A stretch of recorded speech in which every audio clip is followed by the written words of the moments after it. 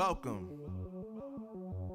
to the place where dreams come true, where everything you want can be yours, if and only if you're willing to work for them, you're willing to hurt for them, but most of all, you're willing to be first for them. Ha!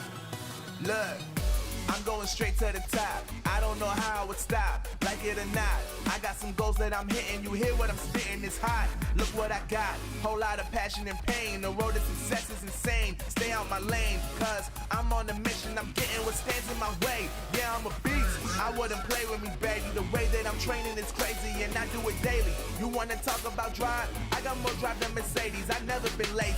I'm in the room, it's a red alert. You wanna compete? Well, get better first. I got 10 toes in the dirt, push through the hurt just to show them my worth. I'm the best. Yeah, I'm the best. I never stress. I know what's next. I'm who they test, like we playing chess.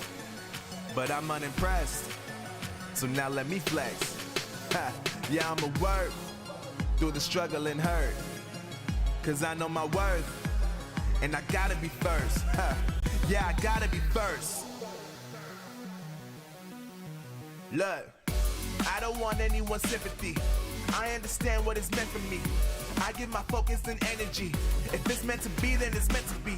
But mentally, I'm undefeated. They hear that and say I'm conceited. Like there's no reason. Like I don't beat them and come back again just to teach them that when you work under pressure, you reach higher measures. They'll try and bring you down, but you cannot let them, and only get better and focus on cheddar. Eye on the prize and you'll become a legend. Like, when I'm in the room, it's a red alert. You wanna compete? Well, get better first. I got 10 toes in the dirt, push through the hurt just to show them my worth. I'm the best. Yeah, I'm the best. I never stress. I know what's next. I'm who they test, like we playing chess. But I'm unimpressed, so now let me flex. Yeah, I'ma work through the struggle and hurt, cause I know my worth, and I gotta be first.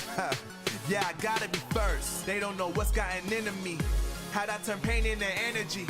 Through all the struggle and hurt, remember my worth, and that's why I gotta be first.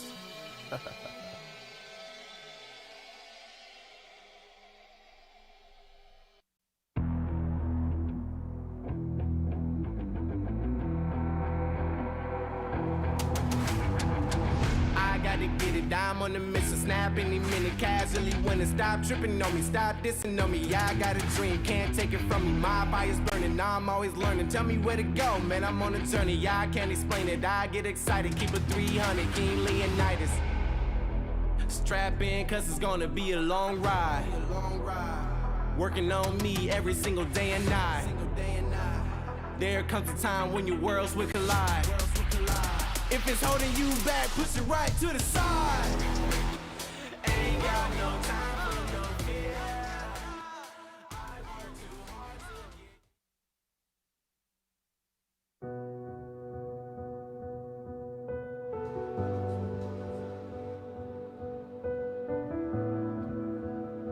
to This is the perfect time for us to prove our worth and show the others what we really are. I was counting stars. I was kind of scared at first, but I really love Japan so far. Always just in reach. As Livy has that knockback, they are through the wall, speed down. Tyrant now pushes up the left side. Zar chases it down.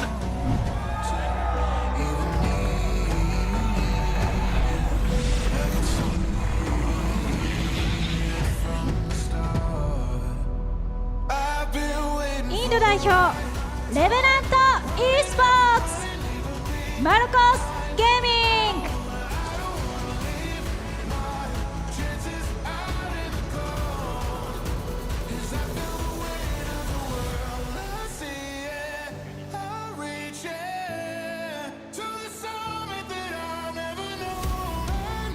From Euromeda, Reply Totem, and SK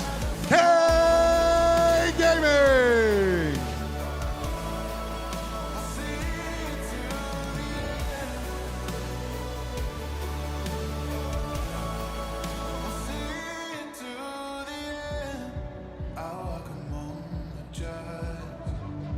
your North American teams. Say hello to Tribe Gaming and STMN.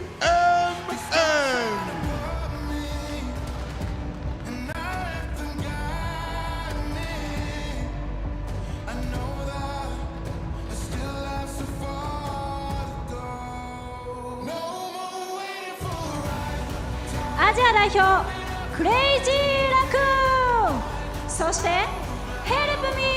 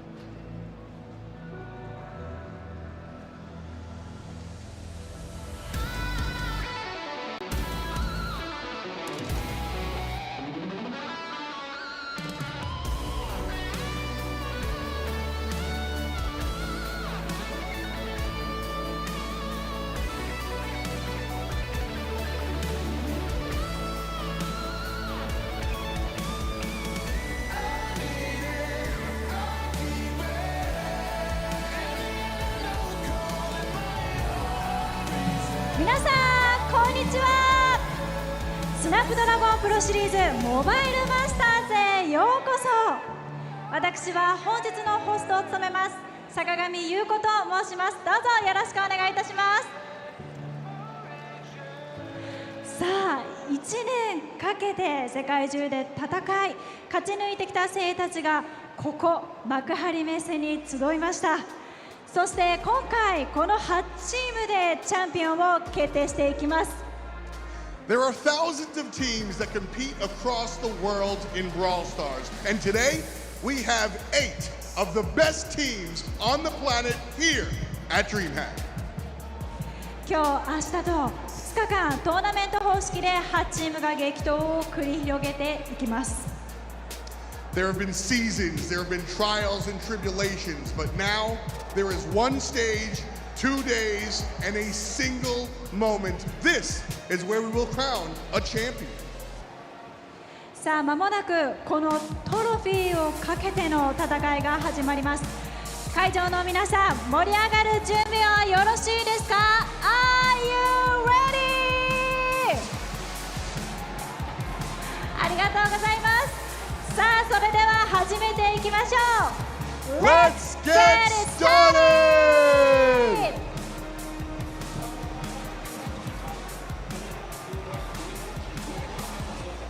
Hello everyone! Hello everyone! Minasan konnichiwa and welcome to DreamHack Japan. It is about time for us to kick off our very first ever Snapdragon Mobile Masters event, which also means that this weekend we'll be crowning a global champion for the first time ever. I cannot wait to get into all of the action. My name's Glitter Explosion. I'll be your host here all weekend. And to kick things off, we're joined on the desk by Reddy, Ark, and Spoo. Are you so excited for this weekend? It's so hard to put it into words. We are at the zenith of Brawl Stars competition internationally, in the birthplace of the best Brawl Stars players in the world. I cannot be more excited. I mean, what an incredible venue. What a historic occasion. I cannot wait to get into the best of Brawl. It has been so long since we've had a LAN tournament where we gather all the best of the best Brawl Stars, and I cannot wait to kick this event off. Okay, yeah, and we're gonna have a lot of action that's happening here this weekend, and we don't want you to miss a single moment of it. So on top of this stream, we also have a B stream, and we have the rest of our team standing by, Trav and Sunny, so let's check in with them. Thank you very much, Glitter. Trav and Sunny down on the stage floor here. We're going to be kicking things off over on the B stream, where there's an incredible match to start things off. Definitely so. We're going to have STMN versus SK Gaming, the two giants that face off against each other now. Really exciting matchup coming up. I'm excited. Are you, Trev? Definitely so. And make sure to go over to the event site on event.brawlstars.com to get your predictions in and reap the rewards such as the Anime Max Spin. We've got a game to get off to, so back to you over on the desk. Thanks very much, Trav and Sunny. I mean, you guys heard him, okay? Make sure you've got both of the streams open so you're keeping up with all of the action, and do not miss out on those exclusive drops. All right, now it's time for us to start talking about how this whole weekend works, what we've got going on here today for all of you at home. Okay, we've got two groups here today. We've got Group A, where you'll see STMN going up against SK Gaming for their first match of the day, and then Marcos Gaming going up against Crazy Raccoon as the other portion of this bracket. But that's just Group A.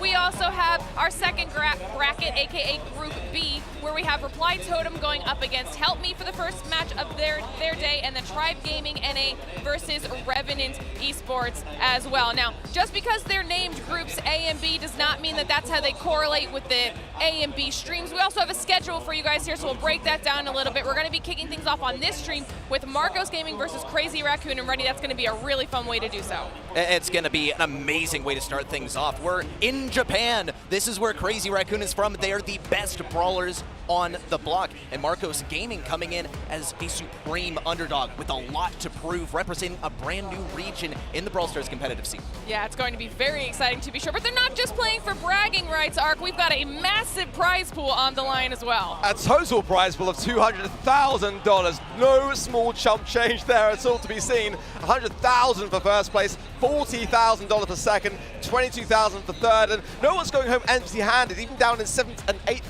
$5,000 to take home.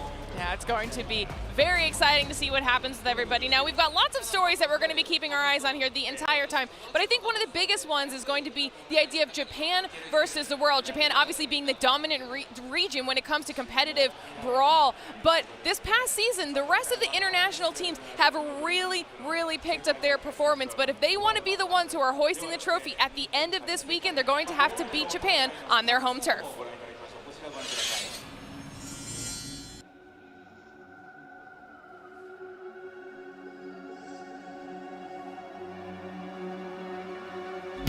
All the teams have been working very hard, putting lots of effort, and seeing back in the other regions, I think there'll be a lot of upsets. Mobile Masters is absolutely the era of everyone. We've seen roster changes, so many things that our players have had to adapt to throughout the season that this is really anybody's game. 昔はゼータが一強だったんですけど、今は世界のレベルもかなり上がっていて、どこが優勝してもおかしくないっていう状況になってきてると思います。Being in Japan, I actually think might be a disadvantage for them. They have the kind of pressure of playing at home in front of everyone. Now they have those expectations that they have to win. It's win or nothing. どのチームも強いので、大会で当たった時に接戦を繰り広げられると思うので、盛り上がるんじゃないかなと思います。Many of the other regions, for me, have displayed real promise. North America are looking fantastic. Reply Totem were pretty much completely undefeated throughout both Season 1 and Season 2 here, so they could really be the team to cause the upset.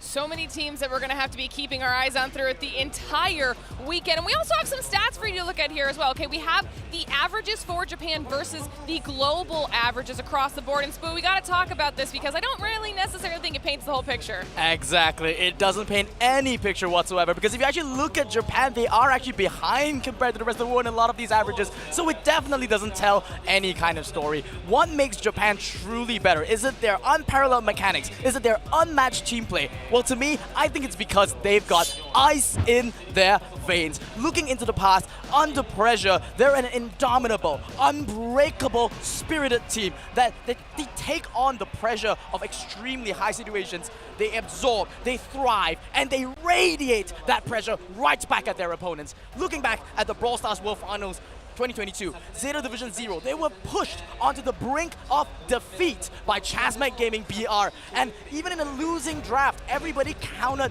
the world champions out.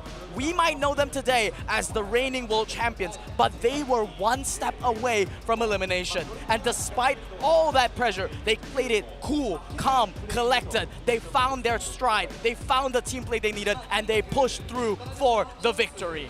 And to keep this all in perspective, let's compare them against a team that is incredibly passionate about the game, but when they get a little tilted, they all start to sort of close in. Ice in the veins is the name of the game here.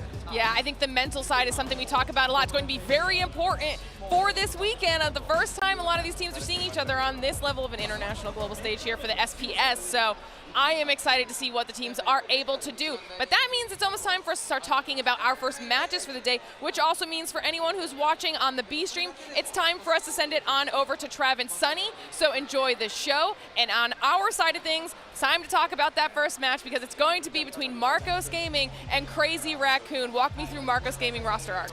Marcos Gaming are an incredibly competent team, there's no doubt about it, but they are the underdog. It's absolutely fair to say.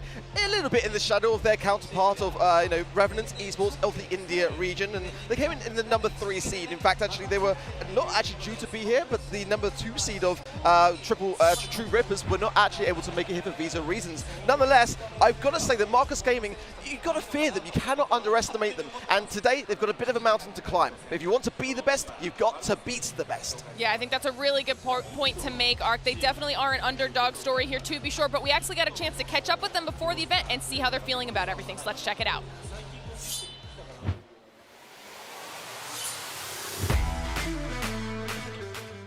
There's a team out of India you might not know about yet, but you're going to by the end of this weekend. Abhishek, Ari, Shran, and Yash. They go by Marcos Gaming, and some have described them as clear underdogs of this tournament. They proved they could compete in the Open Cups, taking first place in one of them and consistently making it to the top 4 before qualifying for the Open Finals. The start of the season was the end of last year. That time we had a roster swap. We took a new player in our roster whose name was Yash. So we lacked a little bit of synergy issues with him. So that caused us a little bit of problem, but as 1 or 2 months passed, we got better with each other, and yeah, we played better after that. That momentum helped them defeat everyone but Revenant in the Grand Finals. But second place was enough to secure an invite to the Challenge stage. Actually, in the Challengers seasons, we got a little bit nervous in the tournament, and we choked the draft. And that was very crucial for us.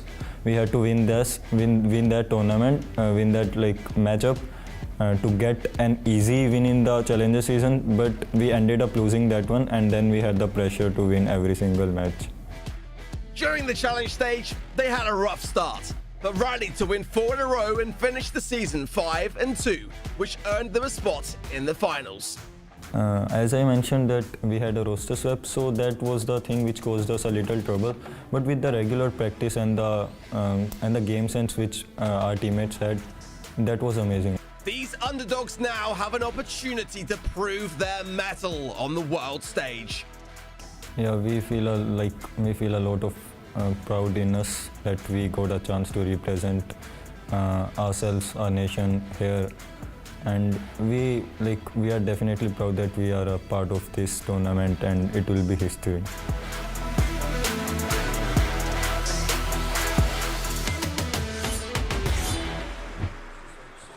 I've got to say, those segments are absolutely incredible, aren't they? What fantastic production there. I mean, it's a wondrous thing to see and a great thing to really place India on the map.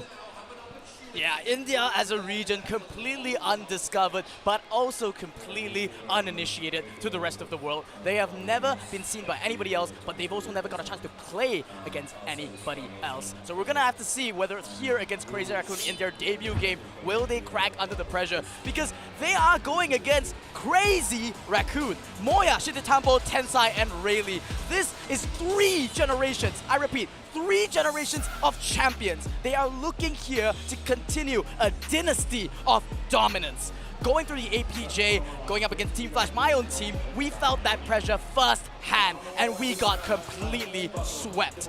Throughout the entirety of the Snapdragon Pro Series, throughout the entirety of the challenge season, they were unfazed by any team. There were some cracks in the shell against Team WWW, as you can see on screen, but maintaining that pressure, they were able to find the dub in the end and make it all the way here to the Mobile Masters in an extremely convincing and dominant fashion. Well, I mean, what an amazing team. Simply the best of the best. And hey, leave it to Japan to supply some adequate competitors for these guys. Moya in particular, what a guy. He's got stats, he's got rings too, and he's looking to add yet another to that today. I mean, if we're talking about stats, we have just a few more numbers for you to take a look at here, and these are the Season 2 averages for both of these teams. Ready, walk me through some of these. Of course, we have stats for both of these teams. Marcos Gaming with notably higher stats. We have higher deaths, however. I think this is really reflective of how each region plays. Crazy Raccoon being in Japan, much more control-based, much more team-based. Get those team fights in, change the matchups with some of the picks. We see a lot of differences between these two teams. It's time to see them collide. Yeah, I think there's probably lots of things that we could talk about forever when it comes to both of these squads, but we want to hear from you all at home, so chat.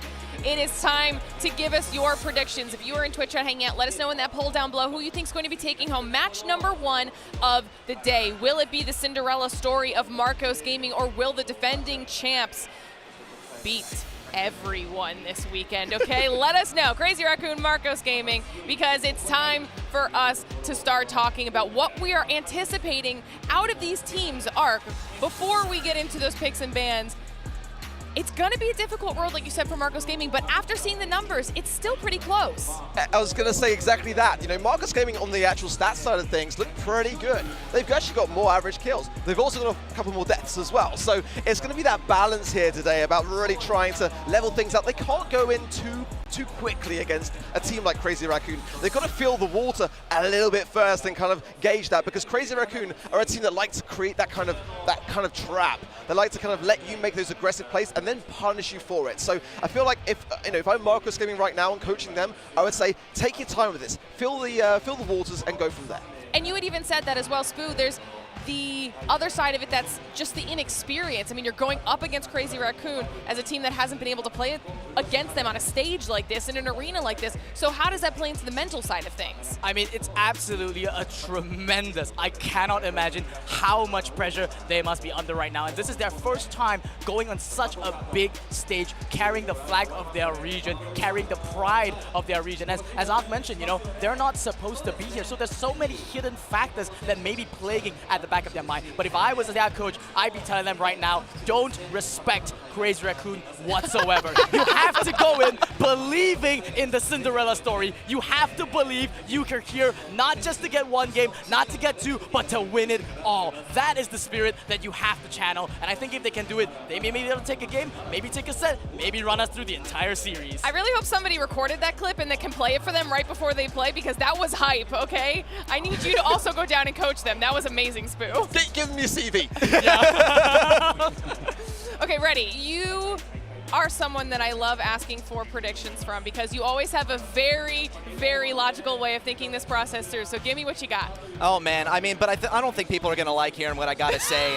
Crazy Raccoon, you're coming in as number 1, right? You have world champions on this team. Now, they have faltered a little bit in their home region, okay, conceding a monthly final. However, that's against another Japanese team. They are literally the best. And you come in with this brand new region with some brand new competitors also coming in as the 2nd seed.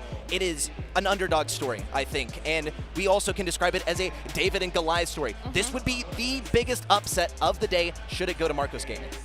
Okay, well, while we're waiting for our players to get in right now, we're going to show you guys a little bit of a video here, because whoever wins this entire tournament will be making history. So let's check it out.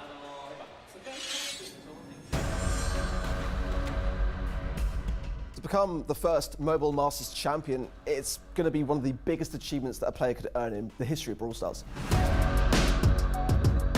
We've never been world champions, we've only been European champions, so I think that would be a really special moment for us. 自国開催ってのもあって必ず優勝したいです。I think being the first Mobile Masters champion means everything to our teams.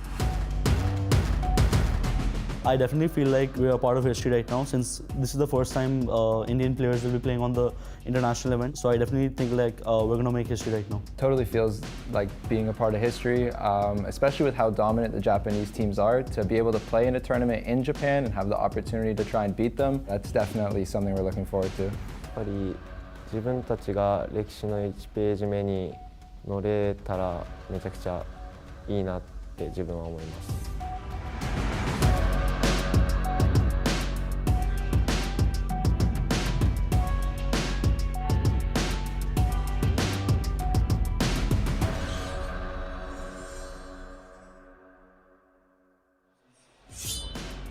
All right, that was really cool to be able to hear from some of the players on that arc, because, you know, we were talking about it as well for that content package.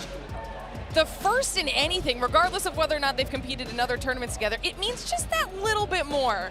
Exactly that. It was a great soundbite, wasn't it? To be able to say, like, to be able to be on that first page of the history books, it would be an honor. And that is really genuinely how I see the Asia region separating themselves from everyone else. They just seem to have this ambiance when it comes to the game, this greater level of respect almost for the opposition. And you know, when you see, as you rightly said earlier, Wiggly, about the way that when we watch them play and when they're smiling in the face of defeat, it's almost like saying, you know, if we lose today, we're losing to a better team, and we have to respect that situation, and we have to give them the credit where it's due. So that was just a fantastic moment for me to see, and again, great production on these segments, it really is. They look fantastic. I mean, we might be a little biased, but they do look fantastic. Okay, now I want to talk about what we're going to expect out of these teams, Spoo, okay? Because we had heard Ark mention earlier that there's a possibility that Crazy Raccoon kind of lets Marcos Gaming make their own bed and kind of lures them into that trap and then jumps when they see that opportunity. What can we expect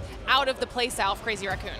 Crazy Raccoon, they're a team that really has absolutely no respect when it comes to the draft. They go in, they pick things that they really like, they pick things that they're comfortable with, and they have a lot of self-confidence in their own abilities. I expect them when they go in, they're not going to change anything about their playstyle. They're not going to change the way about how they've been performing in the past couple months. They're not going to make special preparations just because it's an undiscovered region. They're just going to treat Marcos like any other team and decimate them with respect. And we've talked about that time and time again, Reddy, how important those drafts are. What will Marcos Gaming be looking to do to try and at least give themselves a little bit of a leg up? It's got to be something out of the blue, right? Got to come in with these counter picks. If we look at East Asia as a region, right? APAC as a region, they tend to go for the same brawlers repeatedly, and they focus on the mechanics, they focus on the team play. That is not to say, though, that you can't profit a ton from having valuable counter picks, hard counters on individual lanes. It's how the rest of the globe plays Brawl Stars. Admittedly, it falls at the hands of Japan time and time again, but it's got to be that draft, got to have those counter picks. Do you agree with that, Ark? Yeah, absolutely. So you've got to come prepared, and you've also got to be ready for a team that are just going to give you no look in sometimes. In fact, I was actually discussing with a couple of the teams as to how they view the India region, because I think it's quite interesting to gauge some idea. I'll show you to Corey from Tribe, and how do they look, because they're facing up against Revenant today. And he said, like, we do not underestimate the Indian teams because we simply don't know how they're going to fare on the day, and we have no comparison to make. So I really feel like there's something to be taken away from that quote, because you know, if you go in expecting it just to be straightforward because you're not really sure, you're going to get burnt. And I think that's a great way to approach the Indian teams, because until you really face them under those circumstances, you don't know how they're going to fare. Some teams will thrive off the back of lands, and we've seen it time and time again in the past. Oh, we absolutely have. Some teams are known for being absolute land monsters, and then some people perform so much better online, and then they come here. And sometimes it's just the pressure of the stage. It's everybody watching you. It's all of the cameras in your face. That is so different from when you're comfortable playing at home. That completely throws off some of these players, and it all goes back to the mental. We keep talking about it, Spoo.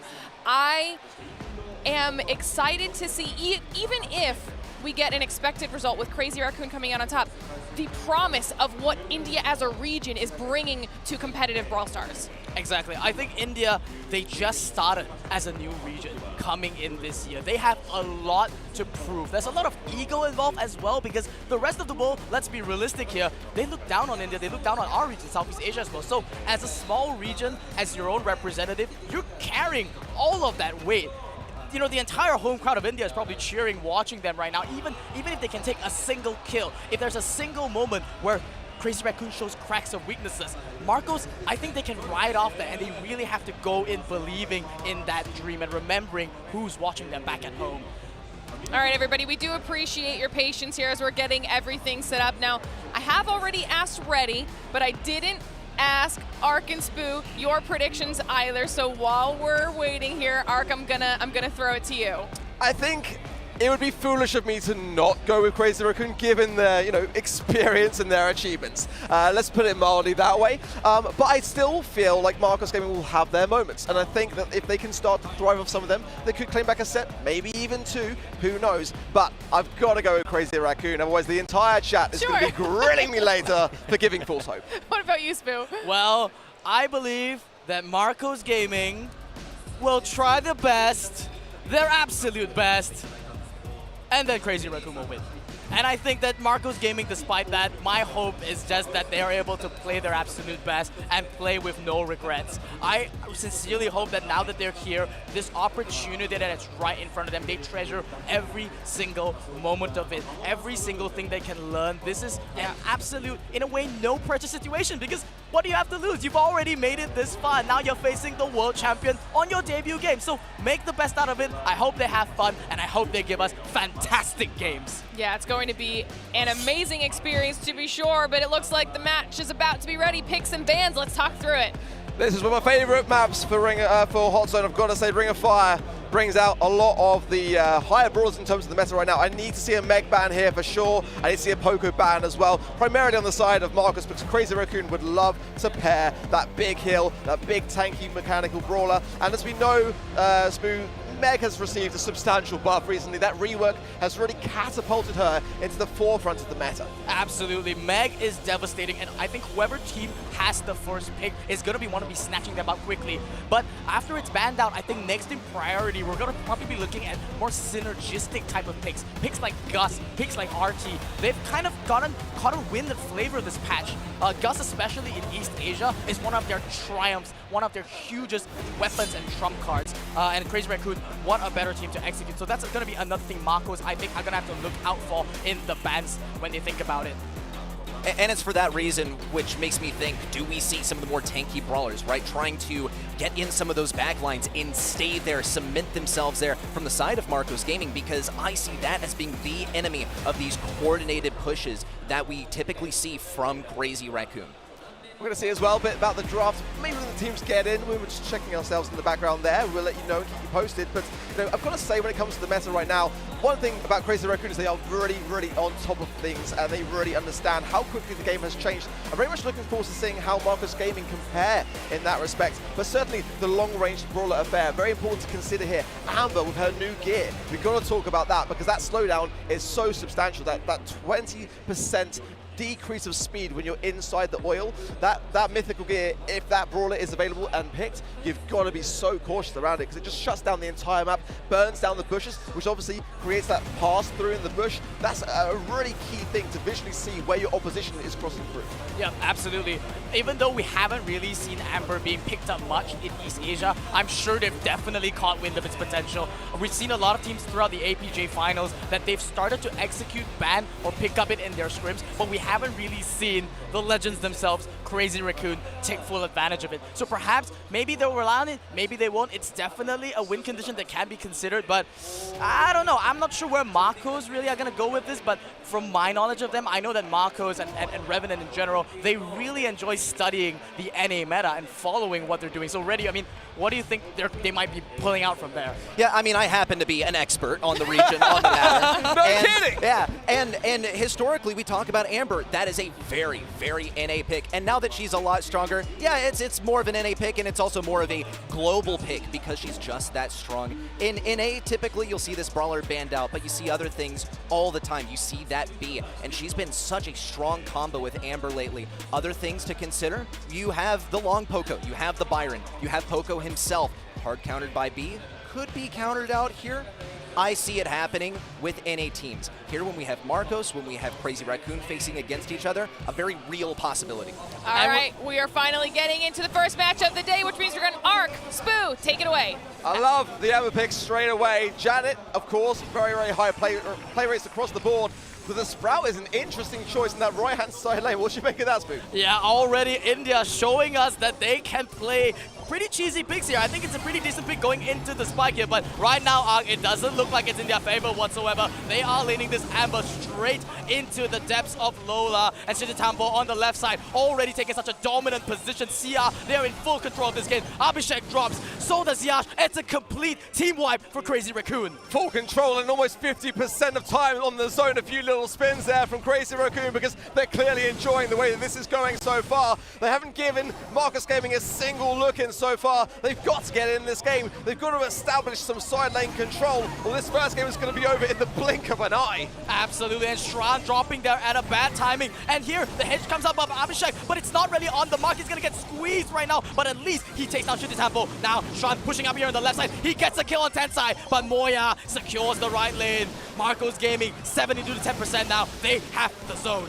The burn didn't quite connect there from Shran, so it means the push will still remain, but it's allowed Abhishek to push forwards a little bit, place that wall there, but in the meanwhile, there's only 25% left of time. They've got to retake. They've got to retake now, and at the moment, Crazy Raccoon looking comfortable, but a glimmer of hope here, as Marcos Gaming are starting to get more time spent on the zone, but holding back Crazy Raccoon for 23% is going to be a big task for them here.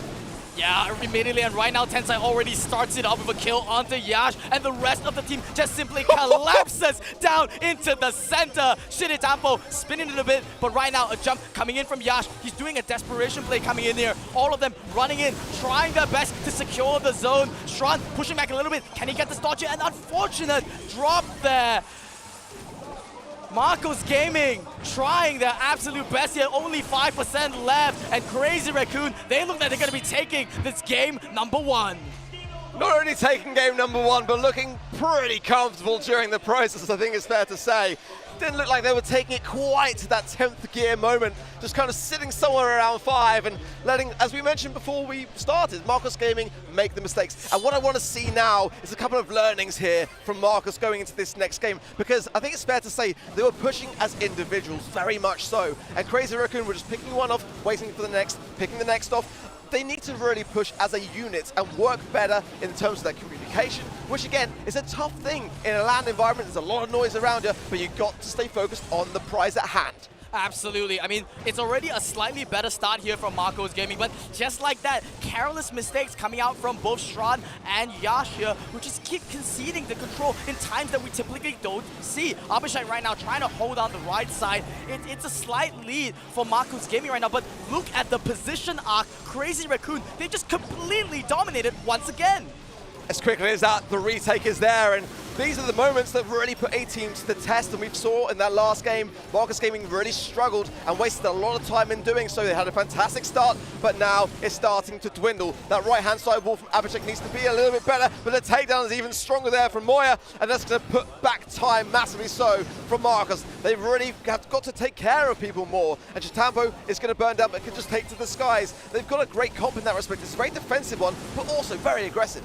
Absolutely, and Tensai actually overstepping his boundaries a little bit. Perhaps he's having a little bit too much fun. Shijitambo joins his captain right now as well, and it's only Moya left asking once again, where is my team? Yash takes an aggressive position here on the left side in the bush. This does look like signs of hope for Marcos Gaming if they can hold up this pressure. Shran burning up in the center, doesn't really connect. Tensai making an aggressive push here, and Yash jumping in when he's on absolutely no HP. Arc, what am I looking at? Abhishek is not landing the shots. Tensai shoots every single one, is able to stay firm in that right-hand side. Shran coming in now, but again, with 15 seconds, or 15% rather, left to capture here for Crazy Raccoon to take the set. There's going to be no way to turn this around for Marcos Gaming, and they will endure the might of Crazy Raccoon in that first set. What a opening statement that really was from them. And there it is, the signature Crazy Raccoon smiles coming out. Game ends immediately and really just gives the thumbs up to Moya. Looking at each other. Meanwhile here on the Marcos camp, absolutely broken. It looks devastating for them. I do see a small smile on Yes's face. I am hoping. I did. Are you sure? I saw a grin. Only my telescope. It kind of looked a little bit like the, oh wow, so they're really that good. Oh, so that's what they are. That's how good they are. Man, oh man, Siditampo, all of them. I mean, they are truly playing with, well, no respect right now. They're just pushing, you know, a lot of devs that we don't typically see out of Crazy Raccoon, but I think they just smell blood in the water. They're seeing that this team is something that can be broken with just pure mechanics, and they're not really, you know, thinking too much about their games. It's a simple execution, 3 lanes of control. Meanwhile, it's Marcos that's actually got the tactical kind of comp, going with this Sprout, with this Amber, with this Crow. It's a lot of crowd control, but you have to execute with absolute precision in order to make it work. Yeah, those ideas are great to see. It's kind of different and quirky, but you've got to make it count and demonstrate that it works. And that was what did not get displayed for me. The Sprout pick, you know, I can understand it. I'm not necessarily hugely on board with it. I think there's better ideas that you can maybe go in with, but we'll hopefully see some more of the bans coming into the next games to see why that was potentially an option for them or why they thought it was. But going back to what you said, going out of that match, I've got to reiterate as well that, you know, Marcos Gaming got to pick themselves up. They had some moments in that game and they, you know, just lost control along the way. But if they can just focus on the positives, that will go a long, long way. I mean, if you look at the damage comparison here, actually, I mean, it's quite similar in that respect. I mean, heals as well, a little bit more on the side of Marcos, but I need to see more aggressiveness from them going into our next game modes, because ultimately for me, by doing that, they're going to be able to assert some authority back. I don't think Crazy Raccoon, like I said, have gone to that full extent of being tested yet. They're just trying to kind of like get themselves warmed up almost, and that's why they're feeling confident, because they took the win and they hadn't gone to that place of really going to depth, to town on Marcos. They were just getting warmed up. Absolutely. I think Marcos, you know, this first set, it's kind of also their warm-up game, but it's also kind of the make or break set, some might call it, because that first set really sets the momentum going, and right here they cannot afford to let Crazy Raccoon's momentum just completely overtake them. Exactly. It's so much to handle, but I think Marcos, the way that they drafted, the way that they played, these ideas that they're looking out for, they're bold. I like it.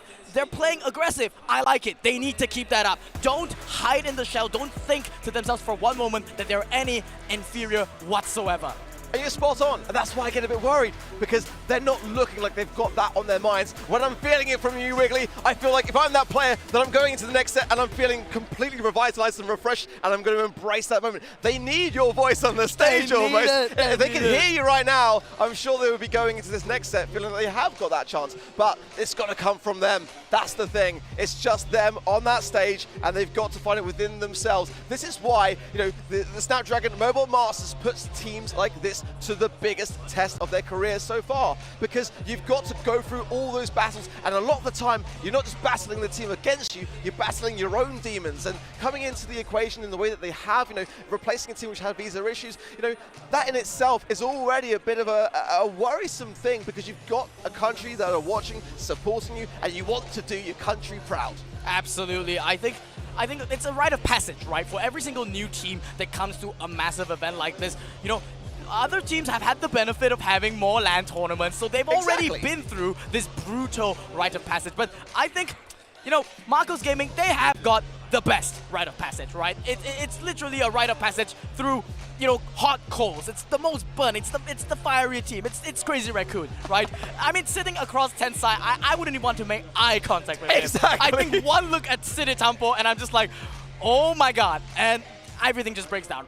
I mean, looking to the next game, I think they're going to get into it real soon onto safe zone. I'm not sure really too much of what to expect here, but yeah, we're going to dive straight into set number 2. It's going to be Marcos Gaming versus Crazy Raccoon. What do you think of the comp? Well, actually, you know, Marcos Gaming has been able to secure the Meg pick, and that must have been intentional by Crazy Raccoon. But this is a wide open door now for them to really land their footing and start to gain some damage already. Some good control areas there. Yash going in there a bit aggressive on the left-hand side, and Siditampo on the right conceding a couple of shots. Now, juking his way around the situation, has earned himself that penny turret, which will go down and start to place that bit of area denial. But great taps from Shran here as well. There is some great promise being displayed here from Marcos, but they've got to maintain it, and that's where they've been struggling. Yeah, absolutely. I think Marcos Gaming, I really like that comp actually going into Crazy Raccoon. I think the idea of pairing the mech with the Colette, preventing Crazy Raccoon from having it, right now it's actually given them quite a significant lead, but unfortunately the first kill of the game does happen and it goes to Tensai. Right now, Yesh using his super, trying to go up against Moya, but the sandbags drop and he can't really connect with this kill. Finally a shot comes out and Shran takes down Moya. I think we can place like an educated guess around some of the potential bans here as well. For me, as you know, I feel like Rika would have been a great side lane action to have, and on top of that, yeah, the Carl there as well, the Grom, the Fang, the Bonnie as well, the Eve and the Brock were all banned out there, so giving some great options available. But so far, you've got to hand it to Marcos. They've been able to defend this situation pretty well. No sign of damage on either side, but they've got to escape this spawn trap. First sign of damage going now from Tensai there, and already a bit of escape on the safe. Yeah, this is looking already quite worrisome for Crazy Raccoon because their win condition is super duper clear. They just want to get 3 supply drops, come around from the rust, get a spawn trap, get your penny tart to the right side, and just completely lock down the center. But Yesh, right now, he's showing the first sign of resistance. A nice push coming out, being able to take down Moya. Now they need to find their footing and push out in the middle arc. Yeah, there's that mark there onto Tampo, and Shran knows it, tries to isolate him. Tensai just around that nest egg area. There's some shots just connecting in the mid as well, and that does leave a bit of an open door here for Marcos Gaming to consider coming through. I need to see Yash really move up the map, connect onto the safe with that dash in and that dash out, and allow his teammates to come from behind. There is a good amount of time, but they've got to start this push. Right, I mean, it's already 15 seconds left on the clock. Yes, he's pushing it right now. The first super coming in right now. It's a lot of damage, but is it enough? Right now, all damage is going in onto Crazy Raccoon side. Shran with one more shot, 74% to 70%, 62%, and Crazy Raccoon, unfortunately, will triumph in game number 1. Oh my word, what a turnaround. I thought Marcus had that. I really did, and I believe that they felt it themselves too. And that makes it even more of a statement on the side of Crazy Raccoon, because what have they got to do to put them to bed, to lay them to rest? That was all there for the taking for Marcos, and the amount of damage, the positionings of the players, that was a game in the bag, and it was stolen from them. Absolutely stolen from them. I think Marcos Gaming, they mistimed it a little bit, but I think they also need to realize that actually when you draft the mech comp, you're so strong in the early game. They should not be on the defense. They should not be cowering in fear from Tensai. But Tensai, he's landing every single shot. This is the mechanical superiority that we have been talking about the entire time about all the East Asian teams. And right there already, Tensai, flashy as it is, the homemade recipe comes out, taking it down 1 kill. Shran on the right side against Bell, against Shinitampo. She can't even hold his lane right now. Moya coming in on the left side, being able to take down Yesh, and the first supply drop of the game drops Arc. Big taps there from Tensai as well. Damage gear in play. Big jump away. Abhishek almost out of the mech there, so be careful. A bit of a misclick there, though. The swipe is a bit of a waste. He pops the gadget for the heal and then immediately goes out of mech anyway, so I'm questioning a little bit in terms of that utility usage, and the takedown there was strong. Tensai with the pickup. An open door now for a couple of shots if Crazy Raccoon want to take it, or just keep Marcos Gaming suppressed in the spawn. They've got that 22% of a lifeline. As we approach the 1 minute mark, this is where ideally Crazy Raccoon wants to keep the battle. It's up to Marcos Gaming to really start to push through it. Yep, and right now I can see Marcos Gaming, they are trying, but is the time really right? I'm not really sure. Mech inside the small form. Yash pretty low on HP right now, and Shinitampo, look at him, literally playing 1 versus 2 in the center. He has no respect. Tensai backs him up with a homemade recipe, but the first Colette super flies out.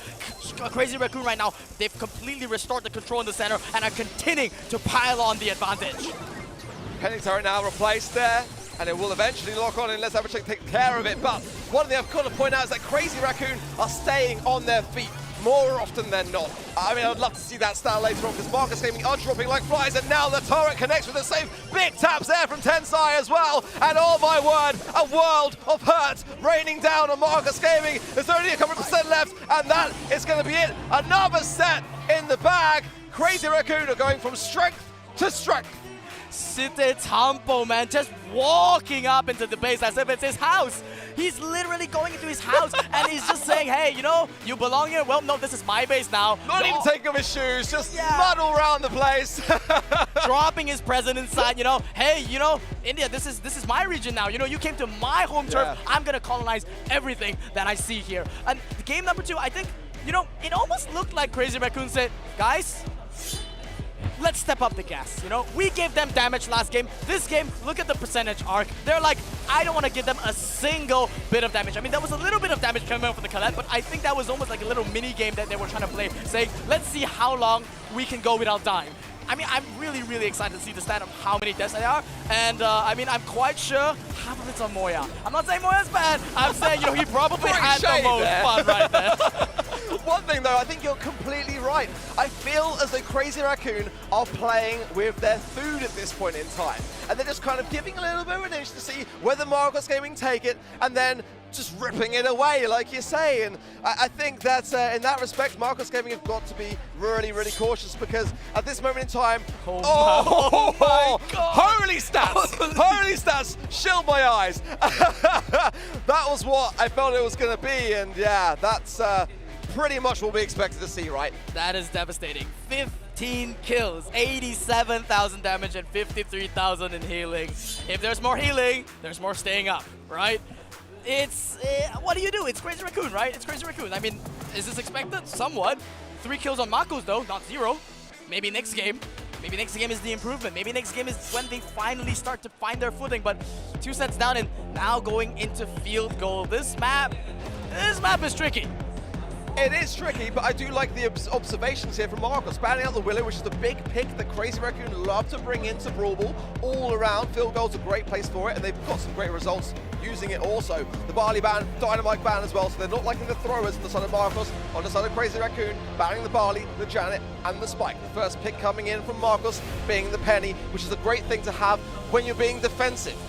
And that's my concern with it. At this moment in time, Marcos can't really respond to Crazy Raccoon with defensive play. They've got to start to go on the aggressive, because that is the only way you beat an aggressive team and like Crazy Raccoon. I mean, with all the throwers banned, exactly. I mean, I'm actually really concerned right now, because there are so many picks in the game that are still, like this monstrous pick, it's coming, right? Because you spend 3 of your bans on throwers, because you're so scared about getting cheesed on this map, you end up leaving basically the entire brawler pool inside. And there's still so many answers for this Penny. This Penny is a non-factor at this point. There's Carl, there's Squeak, there's so many things that traditionally you would want to have a thrower for, but then now it's not really there. So these bans kind of do work in Crazy Raccoon's favor if they know how to use it. Don't get me wrong, Penny is a very versatile brawler, got some great knockbacks, some ability to take down swiftly with the Salty Barrel gadget as well. But why was Meg not the first pick for Marcos? That is what I need to know the answer for, because, I mean, at the moment, if it's available, you pick it. If you don't ban it, then you've got to expect it.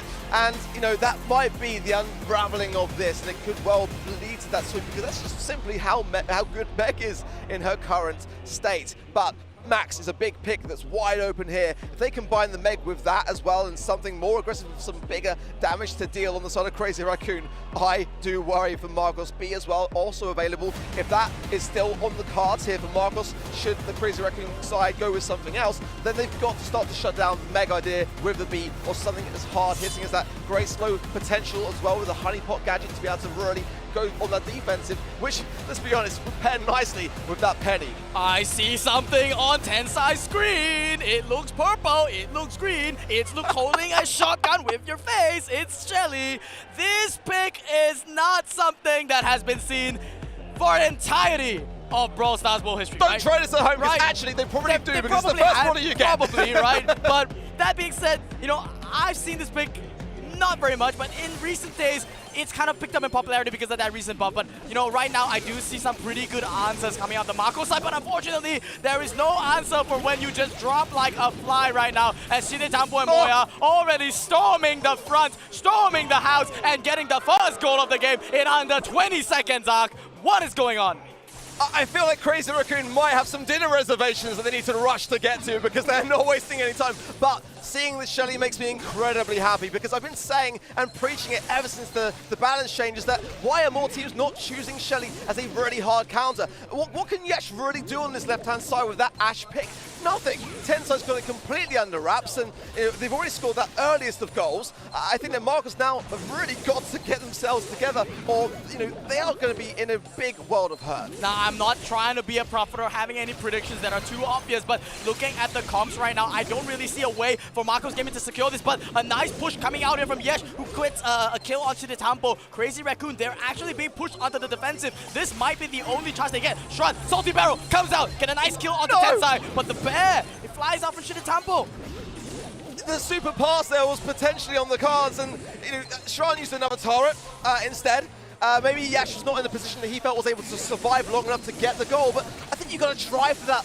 Even if you don't secure it, put Crazy Raccoon in a bit of tension, in a bit of a spot. Now, an open door potential here. Shran is full HP. Abhishek has got to heal up a little bit here as the cracks go out. Yash can get it. No, Abhishek has got to be able to score it, and he does. Let's go for Marcos. Finally, some momentum. They've got to use that now. This is the sign of hope, a glimmer of hope that they do need to hold on to. Shinitampo throwing out the bear right now. This is two tanks in the middle. Yesh forced to retreat right now to deal with it. A jump flies out from Abhishek, trying to take away some of the tempo, but Tensai walking out. He just blows up the entire Marcos Gaming, tears them apart. A jump comes up from Abhishek, but it doesn't even matter. Crazy Raccoon take game number 1 as if they had no issues whatsoever. Oh my word, I think those expressions say it all, really, don't they? It's looking like Crazy Raccoon are going to be walking away with this one unless something changes. As now, 2 sets up and 1 game up as well. It's now or never. Marcos Gaming have got to start to respond now. Big slow there, big taps to follow from Abhishek and Shran. Moya in a bit of trouble, but should stay in the mech and does. Maybe popping a gadget there for survivability to get quickly back in the mix. Yeah, I mean, this Marcos Gaming comp, they actually really do need to rely on this penny turret. When they're behind in terms of a lane advantage like this, they need to find any kind of advantage. And right now, I'm seeing this penny turret, this defensive turret to be nice to stall for time. But, how do they even secure the overtime in this situation? I'm looking at Yesh, and he kind of doesn't really know where to go. If he goes to the left, he has to deal with Shelly. If he goes to the right, he has to deal with Anita. It's a pretty dreadful Ashe game, so to speak, right now. But that being said, he does find the opening right now. He is relieving all the pressure. Yesh is going absolutely insane on the Ashe right now, actually securing the right flank for Marcos Gaming. Good defensive measures, but at the same time, will it be enough? That's the question. As now, Crazy Raccoons start to collect themselves better. Moya in the middle here, able to just use that wall to his advantage and evade some of these shots, but as Bruce coming in now, Yash has got his hands full. The healing off the back of the bear with me, star power there as well, keeping him alive just long enough for the takedown now. There's no goals on either side here, and that might be exactly what Crazy Raccoon are looking for. A final second moment here. Tensai with the super does connect it onto Yash and does actually secure the kill despite the robotic rats in play. Abhishek will finish him off, but now Moya coming in the right-hand side. It's going to be a goal here. Surely off the line, no! Shran, beautiful work from him, keeping the dream alive. It's still a really difficult position right now for Marcos Gaming, with Shinitampo banging on the left door and Moya banging on the right. They're just waiting for Tensai to come in here with that Shelly super and blow this house right open. But right now, Marcos Gaming huddled together on the right lane. They're just trying to find an opening for this Ashe to create the pressure right now. And, right now they're on match point. They really, really need to find something in order for them to survive in this game. Abhishek moves the ball to the left side while Yesh takes an offensive position on the left as well. They're just trying to survive and wait for this overtime position. Yesh brings the ball forward right now, but Tensai, he shuts down that play, and he just says he fetches the ball. Moya says, Tensai, give it here. Let's put it over. Let's end it right now. I'm just going to walk this one right in. Let's see if they can do it. Marcos, they're trying to defend so hard, but they can't. And Crazy Raccoon, as it was foretold, take the first goal and clean up the set. 3-0. Smiles all around from the Crazy Raccoon roster. But then again, in that last game, Marcos Gaming, what a game they played, Ark. I've got to say, you've got to hand it to them, really, because they did prevent a lot of those goal-scoring moments, didn't they? That penny utility with a knockback really showing all its worth. And in that respect, it was never going to be an easy ride against a team like Crazy Raccoon. But Nonetheless, I think they stood their own for the better part more than most, but their defensive strategy for me was just what didn't shine through enough. They had to be more aggressive. They're not out by any means, they got a second chance here today, but no, this is not necessarily the starting moment that they wanted to have. They wanted to make a statement, they wanted to come in and obviously show the world that they could stand the heat, but they couldn't really gain a set, and that's going to be something which they've got to let go and leave in the past going into their matches later on. Absolutely, they have to hold it close to their heart that they were able to score a goal against Crazy Raccoon. Yeah. They were able to touch the safe. These people are human. As much as we revere them as gods of Brawl Stars to play this game at the absolute highest level, they're human. They can make mistakes. They sometimes get a little bit overzealous. They think that they're the best and they can do whatever they want. These are the things that they can exploit, and looking at the stats right now, Crazy Raccoon, as you can see, there's actually not that much difference in the set. The damage done is actually more on the Marcos Gaming side. They actually landed more shots. Maybe it's part of the Brawl advantage, but they don't have to feel like they're walking away with nothing from this experience. Exactly that, and this is what we've seen time and time again with Marcos. Their stats are actually not that bad. They're not too far apart from other things, but you know, what we will say is that we're going to talk to the winners once we get back from the break down the replays most importantly. Don't go anywhere, guys. We'll be right back shortly after this.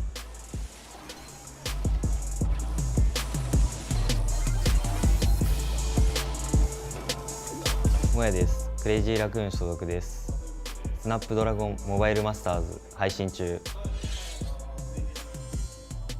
The Snapdragon Pro Series powered by Samsung Galaxy is brought to you by Snapdragon Elite Gaming, Samsung Galaxy S23 Ultra, Monster Energy, and DHL.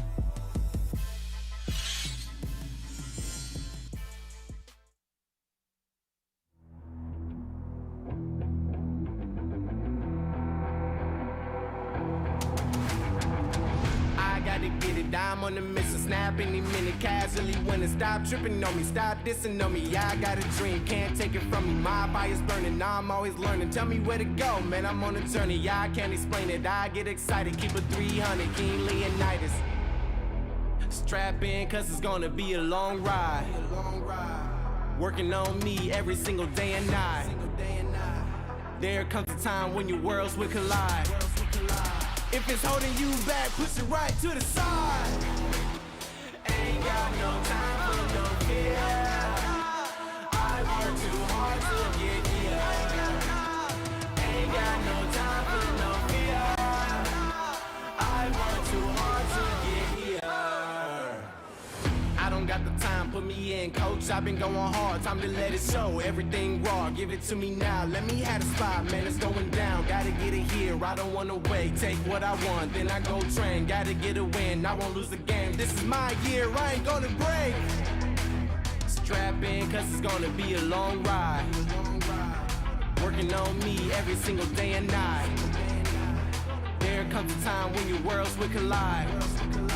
If it's holding you back, push it right to the side. On another level, I will never settle. Mind over matter, get the gold medal. On another level, I will never settle. Mind over matter, get the gold medal. Ain't got no time for no fear. I work too hard to get here. Ain't got no time for no fear. I work too hard to get here. On another level, I will never settle. Mind over matter, get the gold medal. On another level, I will never settle. Mind over matter, get the gold medal. On another level, I will never settle. Mind over matter, get the gold medal. On another level, I will never settle. Mind over matter, get the gold medal.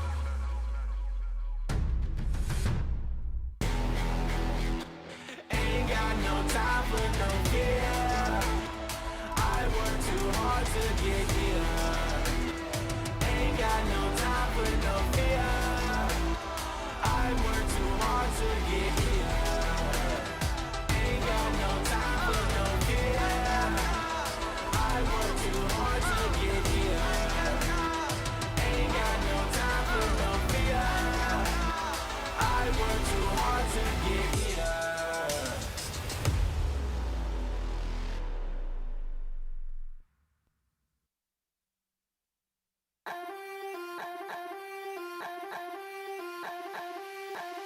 Feel the lights, see the stage, hear the vibe. Pumped up to get ready for the fight. Big dreams, one chance, be the star. I'm the winner coming out of the dark. No fear,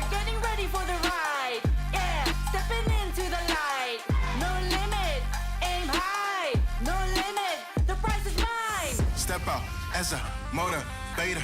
Let them know that the weight's up. That's how we know when we level up. Ay, that's how we know when we level up. Level up. All we know about is level up. Are we ready not to level up? You know we fall and we get up. Level up. All we know about is level up. Are we ready not to level up? It's time, get up. Back against the wall, still I'm standing tall. Know about the ball, I got my fan with me. All we know is ball to empty out the mouths. The chosen one they call, I take my fan with me. Know about it if you tell, know you're breaking codes. What your credibility and all fall like dominoes. Can you really take a stance? All I wanna know. Need me real ones when it's time to go. Step it in, elevator. Listen to all the haters. That's all we know when we level up. Yeah, that's all we know when we level up. Level up. All we know about is level up. Are we ready not to level up? You know we fall and we get up.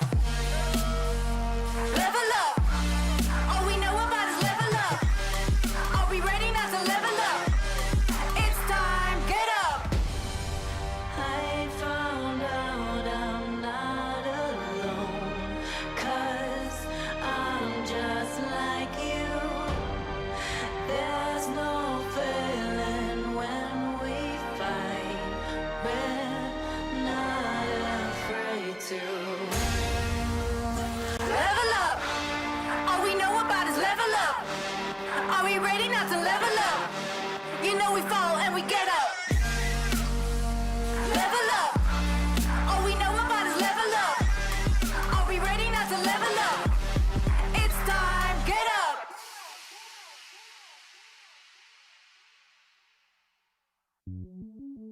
Welcome to the place where dreams come true. Where everything you want can be yours. If and only if you're willing to work for them. You're willing to hurt for them. But most of all, you're willing to be first for them. Ha! Look, I'm going straight to the top. I don't know how I would stop, like it or not. I got some goals that I'm hitting. You hear what I'm spitting, it's hot. Look what I got, whole lot of passion and pain. The road to success is insane. Stay out my lane, 'cause I'm on a mission. I'm getting what stands in my way. Yeah, I'm a beast. I wouldn't play with me, baby. The way that I'm training is crazy, and I do it daily. You wanna talk about drive? I got more drive than Mercedes. I've never been lazy. I'm in the room, it's a red alert. You wanna compete? Well, get better first. I got 10 toes in the dirt, push through the hurt just to show them my worth. I'm the best. Yeah, I'm the best. I never stress. I know what's next. I'm who they test, like we playing chess. But I'm unimpressed, so now let me flex. Ha. Yeah, I'ma work through the struggle and hurt, 'cause I know my worth, and I gotta be first. Ha. Yeah, I gotta be first. Look, I don't want anyone's sympathy. I understand what is meant for me. I give my focus and energy. If it's meant to be, then it's meant to be. But mentally, I'm undefeated. They hear that and say I'm conceited. Like there's no reason. Like I don't beat them and come back again just to teach them that when you work under pressure, you reach higher measures. They'll try and bring you down, but you cannot let them, and only get better and focus on cheddar. Eye on the prize and you'll become a legend. Like, when I'm in the room, it's a red alert. You wanna compete? Well, get better first. I got 10 toes in the dirt, push through the hurt just to show them my worth. I'm the best. Yeah, I'm the best. I never stress. I know what's next. I'm who they test, like we playing chess. But I'm unimpressed, so now let me flex. Ha. Yeah, I'ma work through the struggle and hurt, 'cause I know my worth, and I gotta be first. Ha. Yeah, I gotta be first. They don't know what's gotten into me, how'd I turn pain into energy. Through all the struggle and hurt, remember my worth, and that's why I gotta be first.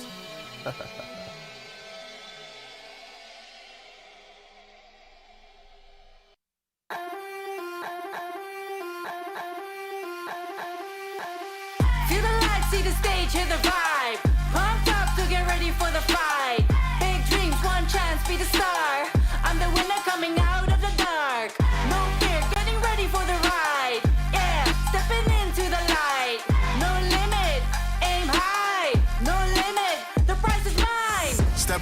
as a motivator. Let them know that the weight's up. That's how we know when we level up. Ay, that's how we know when we level up. Level up. All we know about is level up. Are we ready not to level up? You know we fall and we get up. Level up. All we know about is level up. Are we ready not to level up? It's time, get up. Back against the wall, still I'm standing tall. Know about the ball, I got my fan with me. All we know is ball to empty out the mouths. The chosen one they call, I take my fan with me.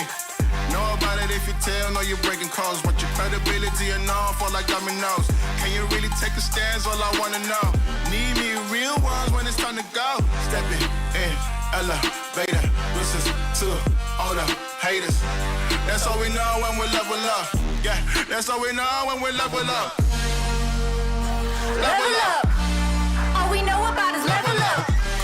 Are we ready not to level up? You know we fall and we get up. Level up. All we know about is level up. Are we ready not to level up? It's time, get up. I found out I'm not alone. 'Cause I'm just like you. There's no failing when we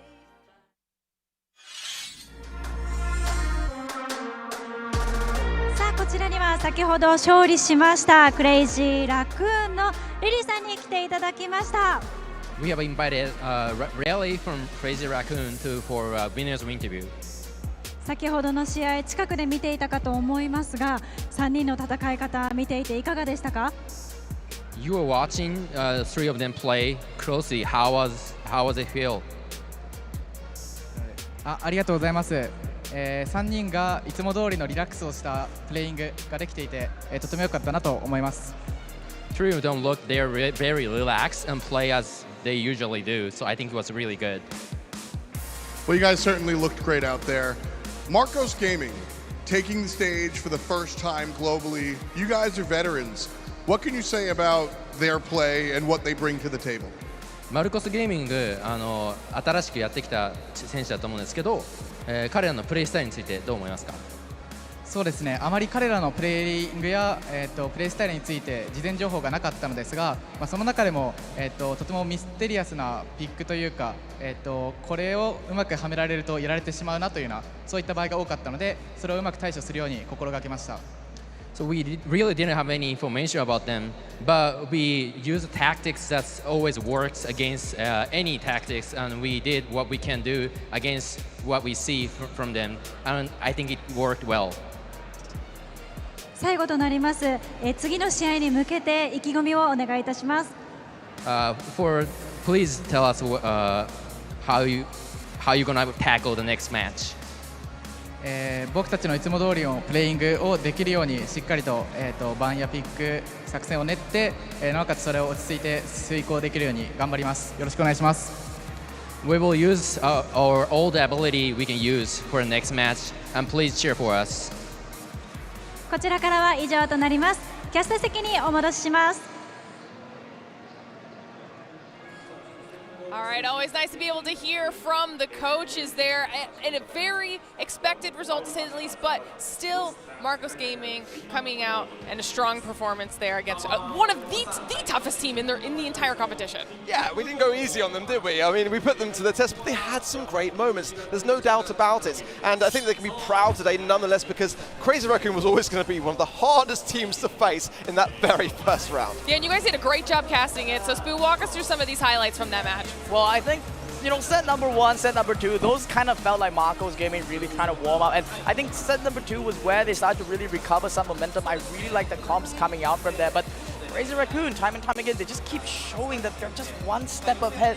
And in this case, they're probably 10 steps ahead of Marcos Gaming at this point. This set in Heist right now, it's, by the second game, I think that's when, CR said, you know what, we're done with our meal. There's no more dessert. Let's move on. Let's move on. I want to eat it somewhere else already. Let's find another team to eat up. This team, enough of it. And then they go into this Brawl Ball, bring out this Shelly pick, bring out this Nita pick.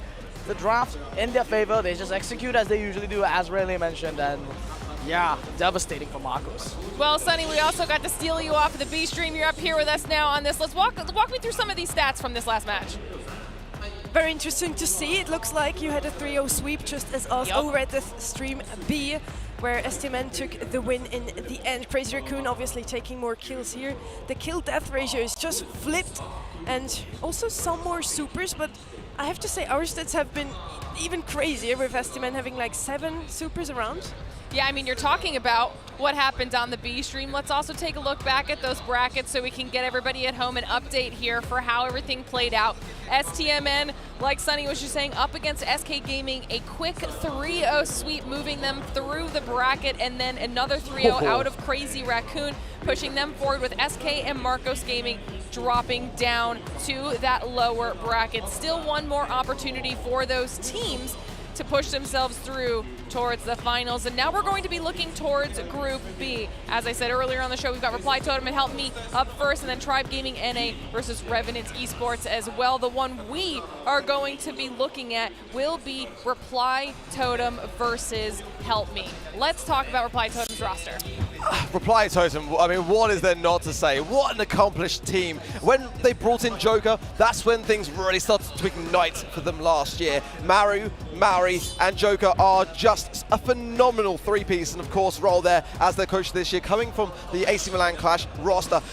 Reply Totem barely lost a single game last year throughout both Season 1 and Season 2. Only in that final Playday 7 of Season 2 did they lose to SK Gaming. Aside from that, it was smooth sailings. They are the champions of Season 1, the champions of Season 2, and they are looking to continue their reign of things here today. And we even heard you say in the package earlier that they were one of the teams that could potentially be a big upset to the competition here. 100%. I mean, we keep asking them, and they keep answering. See what they had to say.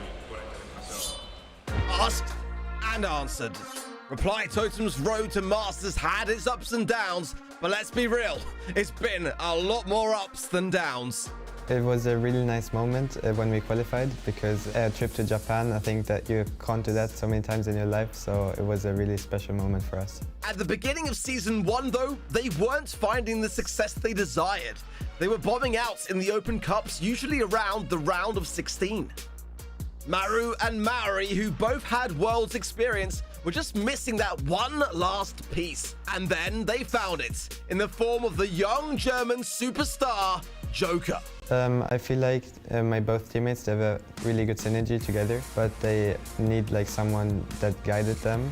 I feel like they don't speak so much, so I like to lead them in game. Joker's presence in the game propelled them immediately from barely relevant all the way to world class, and they've maintained that dominance in the EU and MENA region ever since. Season 1 saw them finish 6-1, then go to a convincing win against the home crowd favourites SK Gaming at Gamescom Cologne to be crowned champions. Yeah, the Gamescom was really cool, it was really big, and for me personally, it was also like a home match, because personally I'm German, but my teammates are from Italy. All the fans there were amazing, and obviously winning in Germany against them was a really nice moment. At the Season 2 Challenge Finals, Chasmac knocked them into the lower bracket, and they had to claw their way back just to get into the finals, where they would once again have a showdown with SK Gaming. Honestly, we didn't feel so nervous after losing the first match. It basically helped us to wake up, and from that moment on we focused more on our game, on our draft. We woke up in that moment to get the monster out of us. In fact, after the shaky start, they frankly made it look easy, sweeping their rivals to claim their second consecutive challenge title. I feel like, especially on LAN events, we play better. I feel like, on LAN events, we play really, really good. But one question still remains. How will they fare against not just the best of their region, but of the world? We want to take our revenge on the Japanese teams for Worlds last year, and we want to win this LAN.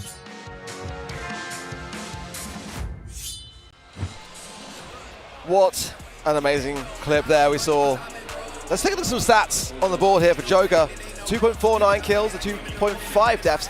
the supers are where things really start to cycle. And as Joker says, the LAN environment really is where they feel at home. And it does show when you look back through their, their achievements in the Snapdragon Pro Series. But in terms of the stats, you've got to go in against a team like Reply Totem prepared to be able to take on this kind of suppression. And I also love that we heard them say that they wanted to get some revenge, Spoo, okay? So they're going to have to make their way through Help Me if that's what they want to do. Yeah, Help Me, a roster that has actually gone through quite a number of changes since the first season. This team, even though they're having two of the original world champions, they're missing out on Tensai. The dynamic duo between Achapi and Tensai has now been swapped out for Kenji and Kuru instead. That being said, they are coming into this tournament as seed number 2. In the APJ finals recently, though, their performance has kind of been dipping a little bit. Losing to Crazy Raccoon and looking a little bit weak, losing against WWW. These are some cracks in the armor that I think could be a pathway for Totem to capitalize on. Also important to mention, we have Crazy Raccoon playing as their original roster, just as their opponents right now. Help Me's opponents, Reply Totem, of course. Help Me themselves have to play in a completely fresh roster here, as Achapi is now playing in Reject and usually is not with the other two anymore. Absolutely. I think CMG, EA, and Reject, they might be very, very close. The nature of the Japanese region as a whole is that almost every player has teamed with every other player at some point. So I think borrowing from that camaraderie is going to be the secret to their success going up against such an established team like Totem. Let's compare them as well on the board right now, and you can see, Reply Totem are an incredibly aggressive team, and that's what's shining for me. Pretty much outshining everything that Help Me have got on the board there. There's more kills, there's a few more deaths, which is going to come with aggression, and there's more supers on the side of Reply Totem. But like you said, both sides have actually had a recent spell of, not disaster, but a bit of a down period. Reply Totem did go out in the quarterfinals of the BSC in the most recent monthly finals, and as you mentioned, Help Me almost didn't actually even make it here. That loss in the lower bracket finals meant that if WWW got the win in the grand finals, they would be here instead. Listen, it's just going to continue to get even more interesting as we get through our matches throughout the day. We are already 2 down, both 3-0 sweeps. We'll have to see what happens with match number 2. But everybody at home, we couldn't forget about you either, all right? Head on over to event.brawlstars.com because you can claim your exclusive drops. If you're in the game, you can watch this entire event in the game, make your predictions there, and get all of that exclusive content. Trust me, you do not want to miss out on any of that. Plus, we want to know how accurate you are with your predictions. If you're any better than our experts up here on the desk, we'd love to see that, all right? Now we need to talk about this match because it is right around the corner. Now we got an opportunity to really kind of break down the first match as well. Talk me through what we can expect out of this matchup. Obviously, we heard Sunny say a little bit of a different roster for Help Me. What can we expect? Fireworks, I feel it's fair to say, because both of these two teams are so immensely aggressive, and they've got so much in terms of achievements behind them. Reply Totem coming in have been one of the most consistent teams in the entire Snapdragon Pro Series. So coming into the Snapdragon Masters, this is where it is really the time to shine, as the draft and the bans coming in now for Ring of Fire. Yeah, Ring of Fire, this is an ultimate skill testing map that was really going to set the tempo for the rest of the series. And here, the bans are already coming in. Totem taking out Stu. Meg is no longer in the pool, banned out by both sides. But Help Me, they also recognize they ban out the Max, they ban out the B. Brawlers that I think Joker is absolutely phenomenal at. Not sure if it's a target ban or part of the strategic. What do you think, Sunny?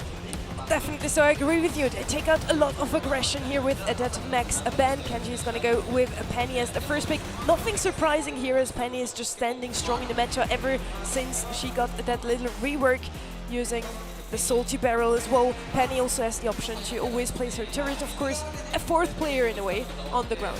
I really like the fact that both teams have valued the Meg importance to ban, but look at this coming in. I love this. I was going to mention this previously, actually. I loved watching OG play Leon in the Challenge Finals of Season 2 NA. I really did. And combining that with RT, I can see you just gleaming here, Wiggly. You're loving what you're seeing.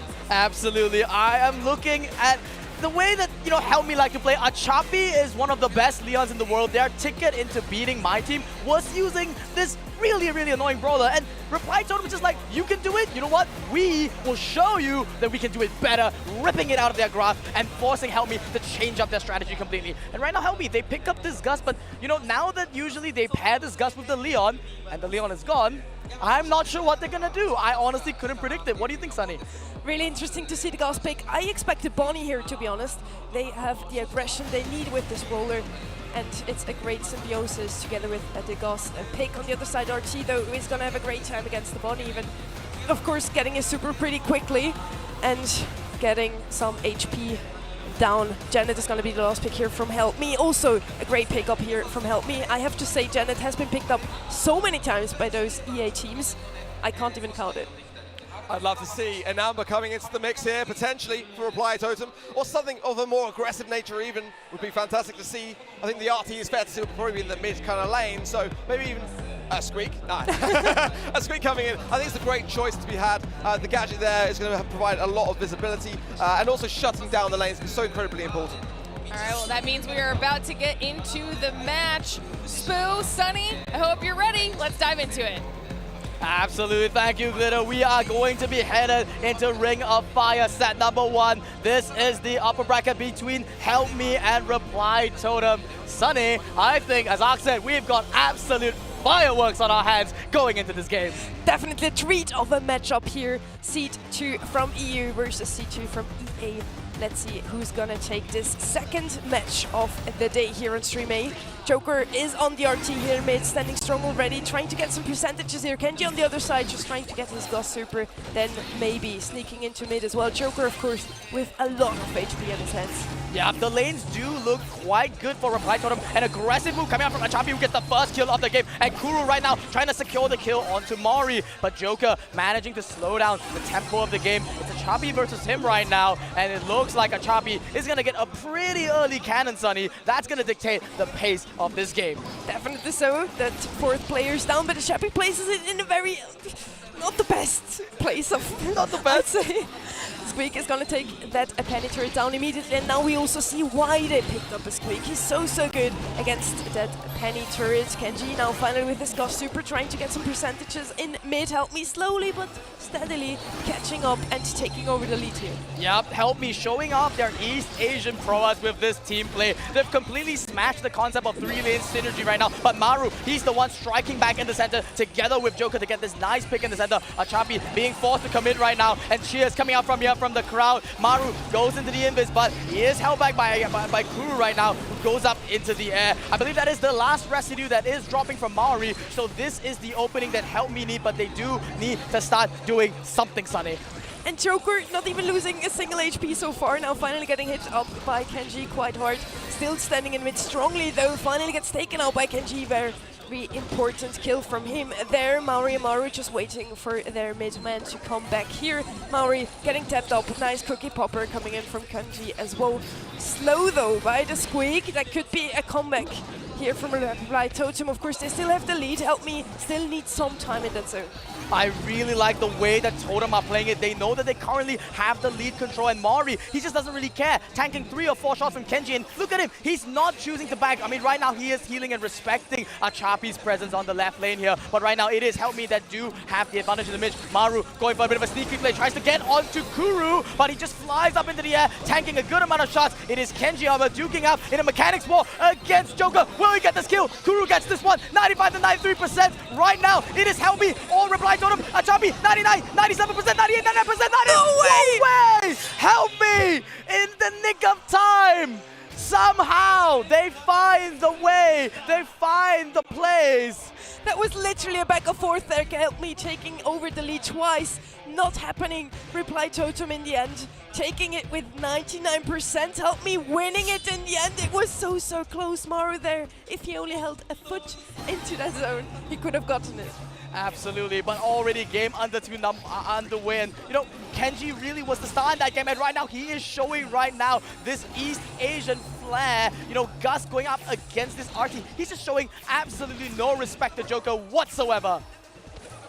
Yeah, it doesn't look like Reply Totem can repeat what they just did in the first round. Help Me standing strong in mid, 32 to 0%. Reply Totem isn't even seeing the zone from where they're standing now. Maru, the only one standing, the only one left. His two teammates are coming back now, but can they make it into mid as Help Me already takes half of the zone?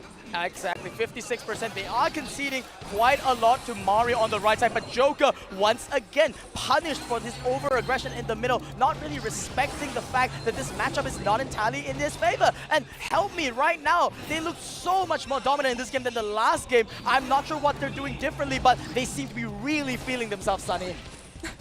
And it looks like they can be pretty satisfied with what they're showing us here as they take 90%. It's going to be impossible for Reply Totem to take this one back. Joker and Maru still trying to get the kill into Kenji. Kenji with the super. It's not going to happen. Help Me takes this first set. The first game was a close one. This second one, you can't say the same about it. Absolutely. You know, once again, these East Asian teams, just like with Crazy Raccoon, game number 1, they go in, they seem a little bit vulnerable, but then here, game number 2, they just turn it up a notch. They just say, okay, you know what, guys? Stop respecting them. Let's go. Let's destroy everything. Let's take over everything. Let's show what East Asia is made of. And Reply Totem, they look a little bit shaken, you know? I don't think Joker has had such an experience to be gapped pretty hard, I'd say, by Kenji in the mid lane. You know, he was so comfortable going up there, but Kenji in that second game, starting the game, 3 taps already on the board. Man, I hope Totem aren't feeling too down about that, Sunny. I think Reply Totem did expect that. Help Me is a very strong-looking team over the past few weeks and months. Of course, Joker in the middle, always with that 1v1 against Kenji. It was a close one in the first one. In the second game, I don't know what happened. Help Me just somehow learned how to play against the composition from Reply Totem, and I always love to see that. Even if you're down a game and you still make it a 2-1 set, if you learn how to play against your opponents, you can make it. And we see also in the stats here, much more kills coming in from Help Me, also much more damage, a bit more healing from the side of Reply Totem, but this makes sense. Of course, you have a very tanky brawler mid here, RT. It still wasn't enough HP. I mean, I think those stats kind of don't really tell the entire story in a way, but at the same time, it's kind of expected. You know, game number 1, back and forth game, I'd expect 10 kills on each side. That happens. But game number 2, it was the Chapi show, the Kenji show, and the Kuru show, right? They just didn't drop, they didn't concede. Every single lane they just went to, they didn't even have to swap. They just played the matchup that were presented to them, and then the game was over. It made it look simple, but that being said, I think I do want to analyze a little bit into that Totem. The way that they kind of played out the squeak and the usage of that gadget, I don't really think was too optimal, and I hope that going forward, right, into the next couple games, if they're going to be playing such a tactical kind of game, they really need to think about how they want to use it. Because against East Asia, you can't afford to misplace your gadgets. You're going to give away too much of an advantage, and the bans are going to be coming out right now for Safe Zone.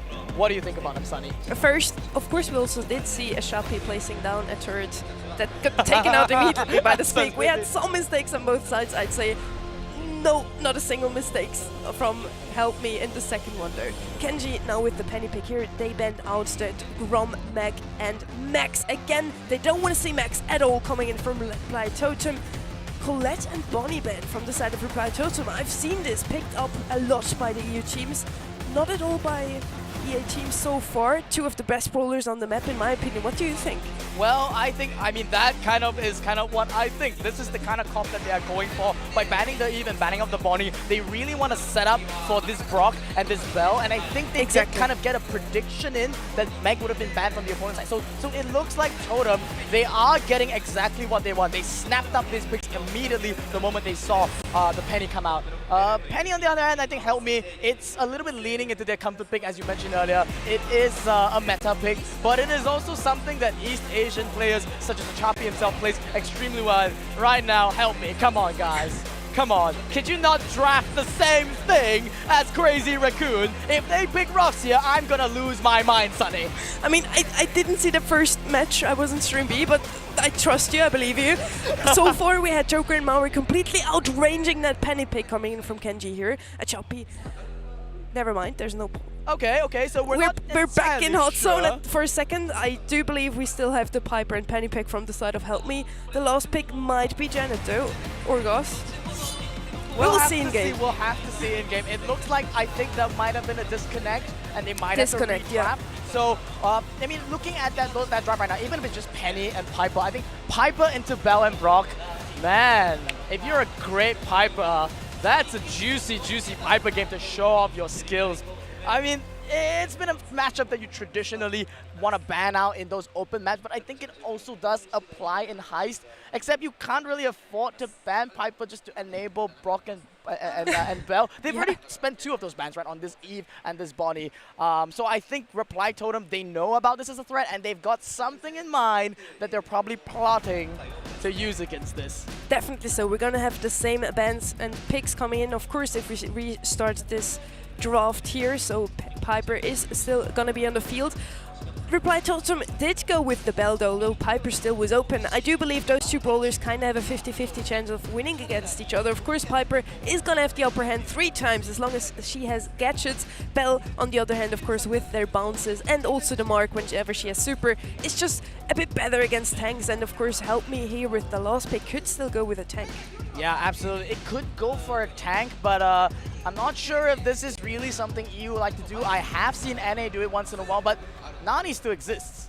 And they've got a wall break comp that Nani really kind of enjoys playing. You know, I'm not sure if Totem is the sort to take a book out of NA's page, but if there's anywhere in the world that you can show that you can play any comp whatsoever, it's the Snapdragon Mobile Masters, right?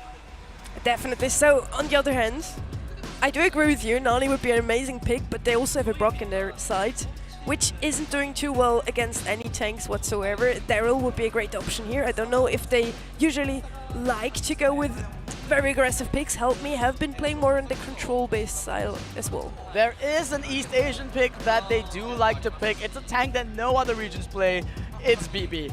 It's BB, straight from Harajuku. True. I think that if they do go into that kind of comp, Achapi's gonna say, give me the BB, I'm gonna run it down mid.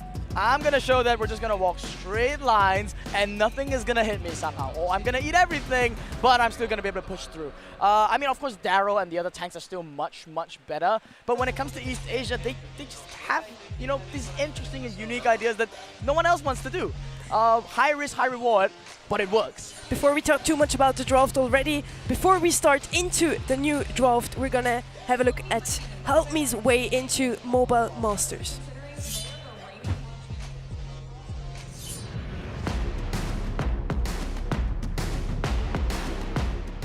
Help Me might be the most ironic team name in all of Brawl Stars, considering they are the reigning world champions of Brawl Stars.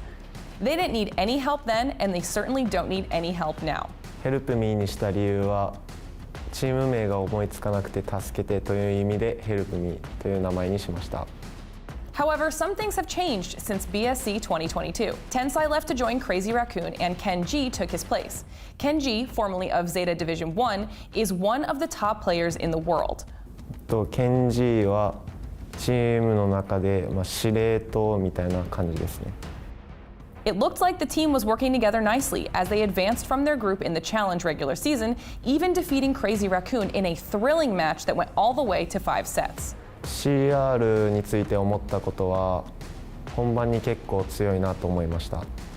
They headed into the Challenge finals confident, but they came out of the gates sluggish. So sluggish that WWW swept them in the opening round of the tournament.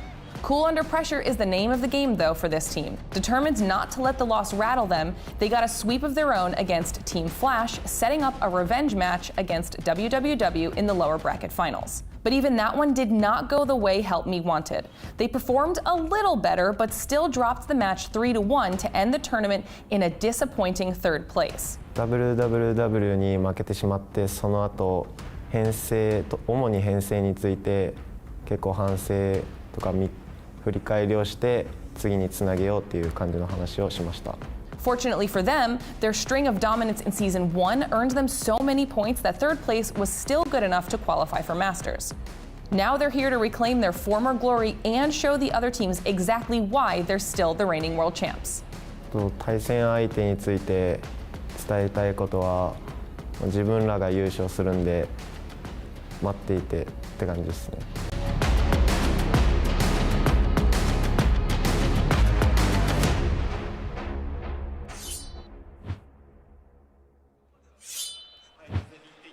Very interesting. I didn't know that Help Me had their name because they didn't know what to name themselves, needed help in that.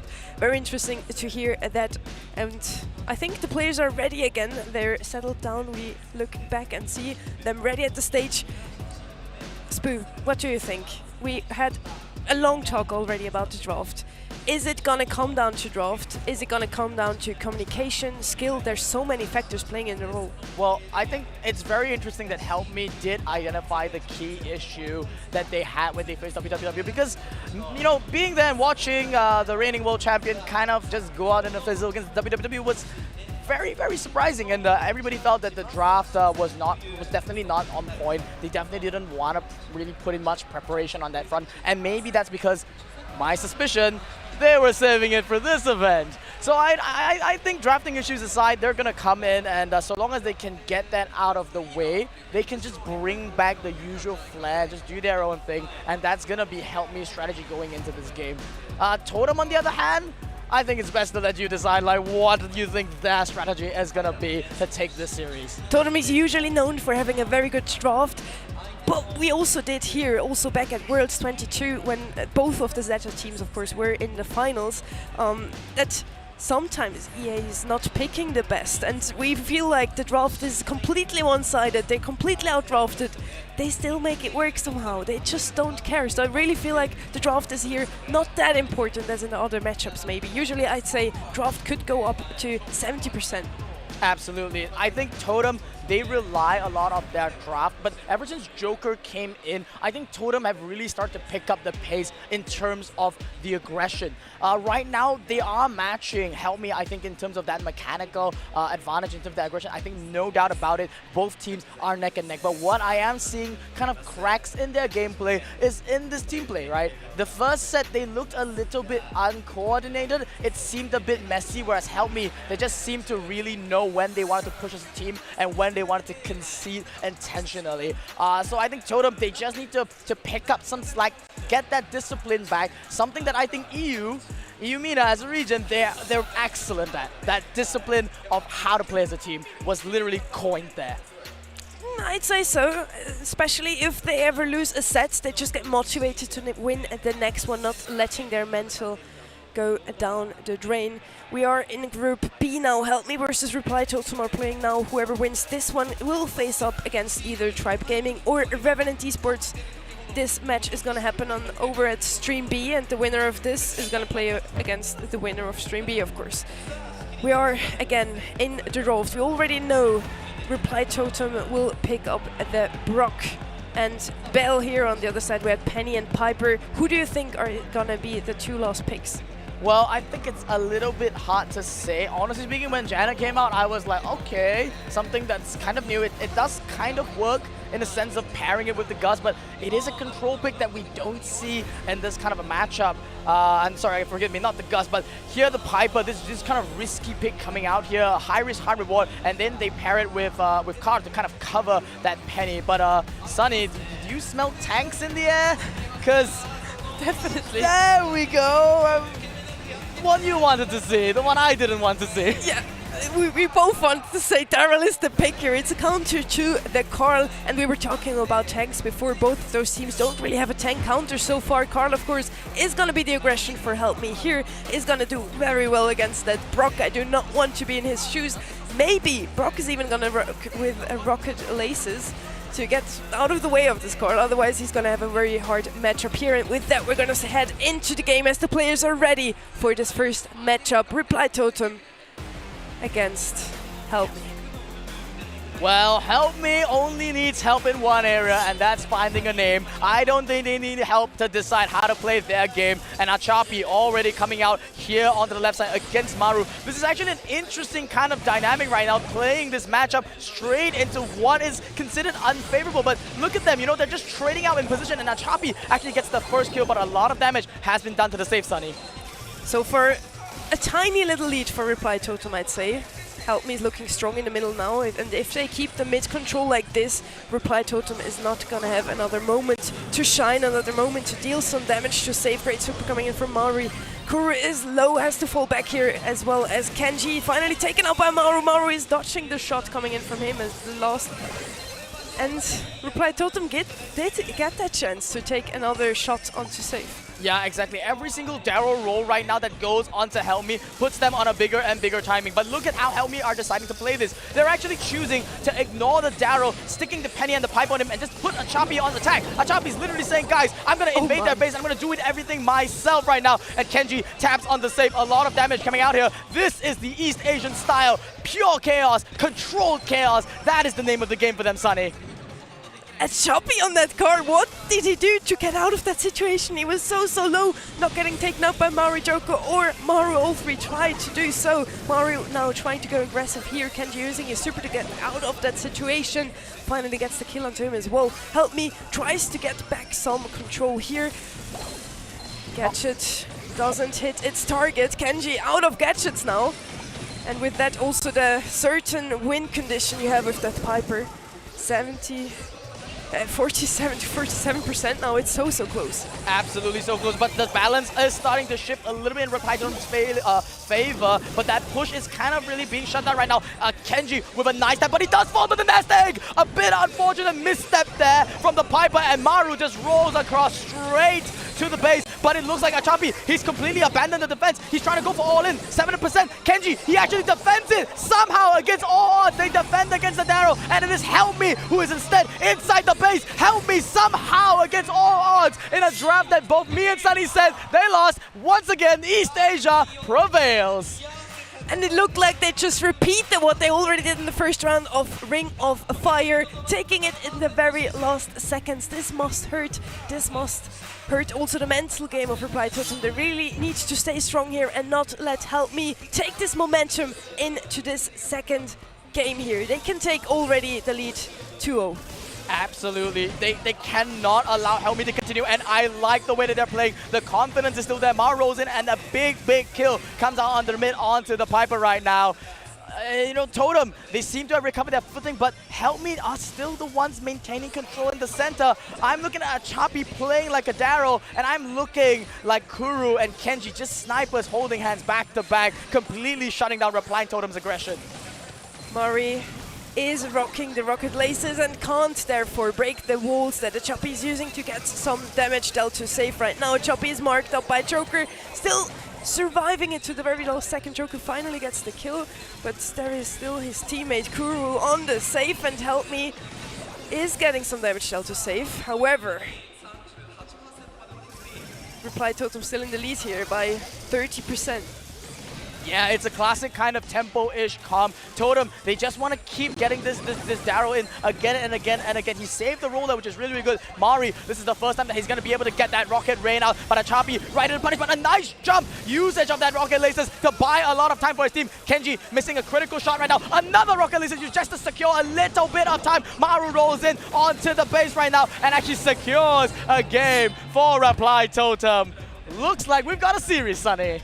This time around, Reply Totem said no to Help Me, no to them taking the second set already, playing it a lot more aggressively, especially that Daryl pick is now really showing its value, really paying off. And I think, as you mentioned, that rocket laces, you know, we said that was going to be used to get out of the way of the Carl, but instead he's using it to be a second Daryl, create that second threat and break the way that Help Me want to play. So it's all going to come down to game number 3. Will Help Me's unorthodox style of play actually catch Totem off guard and secure him a second set, or will Totem be the one predicting the win in the draft and actually being able to execute this time? Help Me this time around knows that Maru wants to play aggressive, gets immediately the takedown. Maru now with super. This could come in clutch eventually. 2 minutes we still have on the clock, but I honestly believe we're not going to go all the way until the clock is running down. Maru trying to use his super wisely, waiting for the perfect moment at the moment. He also does not want to feed Penny, of course. Yeah, and already now Maru making a bit of a preemptive roll, trading out his life. He doesn't really get any damage here, giving this tempo now to Achapi, who wants to find a way to do some damage. Kenji gets a nice shot and jumps out of the way. Joker, a bit of a misplaced shot. Homemade Recipe connects very nice. And once again, Maru, the Daryl, this problem is back in the base to do some damage. He is knocked away by the turret, but substantial amount of damage has been done to the save of Help Me. And the Choppy back at his favorite spot there, behind the walls, getting taken out by Joker and Maori. Both of them had to fall back to defend. And now Kuru and Kenji with the opportunity to push up here. Kenji, the only one that's still standing. Help me, still not with the damage they want to, but we saw it happening in the first game already. It doesn't matter. They can push in the last 30 seconds and get the lead and to win. Absolutely, and I think Totem, they've become pretty aware of that. They've realized that they need to play more towards the win conditions, the tactical side of things. Right now, this is an extremely coordinated push coming out from Totem, but help me, they are also equally coordinated in the defense, being able to repel some of it. But at the end of the day, at the end of the trade, it's the safe damage that matters. And the Totem, they're coming out on top again and just waiting for their timing once and once again. I think Totem have got this in the bag, Sonny. You just said it, it's the percentages that count, and I saw Maru just missing out on a few shots of his gadget. Let's see if that will be the last few percentages they need to win this one. Kenji getting out of the way of that Maori super coming in. Help me again with the mid control. Bright Totem in the lead, but help me, did it already. Can they repeat what they just did in the first matchup? Push in now, a Joppy out of gadget, has to use its super to come in clutch here. Trying to get the kill, trying to get some damage, 5 seconds left on the clock, and with that, Reply Totem takes this second set. Amazing comeback coming here from Reply Totem. I love the adaptation that is coming from this Totem squad. They realize, guys, stop trying to match their aggression. Guys, focus on the win condition. Focus on what we have. We last picked a tower for a reason. Mari's probably saying, guys, let me do the damage. You guys just don't die. Don't die in the base. Defend with everything you have, and I got this game in the bag for us. But that being said, you know, help me. They did find this alternative sort of win condition at the start. I think putting a Choppy, a Carl, straight into Daryl, it's something that I've never seen anywhere in any region except here in East Asia, where they just feel, you know what, guys, who cares if we feed a Daryl Super? Who cares? When he rolls, we're just all going to shoot him once and he's dead. That's probably what they're thinking. They're thinking that they can somehow use their team play to nullify that advantage, and that didn't really work out for them. So I think help me, once again, as Achapi said, he does need to look at these drops again and just a little bit more carefully. And we have an overview here. Again, it's going to be help me with a lot more kills, but you just talked about it again. We need to focus on the objective, and usually we're used to see that from the Italian team here. Reply Totem is known to be the ones that play always for the objective. They never do kills on heist, usually. In the first round, I felt like they were a bit of scared, maybe, against Help Me. They were focusing way too much on the defensive side, as they are used to, and therefore they work out. They did win it 2-1, and I was talking about it before. I love to see when you learn how to play against their opponents. In Reply Totem's case, this time around, they just learned to play like they're used to. Exactly, and going into field goal right now, I'm telling you, you know, both sides, they have so much respect for one another. Banning out this B brawler, which is a massive, massive problem. But yes, Meg taken out, Max taken out. Meanwhile, on the side of Help Me, they banned out this Penny and this Poco. A lot of other picks are still inside the pool. Sunny, what do you think is a group of brawlers that we're gonna definitely see inside this mode? Well, now with the unbreakable walls, actually throwers have come into play here more often. We see a lot of Willow, we see a lot of Barley played here, and Barley is also going to be the first pick of Help Me. I'm sorry, I just read from the script, I shouldn't have done that. We also have Otis that is still very good in the match at the moment. We have those two bouncing brawlers, Rico and Ruffs, of course, that are going to do a great job on this map. A bit of a spectacular pick here. We're gonna have a Shelly coming in from Reply Totem already as the first pick here. No tanks picked whatsoever from Help Me so far.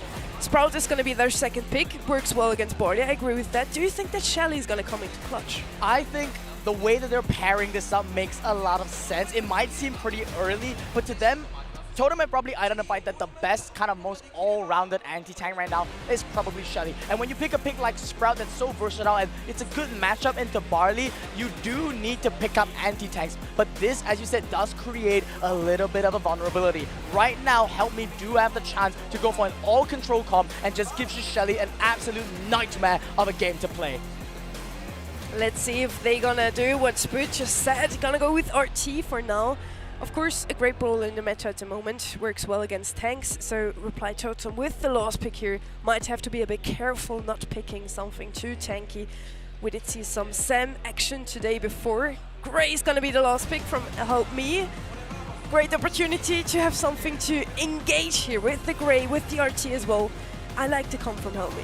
Well, personally, I don't like the help that come from Help Me. I look at Help Me and I just think, yeah, there's too much in the pool right now. And right there, El Lucador is in the town. El Primo. This pick gives me nightmares. I remember Reply Totem executing this, and I'm ready to see Totem take their team play to the next level in this set.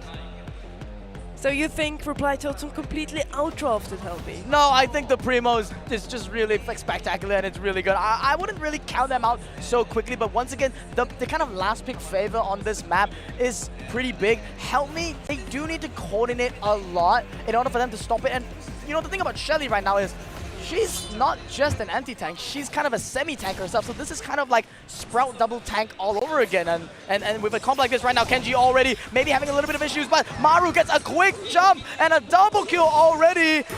That is what gives me nightmares. That was a 15-second goal coming in from Reply Totem right at the start, and it wasn't even the Shelly on the right-hand side. Maru just absolutely wreaking havoc on the left-hand side. Chappy trying to do the same now, actually just passing the ball to Maru. Is this already the 2-0? It's not. Kenji playing the goalkeeper here, finally gets taken out by Joker. Joker, one of the best Sprouts, at least in EU. Let's see if he's one of the best Sprouts in the world. Absolutely. I think Help Me, their shot right now is they really just need to get Kuru a lane that he really wants, but this is what Totem also does extremely well. The way that Joker plays this mid lane is he doesn't always just focus on his mid, he focuses on the side lane, trying to buy the side lane's pressure right now. And right now, you know, he's just trying to give Maru the space he needs to get this ball. Maru comes out with a jump, but Achapi, he answers the question, takes him down very quickly. But Sunny, what's Mari doing here? Mari, you gotta... Mari! It's an open goal, Mari! Alright, it's not really. He gets There's shut still down. Achapi standing in his way, playing the goalkeeper here, and I honestly was just looking at Joker completely defending on his own, letting his two teammates go aggressively. Maru and Maori both just pushing up again and again, going down, but as long as Joker has it in the back, it doesn't even matter. Absolutely right now. And Mari, once again, this time, Mari, please. Come on, guy. Come on, Mari. You got to play a little bit more with the team there. I think a little bit feeling themselves after that first goal. Right now, not really executing the cleaners, and instead it's now Help Me that's looking for the flashy plays right now. Both teams, they seem to have players that just want to shove this ball into the goal and not really play for kills or anything. They're literally focusing on the objective. Right now, Maru, however, he's got the ball and he's going to pass it over, breaking on that left side, and the coordination is absolutely perfect, Sunny. That was the communication we were waiting for. Perfect timing there on the breakage from Maru, and then the goal shot coming in from Joker. They take this first game. They're 1-1 in sets. It's looking like this is going to be one of the closest matches we have. Yeah, absolutely. I am very, very worried for Help Me right now because it does look like that drafting disadvantage is starting to show through. And right now, already an early pass over to Maru. And is this actually... No way! No kills? I thought we were just spectating a replay of the first game, actually. Maru now breaking the map. Is this already going to be 2-0? It's not going to be, as Maru is going to be taken out by Kenji there. Help Me needs to push up the map there. But you were right. That Primo is just absolutely wreaking havoc, and it doesn't look like Help Me has the damage output they need to go up against this brawler. Maru now breaking out here. Kuru's missing some shots. Maru is able to heal up here. Kenji, however, with dimensional doors going forward, though, he is respecting this pretty much and trying to bait it out right now. There's not really much of a way to defend that. Kuru, he's taking the aggressive position right now, trapping Joker in the corner and finally getting some semblance of control, but it's just Kuru against the world right now. And I don't think this game works 1 versus 3. It's going to be an uphill battle for here for Help Me, I think. Walking King also missed by Kenji. I'm not too sure how to brainstorm ways that they can even win, Sunny. Totem, of course, has two options here. They can either just wait it out another 1 minute 16 and they win this one 1-0, or they push up as aggressively as they did for the whole duration of the game so far, making it a 2-0 again. Also means they're gonna be taken out every now and then. Help Me now with the push up here. Kenji has his super. This could eventually get a goal here, become a goal here for Help Me. It's not gonna happen as Maori gets the kill. Kuru, the only man standing here. Still 50 seconds left on the clock, and Kenji forced to pop his dimensional doors again to take out and defend this goal. He really, really wants this for the aggressive push right now. Joker walling off the right side, preventing Achapi from getting that goal. And Achapi flying back to his original legs. Kuru dropping the super onto the save. This could be the opening that Help Me need. A nice coordinated push right now. If Joker drops, this could be it. But the ball, it's stopped by Joker in its traps. I don't believe it right now. Kuru, Maru also using, oh my goodness, just throwing Kuru into the base. Totem. I'm literally speechless. What is happening? Reply Totem playing this to perfection. Joker with the walls. Maru knows he can break the wall. Getting that gadget in. And Kuru out of the way there. Quenji is going to be the only one still pushing up here. Ball is cornered. And the Reply Totem takes the Brawl Ball set. Amazing team play, coordination, execution, everything that we've mentioned in the past couple sets that we kind of expect from Totem is starting to come to light. And I think smiles all around from Totem. They are starting to find their footing, Sunny, and they are going to be taking the set advantage in this series. Well played by Reply Totem here, taking the momentum from the second set into Brawl Ball as well. Help Me. Not looking too happy for now, but we were talking about it at the start. You were actually, that in EA, usually you don't get like too bothered by a lose. You take this as a motivation to take into the next set. Help Me is gonna look strong in the fourth one. It could also result in a match point though for Reply Totem. Yeah, exactly. I think right now, Help Me, in order for them to bounce back, they really just need to shake off the idea that, you know, they're losing the draft. Because if they go in thinking that, you know, this draft, and well, I mean, that timing is absolutely beautiful, you know. And the only thing that's Thank you for the slow motion, by the way, production. Oh my goodness. Oh my goodness. And yeah, Joker's like, yep, just another day at work, guys. Great job. Yeah, but that, oh, and even fist bumps to the coach right there. Amazing stuff coming out here from Totem. And we have a little overview here over the stats. A lot more damage output coming in from Help Me. Again, damage output isn't what counts here. Kills don't count. You want to play for the objective. What is the winning condition here? Reply Totem played it to perfection. I mean, they scored a goal both times within the first 15 seconds, so they definitely understood what's Brawl Ball all about. Absolutely, and I think an interesting stat to point out right now is 245,000 damage taken. Primo's got half of that, right? He took half of that damage for his team, but that is just the nature of the brawler. Remember in game number 2, he just walked up. He just walked up, said Joker, ball, and that's it. The deed is done. That is the first goal, and then the rest of the game is just about defense. It's just playing tower defense at that point. Amazing stuff coming out from Totem. Well, I mean, coming off such an incredibly strong map, though. Shooting Star. This could be Help Me's way to kind of come back into the series. A map that is slower, a map that is more centered around, you guessed it, mechanics and team play. This could be East Asia's chance. Technically, it's also the first time we're going to see Shooting Star today, as we only had 3-0 sweeps so far in this first round of both groups. Joker's going to be picking up that Gus pick. Piper, of course, is banned. Max this time around banned out from Reply Totem as well as Eve. On the other side, we have a thrower ban here. Tick is banned. Grom technically could still be an option here, as well as Sprout, Nani, and RT banned from the side of Help Me. What do you think are they going to be picking up? Well, I think, yeah, immediately this Bell pick makes a whole lot of sense. You know, you're going up against Gus and you just need something to relieve that pressure. And I think Bell is kind of like the counter opposite to Gus. Gus is a supplementary, you know, gives you the shield, gives you that pressure. But Nest Egg, as well as the super coming out from the Bell, that damage amplification, that is the thing that will slow down and kind of take away some of this Gus's pressure. I'm looking to see some threats being developed, to be honest. I really like the Grom pick. But going into this Gus, this may not be the game for them. Yeah, they're instead going to go for Bonnie. This is their way to kind of like get some damage on the mark here. Also a decent pick into the Gus if you can count the cookie bombers. I was about to say they need to go with Bonnie here. Otherwise, Joker and Maori are going to have Bonnie on their side, and you don't want to play against this combination of Bonnie and Gus working so well together. On the other hand, of course, you can also just pick a Mag, and Mag and Gus work together just as well. Sprout is going to be the last pick here coming in from Reply Totem. No surprise there at all, as we just saw how strong Joker is on this brawler. They're going to have a mid, they're going to have the Mag pick with the aggression, they're going to have the Gus, an absolute bomb of a comp here. Help Me on the other side. need some damage output to go up against the mech, need something to control the Sprout in mid. What is the best option here? Well, is it Carl? I think Carl is one of the best options. It is a decent option going into this Gus and into the mech. You know, if you do take the protective pirouette, this does give you some fighting chances. And I think pairing this up with that Bonnie pick, if the Carl and the Bonnie can jump in at the same time, that might be their way into victory. But as you said, Sunny, going up against this mech, I am terrified, worried, everything that you can feel. I'm looking at Reply Totem, and I think that, you know, looking at how fast that they picked it, they really understand this comp. If they execute it right, I think Help Me might be taking the L here. Let's see. Reply Totem already 2-1 up in sets here with the possibility to make this one the last set. We're spectating between Help Me and Reply Totem. Already an early kill here coming in from Maori. Blue Star in the hands of a Reply Totem as well. And they're in the lead here with only 1 star, but it could be the 1 star that makes it.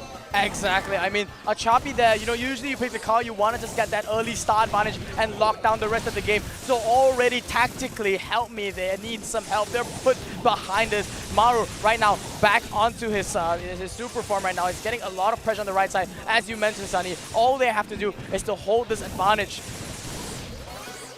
Joker trying to hold off a Chappy here in mid. Of course, that's not a matchup he wants to face off against. Car usually a great matchup against a Sprout, but Maru on his side to help him here. Chappy now finally going in. Sprout wall coming into trying to get rid of a Chappy super. Chappy saw that one coming, not using his super. Only in the last moment to get out of that situation. Help Me with that, taking over the lead 1 minute before Bounty's gonna end. Absolute confidence coming out here from Achapi. And with Nest Eggs on the left side, Kuru has this lane in the back. He just needs to make sure he doesn't die. On paper right now, Help Me, they have this one. They just need to hold it. Maru, though, he is the one that's trying to create some advantage right now, pushing it very, very gradually. But eyes on Mari. The Nest Egg comes out, and Kuru, he wants to go in for the 3-tap. He actually gets it. 6-0 in stars right now. And the World Championship pin comes into play. Kenji jumping onto the middle, forcing Joker into the left side. Joker, he walls himself in though, being able to save himself here. However, the Stars lead are still indeed in Help Me's favor. 10 seconds on the clock, Sunny. I don't think there's much that can be done right now. A last push coming in here from Totem. Cookie Popper comes out. Kenji, he does come in. He trades out a kill, takes away the pressure, and 8-7 stars. Help Me take game number 1. They only needed Kuru or Kenji and they would have won this set. Choppy knew that. He just went in completely aggressively there in the end. We had so many nice plays here. Choppy not using his Carl super to not get taken out by Joker, using his Sprout wall twice to try to do that. Joker then on the left hand side getting trapped. Well, basically traps himself to save himself. So many nice plays for now. Help Me has the blue star, and this time around Reply Totem is not going to get that early kill. Yeah, so this game looks a lot more like what we expect out of this matchup, you know, getting this early star, but however, conceding the middle as space because this Sprout is so strong. And already right now, Joker, the early advantage of the Sprout is being used, you know, laning it out on the left side, but getting this lane swap right now. They want to get Gus on the Carl. There's just lane swaps all around. Joker is probably calling it out this game right now that he needs to stay close to Mari because that's the only way that he can survive against a Bonnie jump, against a Carl jump. Right now, I think the way that they're holding hands and the way they're playing is absolutely perfect, but they do need to find a kill. Definitely great matchup we have here in our first match of those two teams today in the Snapdragon Mobile Masters. We want to thank our sponsors here, Snapdragon Elite Gaming. When winning matters, and of course winning matters right now as Reply Totem with the possibility for a match point here. Help Me needs to win this set to prolong the game into the last and 5th set. Yeah, they've done it once. Can they do it again? 44 seconds left on the clock. Right now, Achapi, he is trying to get his super. You know, Totem right now, they're probably thinking to themselves that so long as they don't feed too many supers all onto Help Me, they do have this one in the back. They do also have the option to play for a corner. But right now, you know, Achapi, he is pushing up, but the hedge comes down in the middle to lock things down, Sunny. Hedge is down, Reply Totem is in the lead. We only have 20 seconds left on the clock for Help Me to turn things around here. They won the first game. Will they win the set? Joker with the strat here, trying to encapsulate his old team. Kenji does get a kill on the other side. He's falling as well. 3 to 5 stars. Wall is coming down. Joker's. Oh my god! Oh my goodness! No way! No way! Joker! Joker didn't make it. Joker didn't make it into his own wall, and with that gets taken out. Help me taking this set. We're gonna go all the way into the 5th and last set. Reply Totem versus Help Me.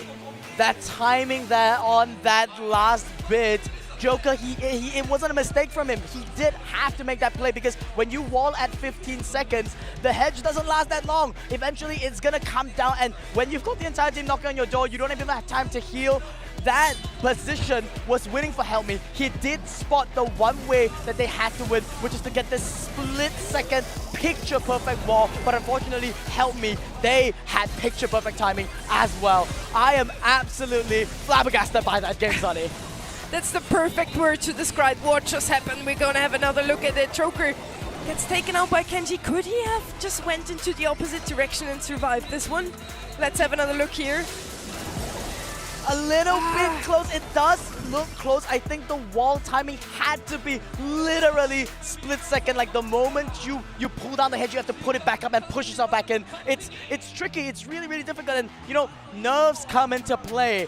Joker backs on him. They called the right tactical play, but this time the mechanical ability right there, just a little bit of a slip up there, and they concede the set to Help Me. And we have a look at the stats overall over both of those games we just watched. It was just a single star. That's gonna hurt Reply Totem technically with a possibility for a match point here. Do you think it's gonna hurt their mental a little bit to not take this momentum from the 2 sets they just won into the last one? I think given their experience, the way that they have to take this and approach this is to just, they can't afford to think back. They can't afford to look back for a single moment. They're not going to open the battle log. They're not going to look at the replays. They're just going to look at each other, empower each other, and tell themselves, push on, because we are stronger. Coming all the way to the Mobile Masters here, no team is better than another. And I think definitely Totem, smiling at the camera right now as well, looking at himself, they definitely have some plans in mind. You know, they need to bring back some of that tactical brilliance from field goal into this next set. And I think that way, that is going to be their pathway to gain back that momentum. Both teams need a little breather here. We just heard Reply Totem talk about it as well. Joker said, we play better in lone events, so I agree with you. They're going to take this excitement and taking it into the last set here. Again, it's going to be a set we did not see so far. It's going to be Gem Fort being played out in the Mobile Masters for the very first time, and we're going to have the draft ready. All right, do I see a mech ban? I do not see a mech ban. I do not see a mech ban. I want to repeat again, I do not see a mech ban. So I'm not sure if we're going to be seeing it. RT is also still in the pool. Now, Gem Fort as a map, I think, is one that is more focused on tactics and team play and less so about mechanics. So if I really had to favor a team, I do sincerely think that Totem, they have a slight kind of advantage coming in here. Help Me on this map, you know, however, you know, a little known fact about East Asia, they love gem grab. They can scrim a gem grab map for 5 hours straight, just the same map over and over and over again. But that being said, we do see the monstrous mech and we do see the amazing Shelly pick coming back against Sunny. What do you think? I think I see brawlers that make a lot of sense of Gemford on both sides so far. I do like the pickup from RT on the side of Help Me, a great first pick, and also a not too shabby matchup against the mech here. Maru, of course, rocking the Shelly once again. I'm really interested in seeing if any other team is going to pick a Shelly up this weekend, or it's going to be Reply Totem picking her up as the one and only team here. Ems is going to come in from Help Me. It makes sense. One of the best brawlers here in mid. Absolutely. I think extremely logical as well, because right now Shelly is kind of a little bit undiscovered in terms of what the matchups are like. But at least from my experience, Ems is a pretty good check on that aggression. The thing about the current speed of Shelly and the way that she plays is she's a speedy demon, right? Really, she goes into that bush and everyone's shouting, "Where's Shelly? Where's Shelly? Where's Shelly?"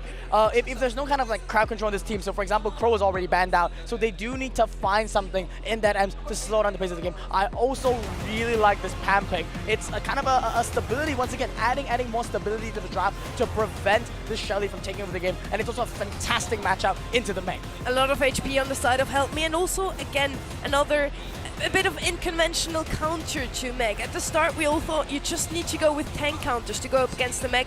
Carl and Pam actually are very good against this brawler as well, so Kuro on that Pam is going to do a lot of work against the mech. Maori's going to pick up B as their last pick. B probably going to be the champ carrier on the side of Reply Totem. Do you think she's going to have enough HP? I think she absolutely will. I think the way that kind of like Help Me have drafted this entire comp, even if it's an individual, they don't have enough. As a team coming together, it's certainly more than enough. But that being said, you know, the B last pick is a fantastic pickup. And once the walls start to come down from the Shelly, there's going to be one lane at the very least that's going to be completely in control of Mari. So heading into this final set, let's give it up for both teams, Reply Totem and Help Me. Both those teams could take the win here, could move on into the winners matchup in the next round. Joker with the gems here.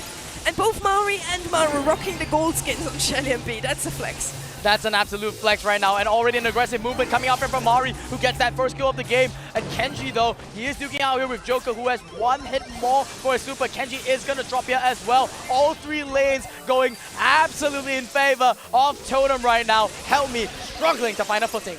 And nice taps coming in from Mari, getting a kill into a Chappie. Now Kuru, the only one with some HP here, trying to go aggressive, losing his turret. Kenji, the only one standing, gets down as well, and only 2 gems are there for a Reply Totem to still pick up before they start the countdown. Mari's going to be the one to pick up those last gems. Joker's going to stay on lane for now, trying to go up against the Chappie. Chappie knows they need to take down onto Joker. They need some control over mid. They need something to still turn this game around. Yep, Kenji, however, going up there with that super is going to be able to delete half of Totem's roster immediately. But Mari, he strikes back. Did Help Me overcommit? It was a nice play coming out there, but the follow-up, it didn't really seem good enough. And right now, countdown starting for Reply Totem, Sunny. 11 seconds left on the clock, and Help Me needs to kill onto either Joker or Mari. Both will be enough to get this win. Joker gets his super. It's going to be hard to take him down. Mari's going to be the goal. Choppy trying to focus him, not making it. Reply Totem with the match point against Help Me. Match points indeed, and you know, with such a dominant kind of game, you know, it looked like every single lane that Help Me wanted, they got maybe the wrong matchup, maybe they didn't anticipate something right, or perhaps they just decided the lane's wrong. But for sure, I think Help Me, they really do need to channel their inner spirit right now. They need to show that they are unbreakable and change something up right now. And already immediately they've changed up the lanes, but it's already going in Totem's control. And right now, Shelly, Speed Demon on the left, gets his first kill. He's looking to get another. Mari gets a pick on a Chappie, and it looks like a repeat of game number 1, Sunny. Oh my god, what is Reply Totem doing with Help Me right now? They're completely trapped in spawn even. Joker already with 5 gems, not a single gem on the side of Help Me. Again, the takedown onto Kenji. Kuru and the Choppy are so low, they're gonna get taken out as well. Reply Totem looking so strong. We went all the way into the last set. It doesn't look like we go all the way into the last game.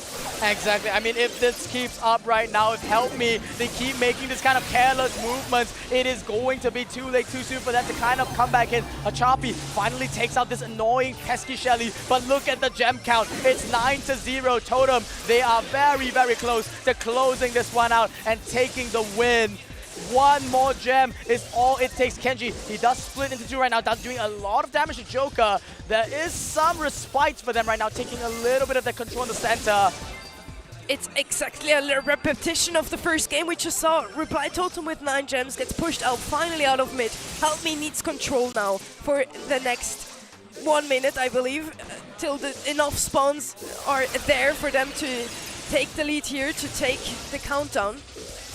They're just buying space right now for the Shelly to move out, and that's right. All it takes is that 1 kill. A Choppy dropping, a slow coming out here onto Kenji, who gets deleted right now. It's Kuru against the world. He's just trying to buy his time for a Choppy to come into center, but just like that, Totem, they are going to be securing the 10th gem. And looking at the way things are going, Sunny, I don't like this, but I think Help Me are unfortunately going to be giving this one out to Reply Totem. Well played to both teams, but Reply Totem as the winner of this matchup. Who would have thought EU finally beat EA? This never has happened in the history before. Reply Totem now either playing against Stripe Gaming or Revenant Esports, whoever won that other matchup happening in the other street. stream, we do see Help Me does look a bit sad about that loss, but it's not over for them. They still have a life. Exactly, they still will be going to the lower bracket, but I mean, this last series, I think, what we mentioned, you know, it just looks like when there's maps that involve really, really tactical kind of drafts, Help Me just don't have the edge over Totem. This experience and their understanding of the draft, I think we've definitely got to give some credit to Coach Roll for sure for coming up with all these drafts, because if you pay attention, I think every single draft, Help Me pick something, they take 30 seconds, Totem's just like bang, bang, immediately. They're like, we know what we want, we know what we can do, and they're like, we're gonna break them. Even in the 2 sets they lost, we were both agreeing that Reply Totem might have the better comp there. Help Me did make it work in the end to at least take 2 sets from their hands. It didn't work out for them to win this one. We're gonna have a side-by-side comparison for gem grab here as well. 28 gems being picked up by Reply Totem in the end. It was only a difference of 8 gems, but we also see Reply Totem only lost a single gem. I did not see the stats like that in a long time. Yeah, and the damage, half of the damage is Shelly, the other half is the B. I think it's pretty clear. I think game number 2, Maru. If other teams are not thinking Shelly is good right now, this is the game you gotta watch. This is the game you gotta copy your notes from, because Shelly is absolutely brilliant. And after all that, we need a little breather, so we're gonna head into a quick break. You're gonna be back afterwards with an interview and stats, so definitely tune in again.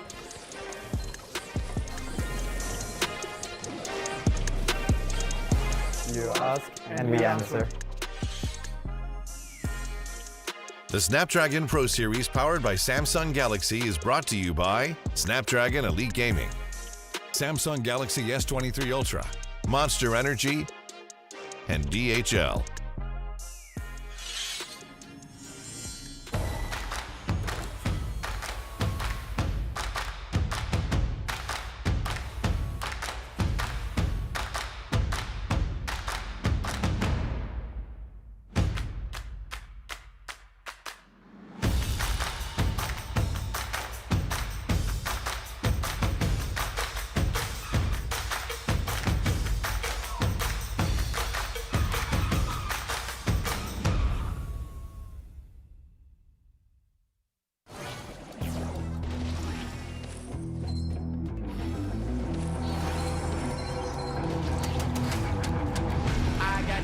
I'm on the mission, snap any minute, casually winning. Stop tripping on me, stop dissing on me. Yeah, I got a dream, can't take it from me. My fire's burning, I'm always learning. Tell me where to go, man, I'm on a journey. Yeah, I can't explain it, I get excited. Keep it 300, King Leonidas.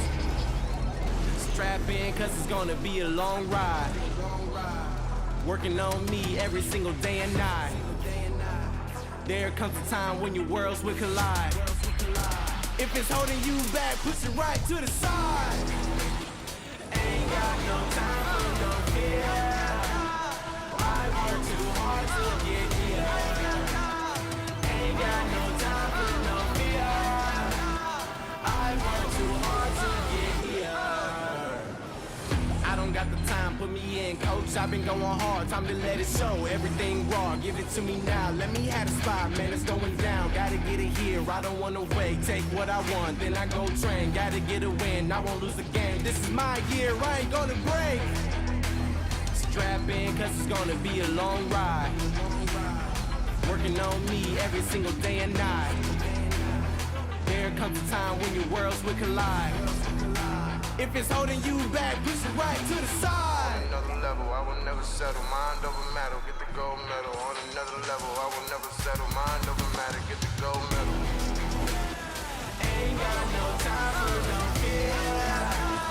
I work too hard to get here. Ain't got no time for no fear. I work too hard to get here. On another level, I will never settle. Mind over matter, get the gold medal. On another level, I will never settle. Mind over matter, get the gold medal. On another level, I will never settle. Mind over matter, get the gold medal. On another level, I will never settle. Mind over matter, get the gold medal.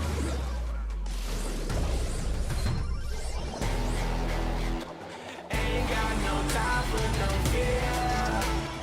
I work too hard to get here. Ain't got no time for no fear. I work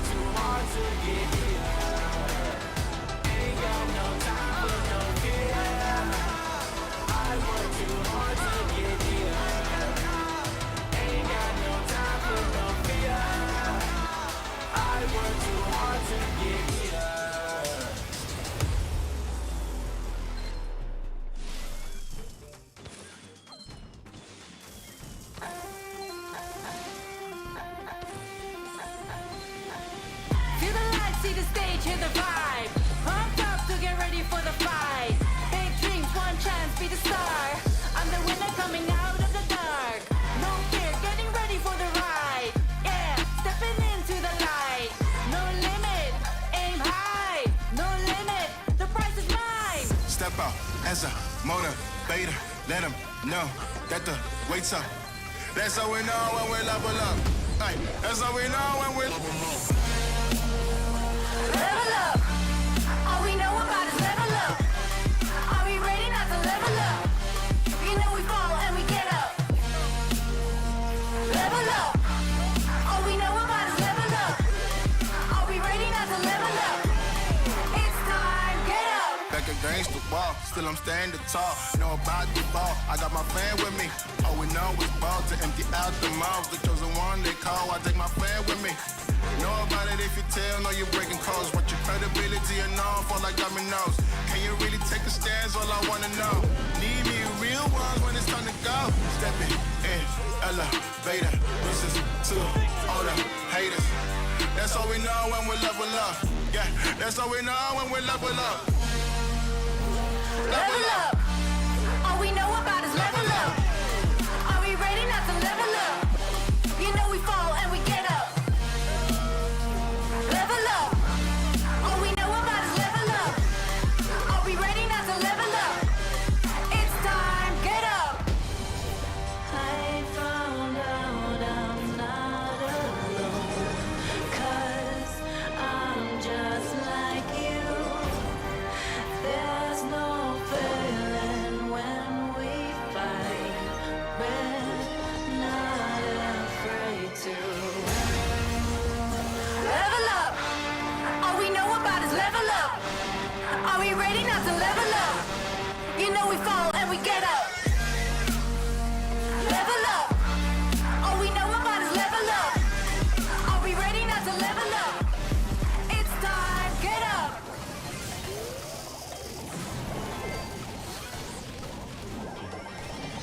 Welcome to the place where dreams come true. Where everything you want can be yours.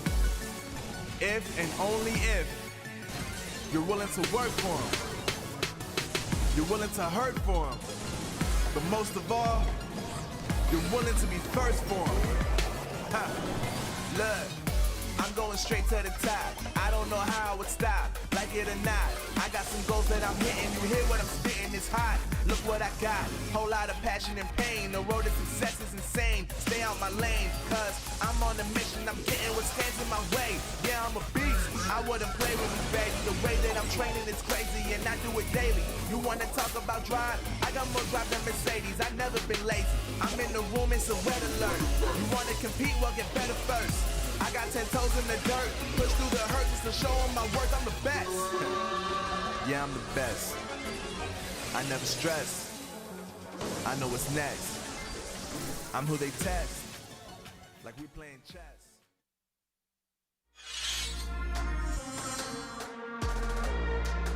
勝利者インタビューです。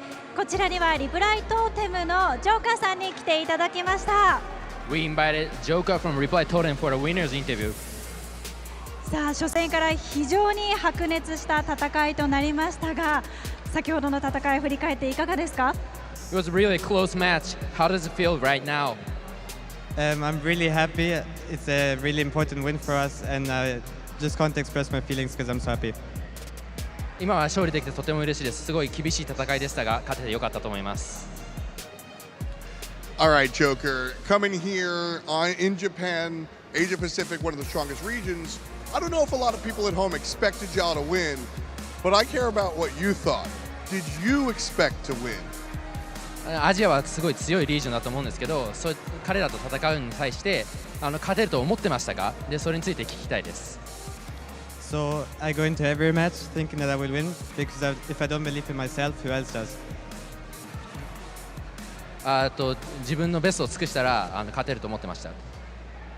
それでは最後に次の試合に向けて意気込みをお願いいたします。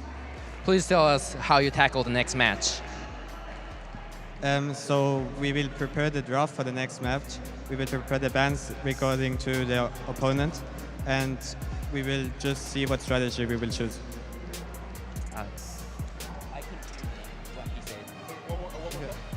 So we will look at the opponents now and see who we play, and then we will adapt our strategy to them. 次の相手がどういうふうにプレイするか見て、で相手の戦術に対応した作戦を取っていこうと思います。ありがとうございました。こちらからは以上です。キャスター席にお戻しします。That might be one of my most favorite lines that we have heard out of a player, because if I'm not believing in myself, who else will? I mean, that could not be said any better, Spoo. Absolutely. I think I tell this to my players all the time as well, to go into every game, don't have any kind of doubt in yourself, and just go in always playing for the win, because the moment you count yourself out, that's when it goes downhill from there. Okay, well, we just watched a phenomenal match between Reply Totem and Help Me. And Sunny, you gotta walk me through some of these moments because it was insanely close. We saw so many amazing plays in the end. We went all the way into the fifth and last set. Reply Totem taking the momentum they had all the way. And I have to say, Chappie and Joker, both of them had so many fantastic plays coming from them. Sprout walls left and right, some Carl supers with amazing value. And then Maru, of course, with that Primo pick that Spoo was so happy about. It was absolutely crazy.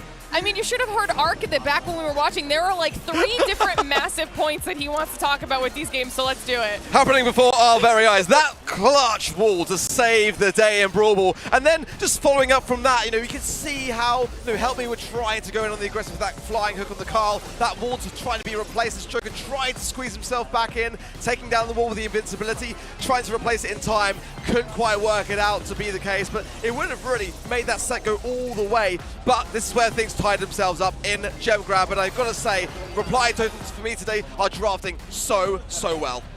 I love the preparation that they have, and it does reflect a lot inside their stats, 3.7 times more supers, 3.7 supers compared to Help Me. Help Me is not really landing much of that. And I think, a lot of these supers, Sunny, there's 2 brawler picks that come to mind, which are Shelly and Primo, that just kept cycling and cycling and cycling and cycling.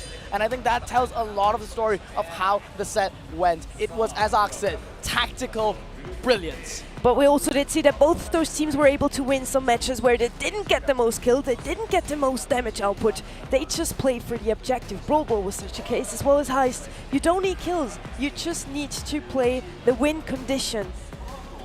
Let's see if the next 2 teams are going to do the same. Well, before we do that, we're going to check on into the bracket. In case you guys missed it, we'll give you a little bit of an update here.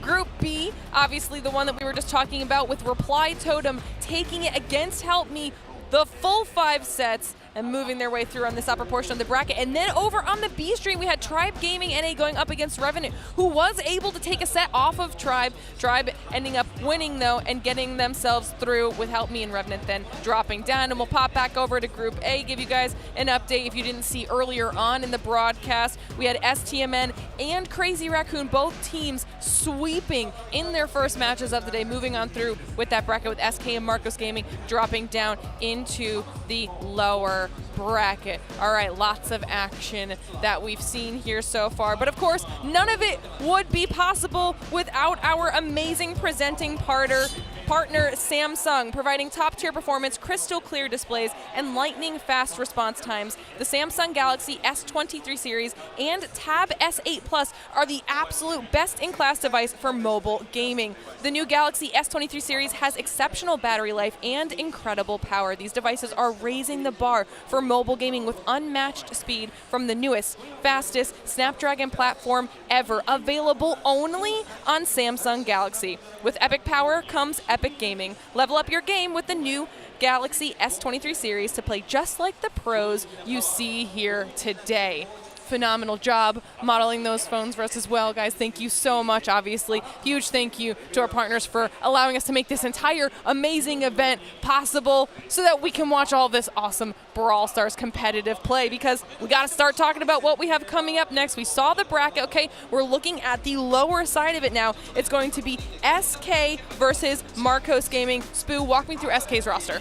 SK, a roster that has gone through quite a different one from Season 1 to Season 2. They did change up a little bit with Symantec now picking up Yoshi instead, but this is a roster that everybody knows. Gie, Yoshi, Chaos, and of course Pedro, their coach. One of the most seasoned coaches in all time and building this team. And right now, I think SK is a kind of team that did invent and pioneer a style of Brawl Stars, a style of Brawl Stars that I think India are starting to pick up on, and that is that passive style of play. So I'm really looking forward to seeing them bring it here on the big stage. Got to see their parents in the audience there as well. Some support for SK Gaming, but they're now in the lower bracket, okay? This is their last opportunity here to continue their way through in the competition, and honestly, they have just been a story of second chances the entire time. That's right. I think SK...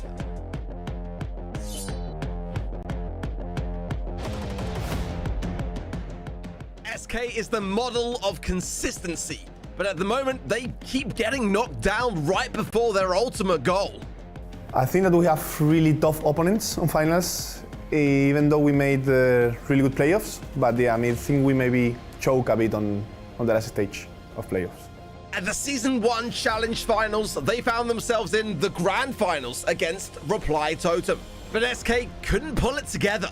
They were swept in brutal fashion in front of the Gamescom crowd.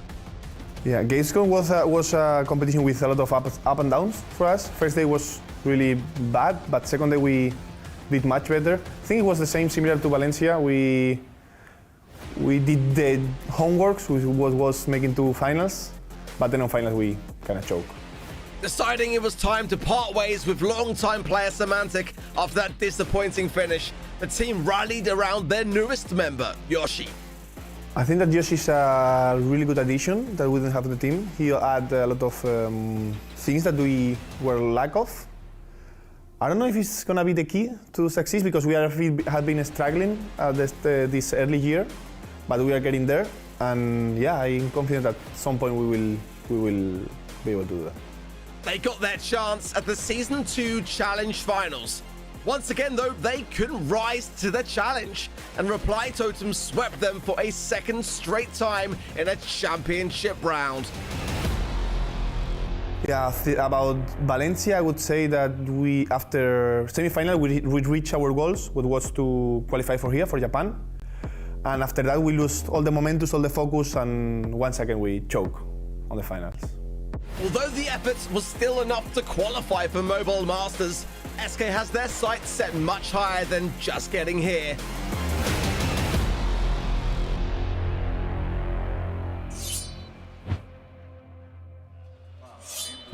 Definitely a redemption arc here for SK Gaming, to say the least, and this is that last opportunity, Sunny, for them to be able to clutch this one out.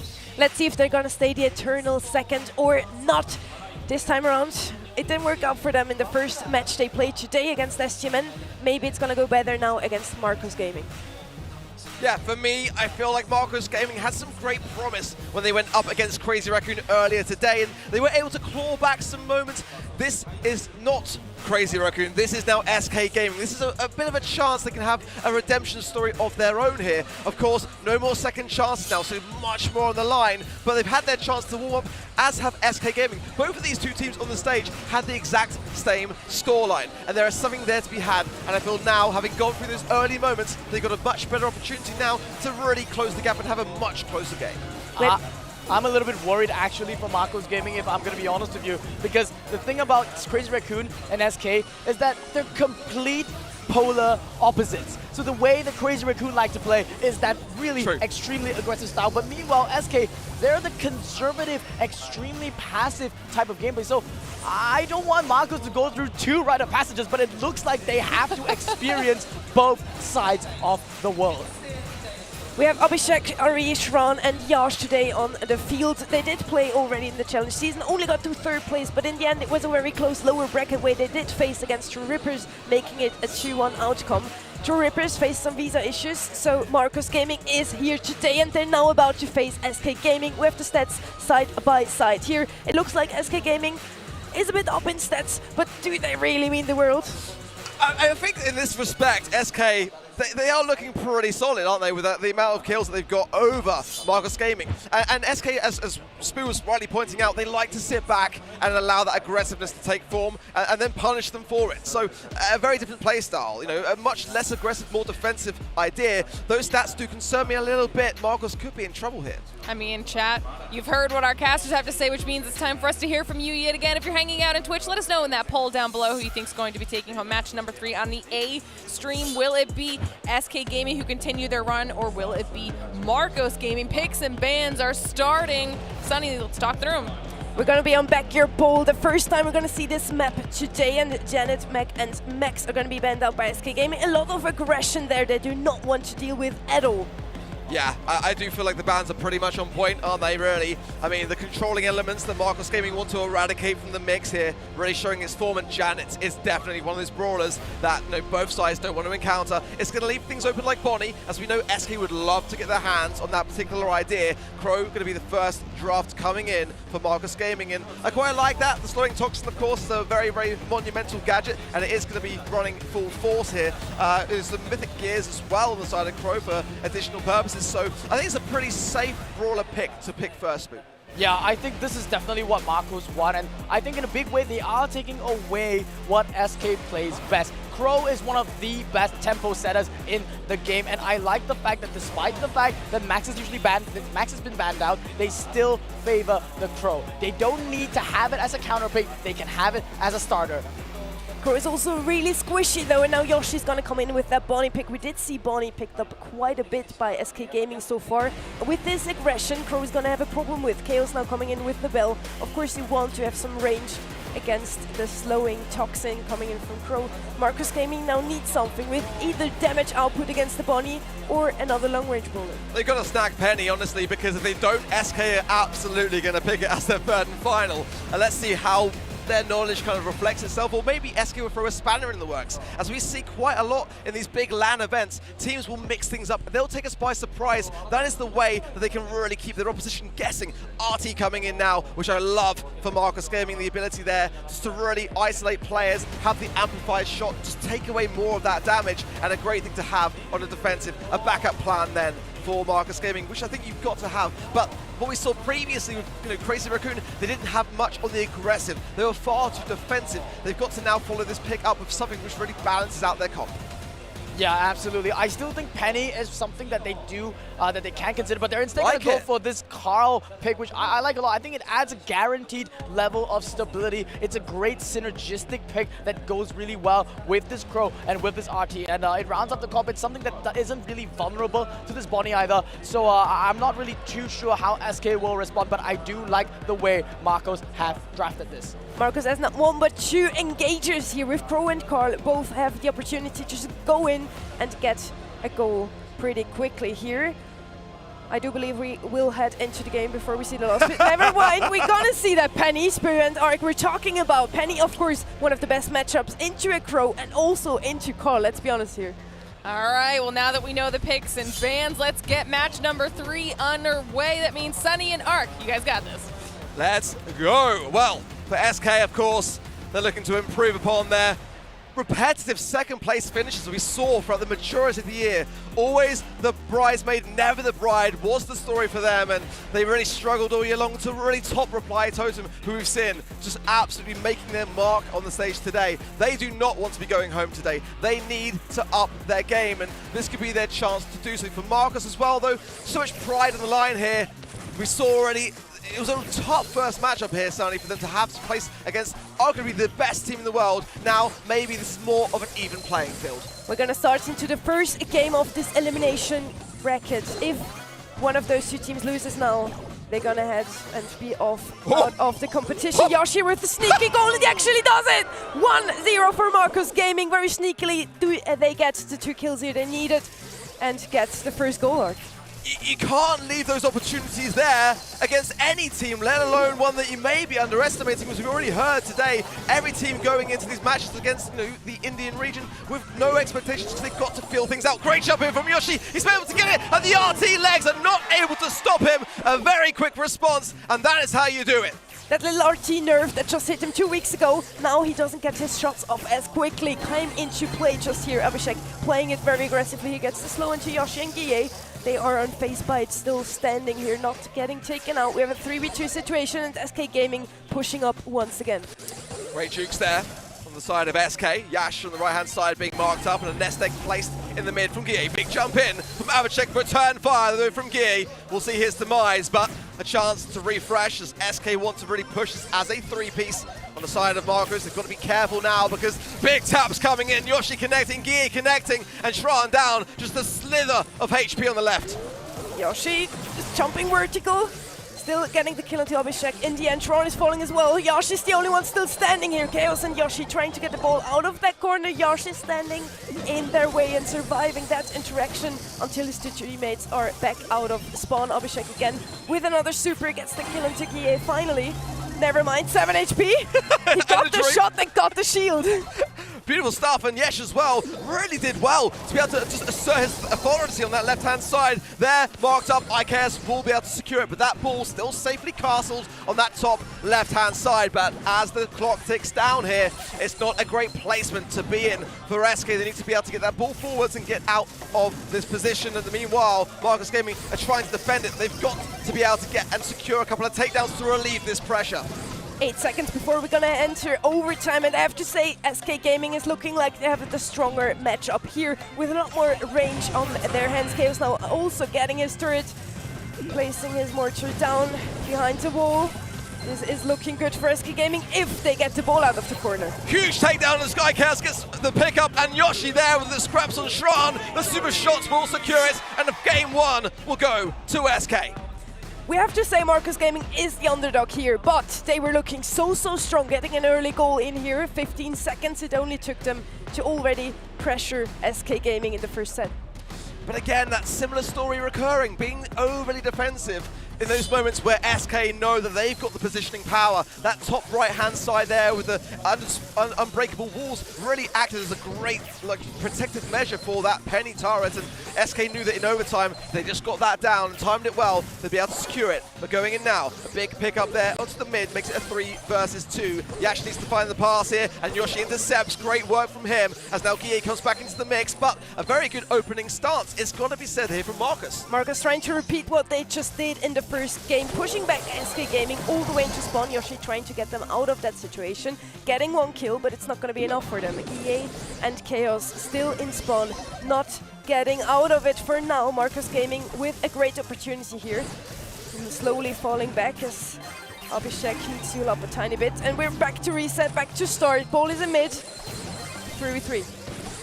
That is the thing about Penny as the brawler is it's great on the defensive here. Big trays out. Yoshi takes to the skies. Abhishek takes to the skies. But it's Yoshi who comes out on top now with the 1v1. But the turret to help is going to provide a little bit of a safety net, a cushion then for SK to recollect themselves and start to win some trades and re-earn those supers.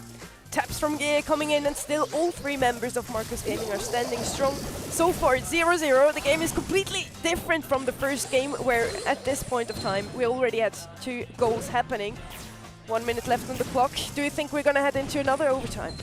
In this position for SK, again, as we saw in the previous match going into overtime, it's a very strong place for them to be. They don't even necessarily have to go overly aggressive here, just time down the clock, hold their own, and keep the pressure on. Big flying hook there from Yash, and he continues it with a lovely super though, but Yoshi's available, but he fumbles the shot, no way! It's gonna leave a chance for Marcus to recollect now, but SK really should have got that one in the bag. Missed goal opportunity. This could also mean Marcus Gaming might come out of this with their goal, with the goal themselves now. 30 seconds left on the clock. 3v2 situation. Guille and Yoshi both low, but they do get the kill on Abhishek, saving that situation. 20 seconds. I think we're gonna head into overtime if SK Gaming doesn't make this push happen this time around. Well, I think IKL said it for me best there with the Protesto pin, the thumbs down. kind of reflecting what we saw there, but the jump from Yoshi in might get the takedown, which it does, and that leaves everything wide open for a goal here, and SK just going to buy down the clock to ensure there's no time for a response. Regardless of that fumble, they are able to take the set. They couldn't miss this goal. It was wide open. SK Gaming taking it and winning the first set after all. Again, we mentioned it already, Marcus Gaming is the underdog here, but they're looking a lot stronger than I have expected, to be honest. Yeah, if they fumbled that goal, then we would have problems. Then we would have to go to town. But regardless, SK were able to bring it back around in the end. Marcus, as we saw in the previous matchup though, still creating opportunities for themselves. Getting a better balance, it must be said as well, along the way of playing both aggressively and defensively there. I loved a lot of what Yash was doing with that Carl pick, and they were making those moments count in the early outset of the games, but not able to hold it until the later stages. That's where SK had their promise and were able to really get knuckled down with the penny turret, and as soon as the walls went down, they really capitalized on those moments. And we're going to have a look at the side-by-side stats here. A lot of more damage output coming in from the side of SK Gaming. Makes a lot of sense. They have a bell, they have a mark, they have the bell traps as well. More healing from the side of Marcus. I do have to say though, they had two brawlers with two of the best engages in the game. Did they really make the best out of it, out of that Crow pick and the Carl? Yeah, I do feel like in terms of kind of knowledge and meta, Marcus Gaming actually have a relatively good grasp on that kind of stuff. I don't really pick too many holes in what they're banning and choosing. It's just they left open a lot of potential for SK to choose what SK want to pick. That was the problem. I can see straight through it, and they've got to learn from those things and try to go back to some of their homework notes as we go in now to Hard Rock Mine with the picking phase. Shortly inbound, the bounce was Sam, Stu, and Max on the side of SK Gaming. For Marcus, it was Otis, Janet, and Stu as well. So gem carriers kind of left quite wide open here. There's an 8-bit potential. There's also RT still available here.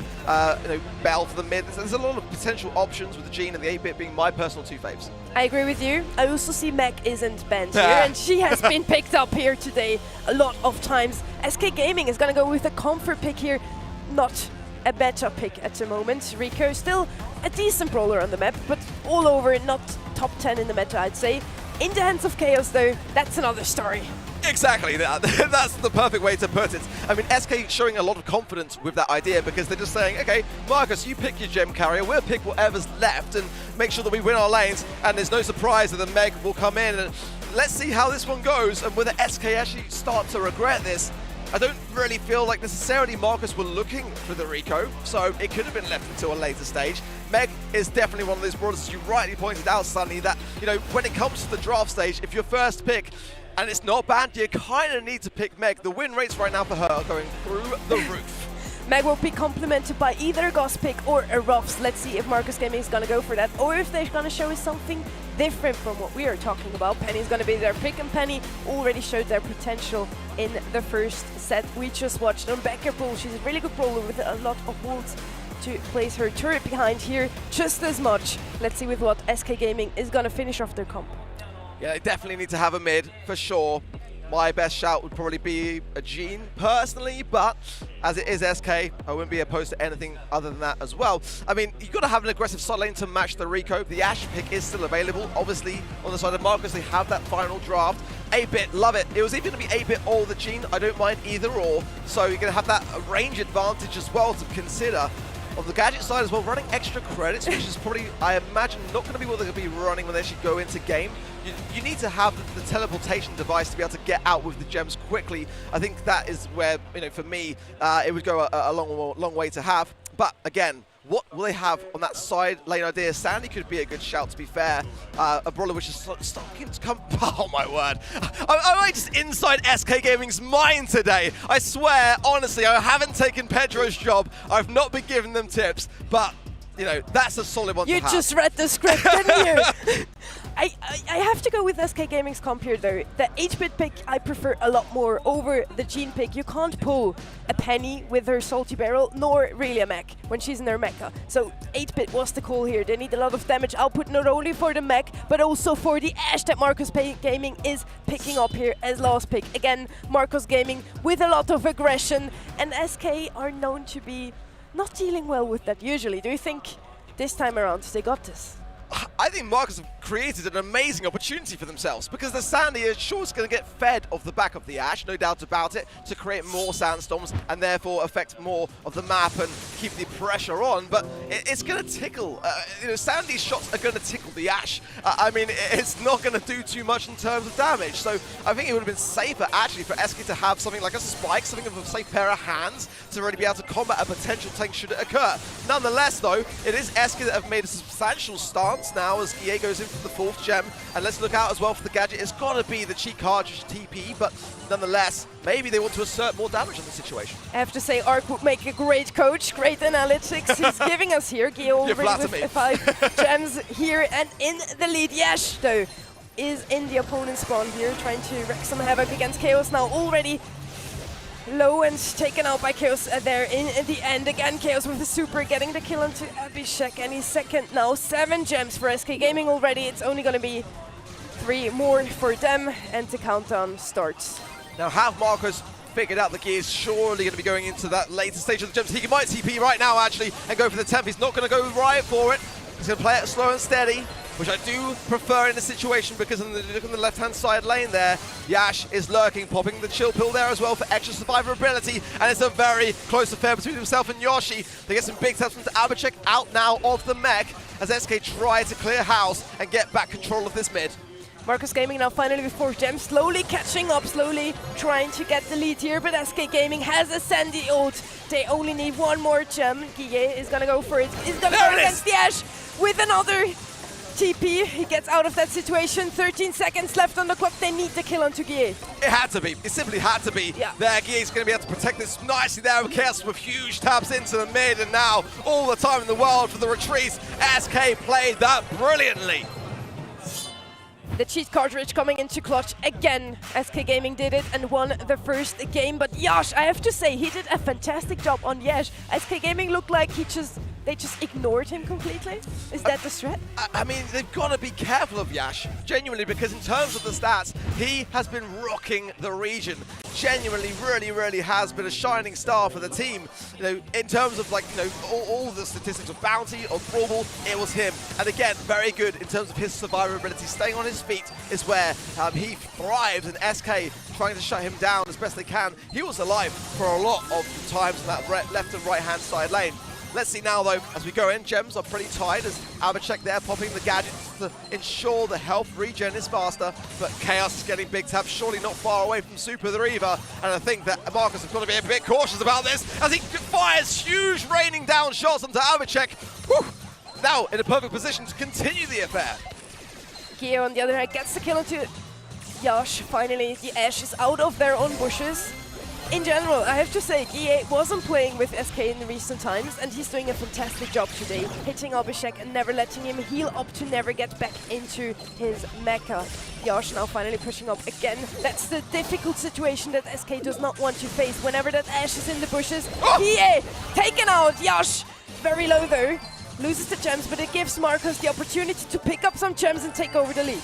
Prior to that as well, Yash was going to town on IKEOS. IKEOS popped the bouncy castle gadget for the heals, and Yash still was able to pick up the kill. So to do that against someone like IKEOS on the brawler, of which he feels most at home with, they've got to take care of him, and now they are, as the gems start to really get towards that 10 mark, 7 apiece on both sides. But the positioning power very much there with Guy as the penny turret goes down, forcing him away from that position. Now, Marcos Gaming starts to gain back more control. Yoshi coming in though, and this is where SK can start to batten down the hatches. Countdown, it needs to be Abhishek, and he's low, 9 gems in the pocket, 627 HP, and he's surviving on. He's not surviving on a lot. Guille way too low to go in there. Chaos is falling. Yoshi with another gadget, but it's not going to be enough. They need the kill onto Abhishek, and it's not going to happen in time. Marcos Gaming equalizing 1-1 in the second set. Now we got a game, because this is a crucial moment.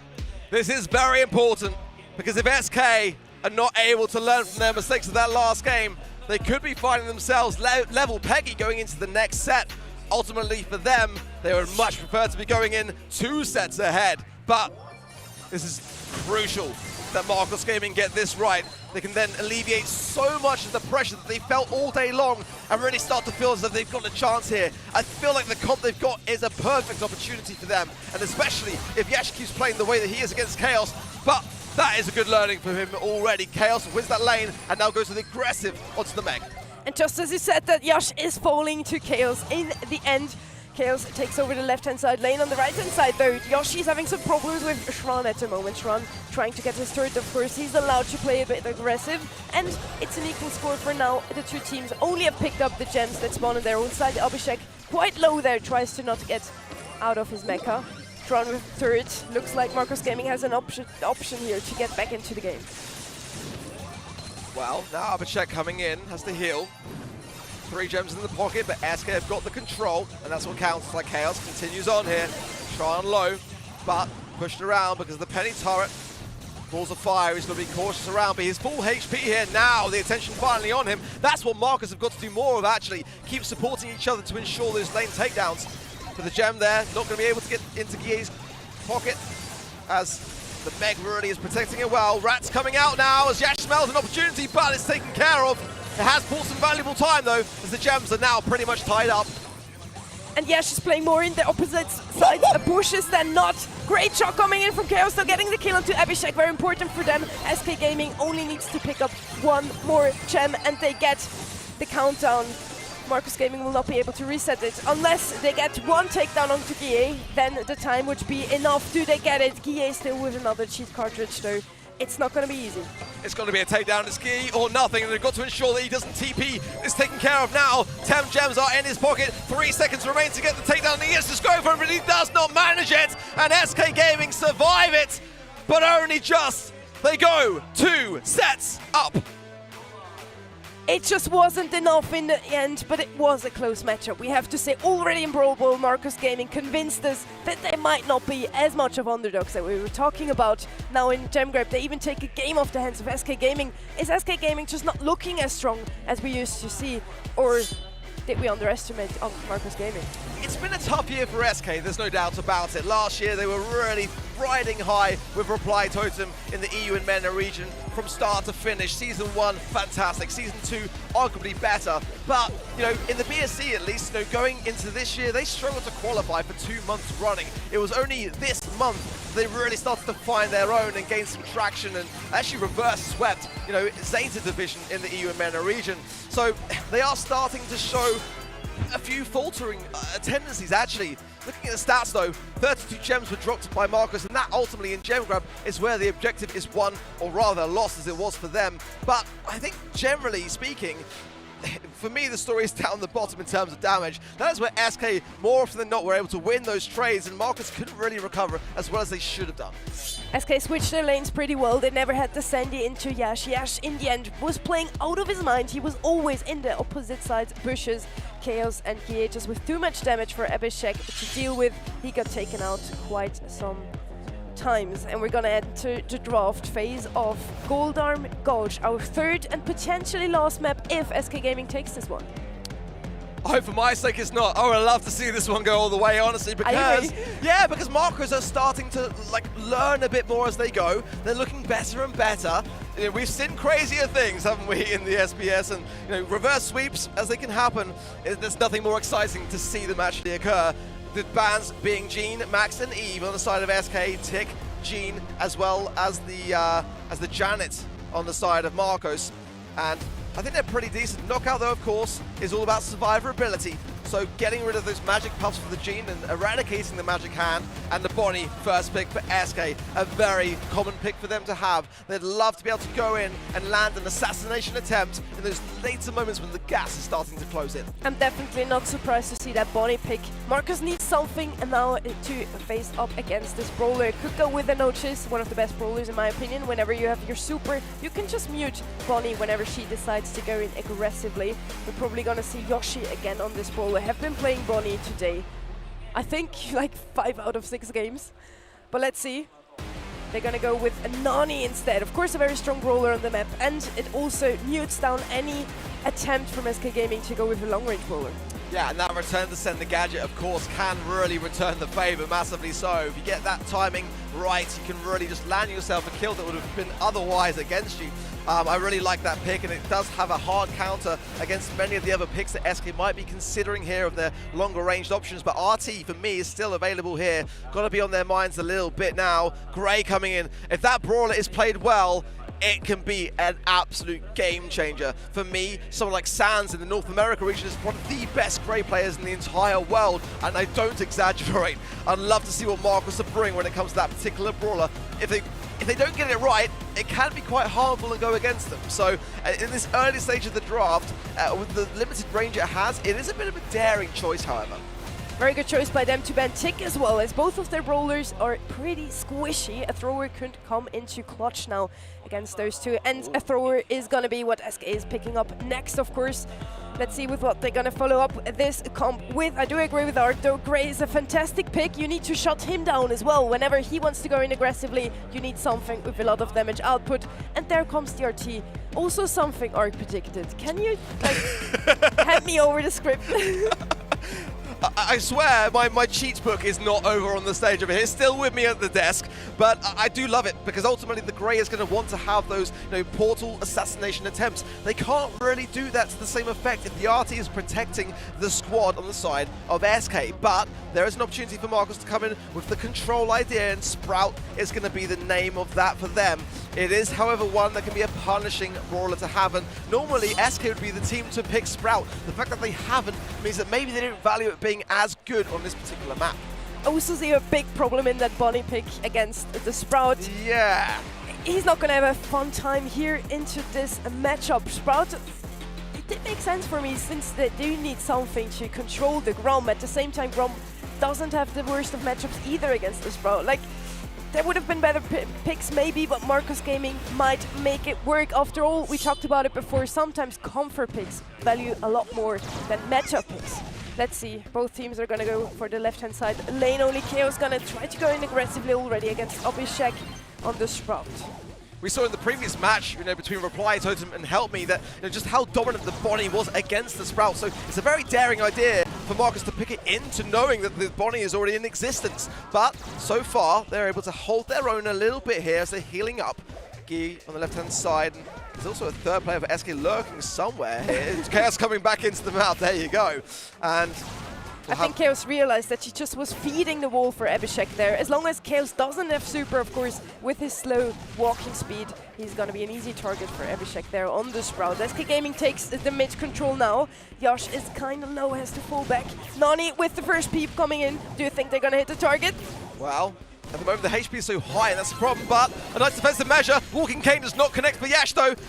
Will not get the value for it, but Yoshi just survived. It was actually an incredible peep for that reason because he was the best person to go for. Now, Abhishek is way out of position, but as is like Chaos, now the gas closing in, the jump is good. Chaos survives it, but it's his teammates that can really pick up the scraps, which they do. Round one goes to SK. Well played there. Marcus Gaming almost had the kill onto Yoshi there. There was a fantastic play. Walking Cane didn't hit. Let's see if they can repeat this one. We did see before, SK repeats itself sometimes. Kia with super, Yoshi with super. Chaos still trying to get his after he just used it in the previous round. Well, on the side of Marcos, they need to obtain some utility. Gotta get those supers in and assert some pressure with the back of a peep or something along those lines. As Yoshi and Kie just trying to keep them at arm's length. They haven't got to push into this. They can just allow Marcos to push into them. Eventually that gas is going to close in them. This is not a good spot to be in. Yash is incredibly low now as Chaos is getting good taps. They've got to start to maneuver around the map because ultimately, Yash now incredibly low. Big Grum Bomb, oh my goodness me! A double takedown! SK with huge plays here! Oh my word! The explosive finale, and you wouldn't know it looking at their faces. They're just stone cold killers. They really don't seem happy about that win they just did. First round, first game goes to SK Gaming, and with that, the match point as well. They will be able to finish this one off in a 3-0. Let's see if they make it happen or not. By the way, that they kept Yash this low there on the right-hand side was very important. Nani had the peep ready. She couldn't go in without protecting or leaving Yash to die there. I just can't believe how focused SK are, because that's normally a time to celebrate. They don't want to celebrate too early, and I really respect that about SK. Same story happening again on this right-hand side. Abhishek Low has got the shield off the back of the bush here, but I feel like Marcus needs to separate themselves out here. The Walking K won't connect. IKLs is low, but the pickup is good for Guille. He will get it and secure it. It's a 3 versus 2 in favor of SK, and now they're starting to slow the pace, but Abhishek is still out of position here.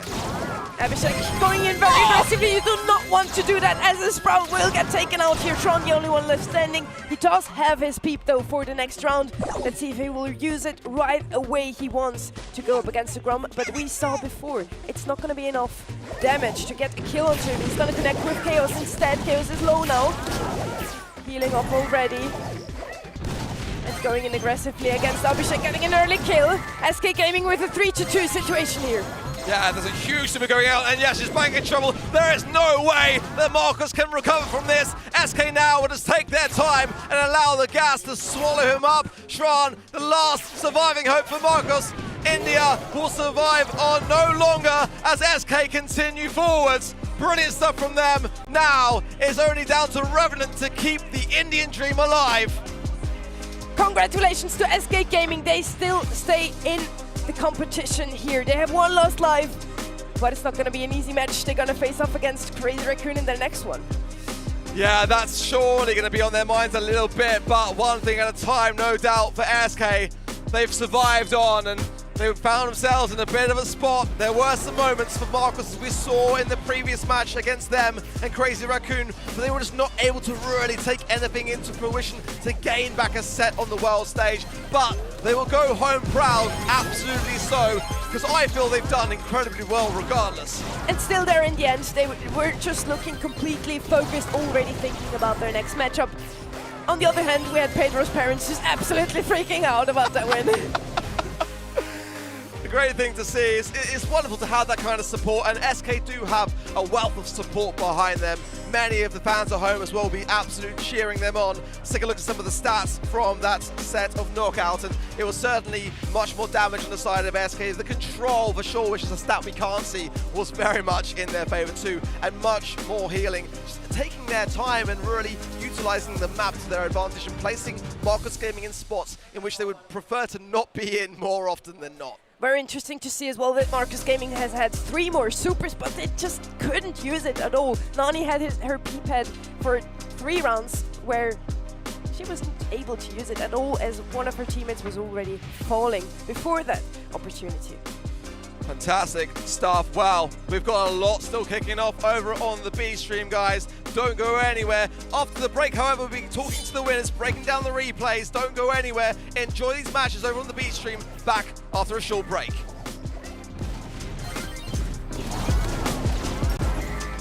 This is going to be a chaos. The Snapdragon Pro Series powered by Samsung Galaxy is brought to you by Snapdragon Elite Gaming, Samsung Galaxy S23 Ultra, Monster Energy, and DHL. Moving into Heist right now. Hot Potato coming right at you. Round number 1 here, and help me. They claim just 1 game here. They find themselves at that coveted match point. Revenant Esports have really heightened our expectations over the course of the day, however, but already sort of a base race from Kuru as he approaches that safe on the left side. Sargent doing his best to defend. Bit of wall break, doesn't entirely break it, unfortunately, and a Choppy. And Kuru continue to descend upon the safe. Bit of a use of a gadget there from a Choppy. Not perfect, but still a whole lot of damage. Still, though, they're going to pull just ahead of what Revenant Esports has offered so far, and now it's a tie. I mean, what a way to welcome A-Stream to B-Stream than with a base race. Welcome everybody for coming from A-Stream. We're here watching Help Me versus Revenant Esports, where they are 2-1 up. And whoever loses this goes out the competition. And Sharpie's got roll of the right side. Sargent's going to get instantly moved out, but in comes Prashant. We've got the damage gear. Carl up top. 3 people on the top safe, and Sharpie going to go for damage as well, but Primo still wailing away. Otis going to get the damage, but then can he get the roll on safe? He does. The damage comes through, and a base race will send Help Me to match point. Insane stuff. And it's not what we usually see, but it's what you gotta do. Take these guys out of their comfort zone and do so with the Daryl. We saw Primo being used as more of a DPS than a way to deal with the Daryl, and this is really the thing. Help Me, they play as a team, and it goes completely counter to the approach of let's play lane by lane. Trishane is still gonna try and get on an individual lane. Bit of a misprediction there, unfortunate, as Achapi's able to move up the right side. Kenji, Kuru, and Achapi move as a unit, and it's Sergeant and Instinct's job to defend. Yeah, Kuru's going to pick up that kill. Achapi's going to get the roll in as well. Kenji's just going for the defense, but Trishane has the damage lead. Daryl should shorten it quite quickly, though, but he is going to go down up top with Instinct and Sergeant responding. But he's lasted so long and actually kept the lead.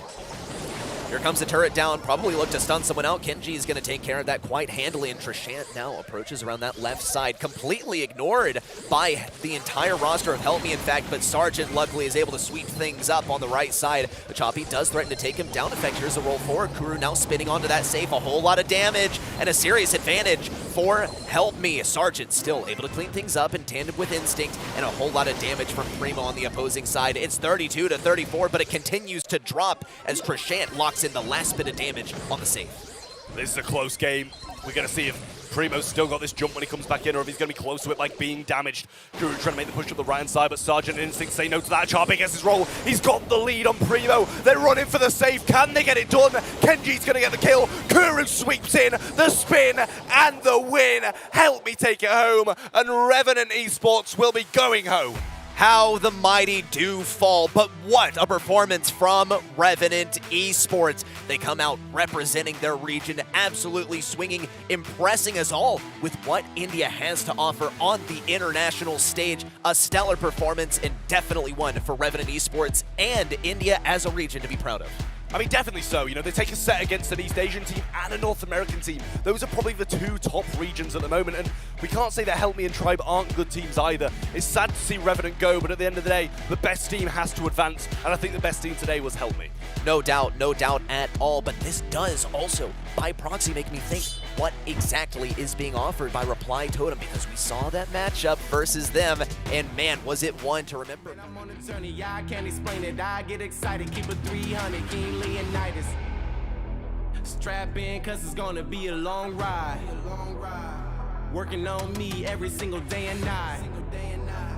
There comes a time when your worlds will collide. If it's holding you back, push it right to the side. Ain't got no time for no fear. I work too hard to get here. Ain't got no time for no fear. I work too hard to get here. I don't got the time, put me in, coach. I've been going hard, time to let it show. Everything raw, give it to me now. Let me have the spot, man, it's going down. Gotta get it here, I don't wanna wait. Take what I want, then I go train. Gotta get a win, I won't lose the game. This is my year, I ain't gonna break. Strap in, cause it's gonna be a long ride. Working on me every single day and night. There comes a time when your worlds will collide. If it's holding you back, push it right to the side. Another level, I will never settle. Mind over matter, get the gold medal. On another level, I will never settle. Mind over matter, get the gold medal. Ain't got no time for no fear. I work too hard to get here. Ain't got no time for no fear. I work too hard to get here. On another level, I will never settle. Mind over matter, get the gold medal. On another level, I will never settle. Mind over matter, get the gold medal. On another level, I will never settle. Mind over matter, get the gold medal. On another level, I will never settle. Mind over matter, get the gold medal.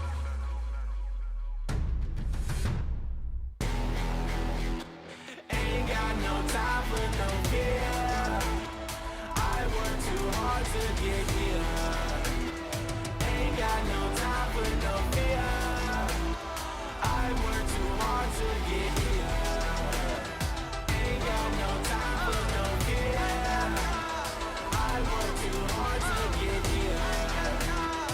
Ain't got no time for no fear. I work too hard to get here.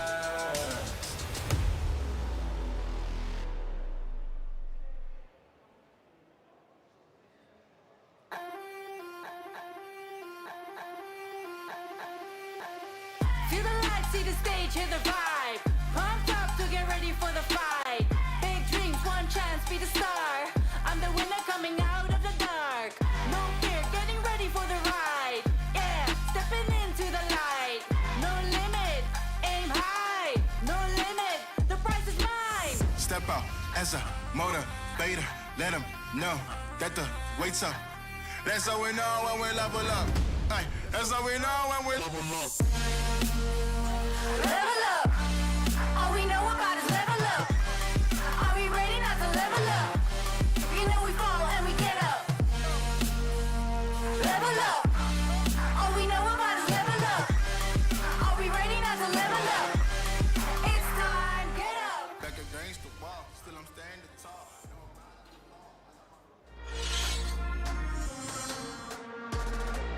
勝利者インタビューです。こちらには SK ゲーミングのペドロコーチに来ていただきました。What's good, friends? We're here with the coach of SK Gaming, Pedro. さあ先ほどの試合、選手たちの戦いぶりいかがでしたか？ How was your players play last game? We had to come back from a hard hit for the previous game, so we tried to reset the minds and focus again on a new game. ローアから戻ってこなきゃいけないので、自分たちの気持ちを切り替えて臨んでいたようでした。All right, Pedro. You got a lot of changes on the team, not a lot of wins. But here, you guys look real clean. How does the team feel? What's the comfort level? And what's the vibe like in SK Gaming today? Yeah, we know that our 最初の方調子悪かったり、ちょっと大変な時期があったと思うんですけど、ちょっと今流れが来ているように思うんですが、いかがでしょうか？ My bad. Here you go. Sorry. Yeah, we know that the start of the season was pretty tough. We are struggling a lot with the teams, but we know that to be on the top need a lot of work, and that's exactly what we're willing to do. 大変な時期があったんですけど、自分たちの実力があるということは分かっていたんで、それを信じて向かっていきました。ご来場いただいている皆さん、そして配信を見ている皆さんにメッセージをお願いいたします。Please say, give a message to the people who's watching the streams. Yeah, thank you for support that. Thank you for being there. I know it has been a tough moment for us, but we feel you and we are really thank you.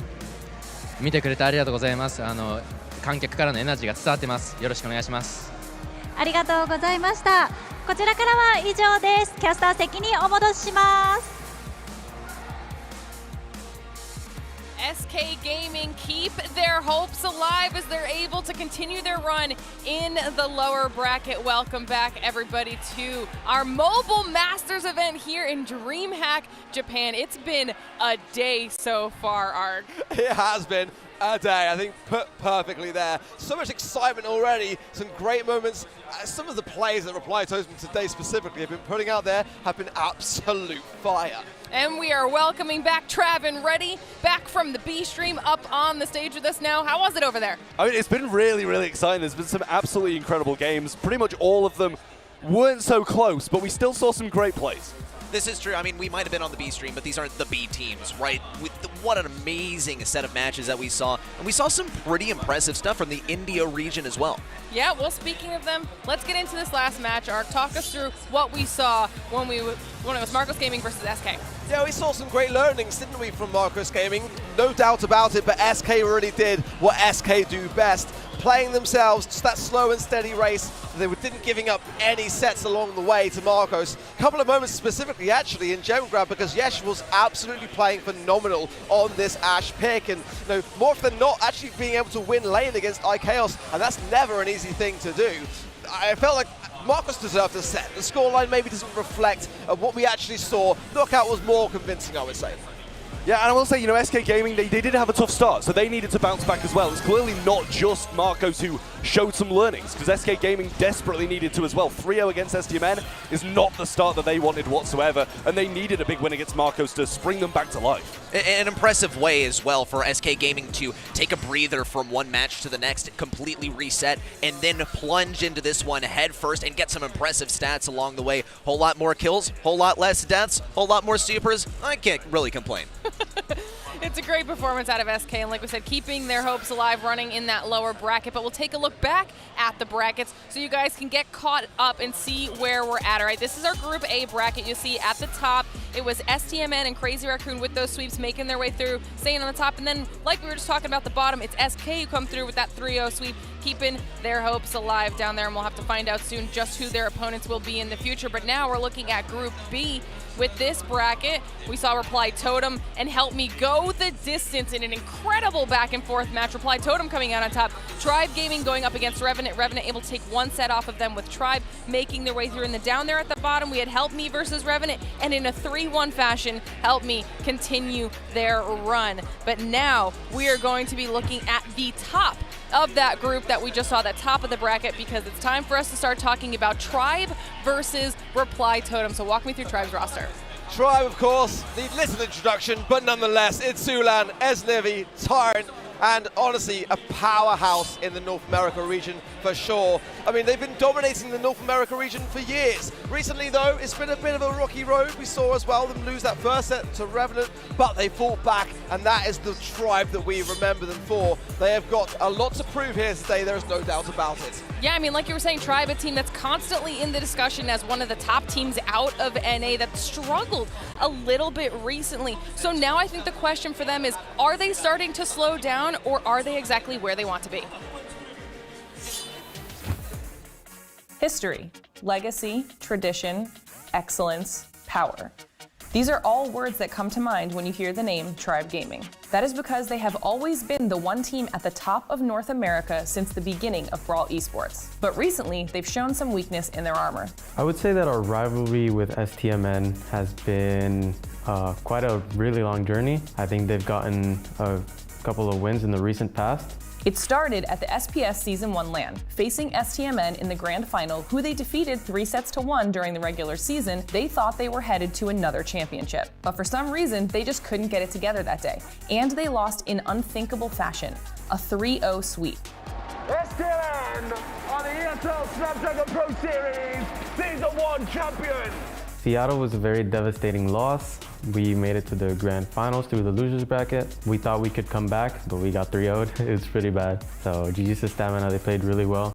Suddenly, the conversation went from best in the region to rumors that they were losing their grip, that a new era was dawning in North America. I think, yes, we've been at the top of NA for basically almost 2.5, 3 years. And it was about time where another team adapted and started practicing a lot more. They finally found our weaknesses, and maybe a shift happened, but I still think we're at the top. I still think we're one of the best, if not the best team in NA. Then, everything seemed to be turning around at the SPS Season 2 LAN. Zulan and company knocked STMN down into the lower bracket. As Livy has that knockback, they are through the wall, speed down. Tyrant now pushes up the left side. Czar chases it down, but there's no positioning. Tribe Gaming take the win. They're going in the winners bracket finals tomorrow, ensuring that STMN would have to beat them twice in the double elimination grand final. But again, they just couldn't play to their usual level. Over the course of the first match and the bracket reset, Tribe only got a single set off of STMN. Sands falls first. Czar soon after. Bobby now with 1 kill needs to double that to yet another as Livy just out of range. And Tribe Gaming are going to be taking this set victory in such a close one. Even through all of this though, it just wouldn't be right to call Tribe underdogs. I think here in Japan, we still want to show that we're at the top, because not only we're facing Stamina, but the best teams in the world. Maybe beat SK again, just like we did at Worlds. It's springtime in Tokyo, and Tribe are here to prove that they are not in the winter of their careers. They are here to cement their legacy as legends of the competitive Brawl scene. And they're here to show that North America, just like Tribe Gaming, ain't going nowhere. Hope we can show everyone that we're really good. I mean, it's always incredible to hear about Tribe Gaming, but I think focusing in on the main player, Zulan, I've heard so many conversations this weekend about him being the main man. When he's on his high, the team's on their high. And when he's on their low, they're just not looking like Tribe. Look, you want to put it in other games terms, he's the IGL. He's the in-game leader. He calls the shots. He goes for the direction of the game. And more often than not, you'll see him in that mid lane. What a guy. But of course, they got some pretty good guys on the opposing side. It's, of course, Reply Totem. And we've heard, okay, you know, Totem sweeps in A, all that fun stuff. But it's the same squad from last year. I mean, looking at their day-to-day, they've been able to do the thing which they've been struggling to do for years, and that was to take down a former Zeta Division squad. They have done just that, and I've got to say they looked a bit more convincing in that last round than we saw from Tribe. So hopefully for Tribe, they've had their learnings. But, I mean, some of these plays today, Joker in particular has been thriving off the back of this Sprout pick. That wall was one of the clutchest plays that we've seen today, and then the one to follow it here, he had to break that wall himself to be able to replace it. They got a bit unfortunate, a bit unlucky there, let's be honest, but nonetheless, Reply Totem coming into this match are on fire. Yeah, you know, it might have been unlucky, but it was the right thought process. Exactly, exactly. He had the right intentions and that sort of matter. But I'm really looking forward to watching some Reply Totem today, because I'm yet to watch them, and the amount you're bigging them up, it's kind of like, oh, get in the Joker mood. I wasn't even watching that game, I was watching it from the backstage area, and I was excited by watching it there. But now we get to see them play, and now we get to see how they fare against NA. The vibe's in full force, and of course, Joker here, 2 thumbs up and a whole lot of kills. A little hard from the guy too, but not when it's up against his enemies. A few deaths there, but primarily kills, sort of the ADC of the roster. We also heard a fantastic line out of Joker earlier when we were able to interview him, where if, you know, anyone's gonna believe in him, it's gotta be him, okay? He's the one that is bringing the right mental attitude. As we take a look at some of these stats here for Reply Totem versus Tribe, what jumps out of you, Ark? For me, more supers on the side of Tribe, more deaths on the side of Reply Totem, but sometimes that really speaks volumes to me as the more aggressive team. And you're going to have to die more to go on the aggressive, and more often than not, by going on the aggressive, you're actually playing the objective better. I think that the Tribe will absolutely turn up the heat when they need it, no doubt about that. But I think that it does speak volumes a little bit towards both of those 2 playstyles, actually. It's going to be interesting to see how these games go. But Chad, of course, we can't forget about you. Make sure you're heading on over to event.brawlstars.com so you can claim your exclusive Brawl Stars drops right now. Trust me, you don't want to miss out on it. You can even watch inside the game, cast your predictions on who you think is going to be winning these matches all weekend long. And of course, like I said, get the exclusive drops. Make sure you're doing that now. Picks and bans are starting to get underway. Trav, let's start talking about it. Well, bans in. We've got the Penny, Crow, and Meg for the side of Reply Totem over here. Tribe Gaming going to get rid of the Crow, the Shelly, and the Carl. We've seen a little bit of Shelly over on the B stream. I'm not sure about the A stream, but it did work phenomenally. It was played in Backyard Bowl, and it pulled out a massive win. Janet going to be the first pick, though, and I do like it from Eslivia. I always say, you know, Janet is strong against most things and weak against very few. Yeah, that's pretty much how I would describe it too. You don't have a whole lot of weaknesses. You're good versus most things. You have a piercing shot as well. You get through some of those spawnables that can usually be pretty large of an obstacle for some other sharpshooters. So I like this as a first selection. Reply Totem now with their second and third pick have to be thinking about how are we going to pick a mid for this match. I'm with Trav, by the way. The Shelly ban is warranted. I mean, I've been complaining about it for months, or since the patch, to be fair, weeks, let's say. It's a worthy ban, in my opinion. B going to come in for Reply Totem as a bit of an insurance policy for anything tankier that might show its face on the side of Tribe Gaming NA. RT is still available here. I think it's a warranted pick potential. That long-range affair, and also the ability to be able to be on the defensive when needed. But I love this so far from Reply Totem. The Max, the B combo. They've got the aggressiveness, and Tribe need to match it. They're going to bring in the Ash. It's definitely a very daring thing to do against the B, no doubt about it, but the robotic rats will act as a bit of a deterrent for the B. I do quite like it here, Trav. Yeah, I was going to say the robotic rats are usually the answer to it, but it's getting them that's the issue. And, you know, I will say, I kind of do like the B pick a lot. It's good against tanks, and they knew that something was going to come a little bit later down the line, but at the same time, they're also stopping that slowing power through the mid, slowing down the Max, which is obviously their driving force towards the goal. And I think it's just a really, really solid composition so far by Reply Totem. I do like the Ash, but I also question it a little. Yeah, I mean, oh, wow, instant Primo log from the side of Reply Totem. That was without a second thought. Now, admittedly, it wouldn't even really be that bad into the Spike, even if it were not an immediate thought. But Spike is a very safe pick. I love the Ash, always out of NA. The Primo selection from Reply Totem, I can't wait to see how this one is going to go into play, considering I think this is an outdraft by Totem. Well, we're not going to make you wait any longer because match number 4 is about to get underway. So Trav and Reddy, talk us through it. It's what I've been looking forward to, a bit of Reply Totem. We've seen our fair share of Tribe today, and they need to book their ideas up from what we saw earlier. They took the win, but still, it was against Revenant. I felt it could have been that little bit more convincing, and I think Corey did when we interviewed him as well. I think he wanted a bit more out of his team, and we'll see if his team have responded to his feedback now. Tribe, they're starting things off very aggressively, and Maru instantly low, Mori instantly low, and the Ash is on a tear. Joker's low as well, push straight back, and NA are showing their worth once again. What am I watching? This isn't even Tribe. Tribe, they don't play this aggressive, but they're breaking out of that shell and getting that first goal lightning fast, just 27 seconds on the clock following that very first goal. And now Reply Totem have to sort of bring down the pace. Maru especially is having a lot of struggles on this right side. He's outranged by Zulon. He's gonna have to somehow get in range. Now he gets that super for free. This could be his way of defending, but it's Livy coming around that left side. Tyrant also accessing things. No way! What a match for Tribe Gaming in A. Already game number 1 locked in. Totem even playing. Do they have an opposition? Tribe Gaming and A start things off so strong, and off the back of an unconvincing win, we asked for more, and they showed us more. Is this happening? Like, is this actually happening? The goal is left wide open on the left side, but Tribe Gaming managed to punch through, and they're gonna do it again. Already, Maru taken down. Maru could be the next on the menu. There he goes. Zulon with a pass up to Tyrant. Joker trying to hold things off, and a speed onto Maru is gonna take him up this left side. Tyrant has the speed, but Zulon has the rats. Down the left side, Maru able to stay alive. Joker with the use of the gadget up the right. Instant takedown. Zulon's in position for a pass. Takedown of Maru, as well as those robotic rats. Get it down. Tyrant with the pass, and an easy one within 30 seconds for Tribe. I don't know what to say. Reply Totem aren't playing. We haven't seen them out of their third of the map. Tribe Gaming spawn in and instantly all over them, but a super from Maru might change that. Jumps towards Zulan, gets the jump onto him, doesn't burn down as that chill pill keeps him in the mix, but Maru is going to use the jump forwards. Tyrant might find an opening down this right hand side with a little bit of help. Doesn't have the help just yet though, has to play slowly. They have the lead, a bit of caution isn't going to go amiss. Tyrant's really out of position, gets taken down on the right side. Zulon goes for a spin. Maru with a little use of the gadget too. Green button now, yellow button down. Maru with a pass. It's a great one with the walls broken down, and it's all tied up on the scoreline. There we go. Reply Totem are back to the usual selves. Robotic rats are there. Super's there. Joker's blocked out. They've all gone down though, and now it's just down to the Maru Zulan matchup on the right hand side. Someone needs to fall. Someone needs to make the move, but there's Livy.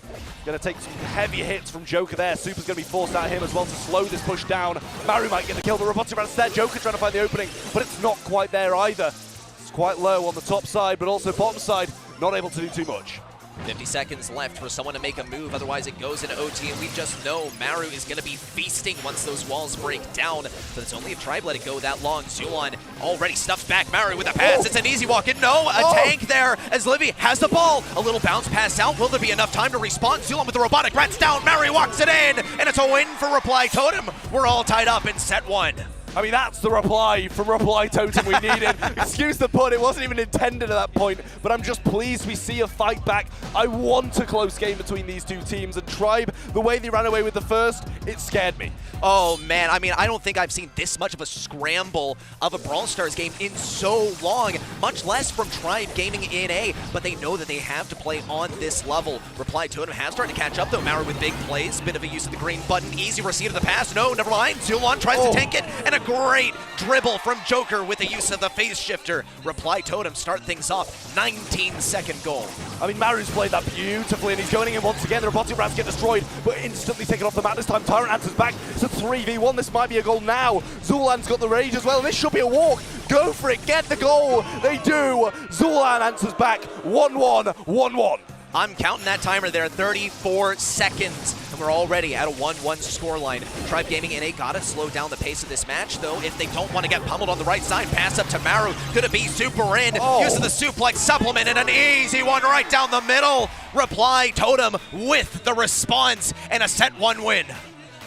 Maru is incredible on this primo. That was flawless. 2 goals were made out of nothing for Reply Totem there. They take the game, they take the set, and the instant turnaround on Tribe Gaming after such a good start is all with Reply Totem.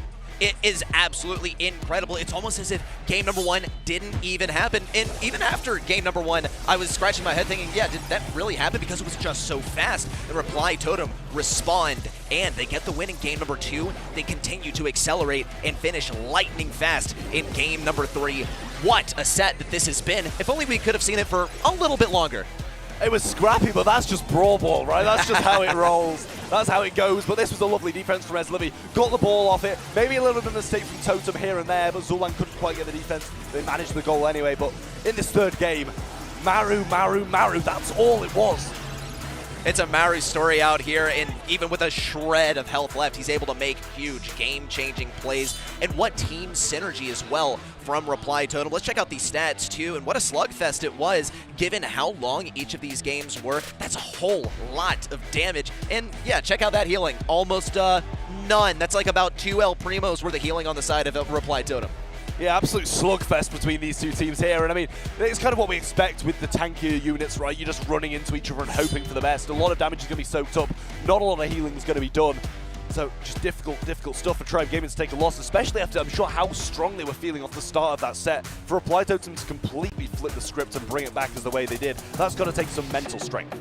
I think really anyone coming out of this first set with a win is going to be feeling really, really good about what's going on. If you are losing in that extremely quick scenario, that sets a precedent. It is a reminder that you can be taken down this fast, but there's no time to waste. We're jumping right back into it as we move into set number 2. Bans out. We love to see the Meg ban on the side of Tribe Gaming in a. It normalizes things quite a bit, and Joker picking up this Ruffs as a first pick also brings things to kind of a standard, something that we're a little more familiar with. Yeah, it just kind of cuts off the unexpected stuff, you know? B going to be the first pick of Tribe Gaming NA. I think it's solid. B's pretty versatile no matter where you're going to take it. We've seen so much of it throughout the day today, but I do like the Ruffs. And also, it's not every day you see a B picked into a Ruffs. The Sandbags usually deal with that quite nicely.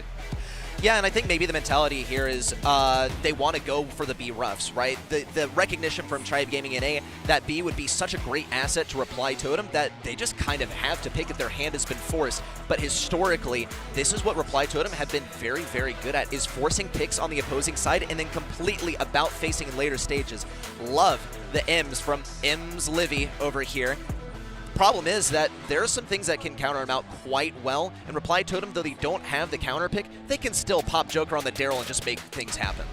Yeah, they really can. And you know, I'll say with Penny out the mix, Spike out the mix, those mid-range counters to Ems are kind of taken off the table a little bit more. Same with Janet, I guess, as well. So it does remove a few, but still, obviously, as you say, you can get in range of an Ems, bait out the knockback, or even eat the knockback and still move forward. You're going to be doing pretty well. Well, let's see. Here's the Max. Of course, Ems is equipped to slow things down, but only when in close range, and really only when you have walls at your disposal. We love to see some of this fast-paced gameplay from Reply Totem, and let's also keep in mind the Ruffs and the Max, they really do just go hand in hand. A whole lot of support offered by every member of this team so far, as well as having some good base kits, good damage, have those sandbags, have a whole lot of damage that Mary has to offer. Phase Shifter gives you invincibility. What's not to love? Yeah, definitely. So last pick going to be the Crow, and I do like it. You know, it's taking that out of the hands of Tribe Gaming. They'd have had triple slow if they managed to get that Crow as well, which would have been so devastating for a comp like Max. And now, with Reply Totem taking this Crow, it takes the slowing Toxin out the mix. Yes, they've still got the B slow, they've still got the M slow, but it takes time to get that. And I think that's the big thing about it. Well, now the name of the game, I think, for Tribe Gaming NA is let's have something that does well into that Crow, because Crow is going to be incredibly troublesome for this team. Once we see Joker start to break down some of these walls, as Livy's not going to really have anywhere to live. We see the Carl selection from Tribe Gaming NA. I like it. You can't really go wrong with it. Slice through the sandbags that Joker has to put up and pretty much make work happen. In close range, though, I don't see a whole lot of plays for Carl, so that's what has me scratching my head a little. Yeah, I just feel like Carl's always pretty solid in a game mode like Gem Grab. You know, we saw it on the B stream just a little second ago where we see the flying hook swooping in, picking up the gems with the pirouette and stuff like that. I just think it's a very, very solid, versatile brawler on a mode like Gem Grab. And I mean, that's clearly what it's being brought in for, just that solid brawler that you need to just keep a cohesive unit of a comp together. we're moving right into it. Round number 1 getting underway with Reply Totem already having 1 set under their belts. Now, let's keep in mind, once we see as Livy set up shop inside of these bushes, he's going to be practically impossible to remove. It's up to Maru to get this super farmed up, and that's why it's Zulon's job to never let him get a super, but he's conceded so much ground along the way that we already see Joker equipped with 2 gems and making his way over that right side, and that's no home for a proper Carl. Yeah, broken up now. It's not good at all. Sandbags aren't going to be in the mix either, so it kind of makes B a little bit better, but at the same time, still got some 4 gems to 2 over the head. Totem not in the best of positions right now, but a max speed might get them back in the mix. Slowed completely out, and this is what I was talking about. The slows are so good to counter it. You use a super, and they use a super, and it's just countered out, and they just keep the mid, and 6 gems to 2 now as Tribe have extended the lead. Yeah, but they don't get a super if you just don't get hit, right? It's that simple, but maybe for Joker it is because he is dodging out these shots quite effectively, still getting some decent taps on Zulon in spite of being severely outranged. 1-2 kills, however, with his Livy falling on the left side. Zulon is carefully guarding this area, though. Speed up for Mauru. Great team play. Now as Livy has to fight for this left side matchup once again, and it's a very tough position to fight for. Tribe Gaming and A already 7 gems, are in the lead by a matter of 3 gems, but it's going to be difficult to earn this position back. Yeah, we really need something out of Tyrant here. He's still got a flying hook, he's still got that spin as well, but Maury's obviously going to be able to jump away or jump on top of him. 7-6 now, and there's Livy making the move, but can't get the kill done. But it's opened up a bit of room for the rest of the team. 8-6 now, and Tribe still in this. Tyrant goes for the flying hook behind, gets some shots in, baits out the jump, spins back around, and stays alive. Maybe not for much longer though, but the left side's now cleaned up, and Livy's got control. The aggressive plays from Tribe Gaming and A have sort of penetrated this backline just enough to get them this countdown. Reply Totem need the speed here. Joker doesn't have a whole lot of health, but he doesn't have much time to heal. They have pressured Tribe Gaming and A into that back left corner as Livy at really, really high threat of going down. Tyrant also could go down. Zulon looking for anything to defend himself. Maori won't be able to grab these gems, or maybe he will. 1 gem is really all he needs, and that's exactly what he's got already. Countdown for Reply Totem and no positioning for Tribe Gaming and A. Yeah, they've got to grab their gems and get back up to mid as well. Slows available over from Ems. Can he juke up? B's got his as well, but 12 gems is now all it needs for Reply Totem. Tribe now are the ones needing a reset, and they're not going to get it. 2-1. Reply Totem extend their lead yet again, and Tribe, they looked good throughout, but certain aspects of their comp just fell apart. In spite of that stellar gameplay by both sides, but what we saw work so well for Reply Totem was so easy to digest. It was actually incredibly easy to understand. Why did the Ems lose positioning? She had that entire left side destroyed. Maybe that had something to do with it. We see Maru also pressuring up that right side early on in the game, and Tribe Gaming and A trying to roll with some of these punches, trying to stay out of range, not give him any of that supercharge. But once that wall was broken down, Tyrant's job was infinitely harder. Great early game pickup on the left side, by the way. Maori getting that takedown. Now Reply Totem have kind of a vice grip over this mid area. Yeah, Maru's got the super as well, and he doesn't need to use it because he's got control of the lane. Now he starts to get pushed back, he does break it up and get the kill as well. Zulan's going to get the 3K shot onto Joker, but he actually phase shifts straight through it. Honeycoat keeps him alive a little bit longer, Slow's not going to hit, and Reply Totem are now walking away with it. I'm almost tempted to call it earlier here. What a setup for Reply Totem.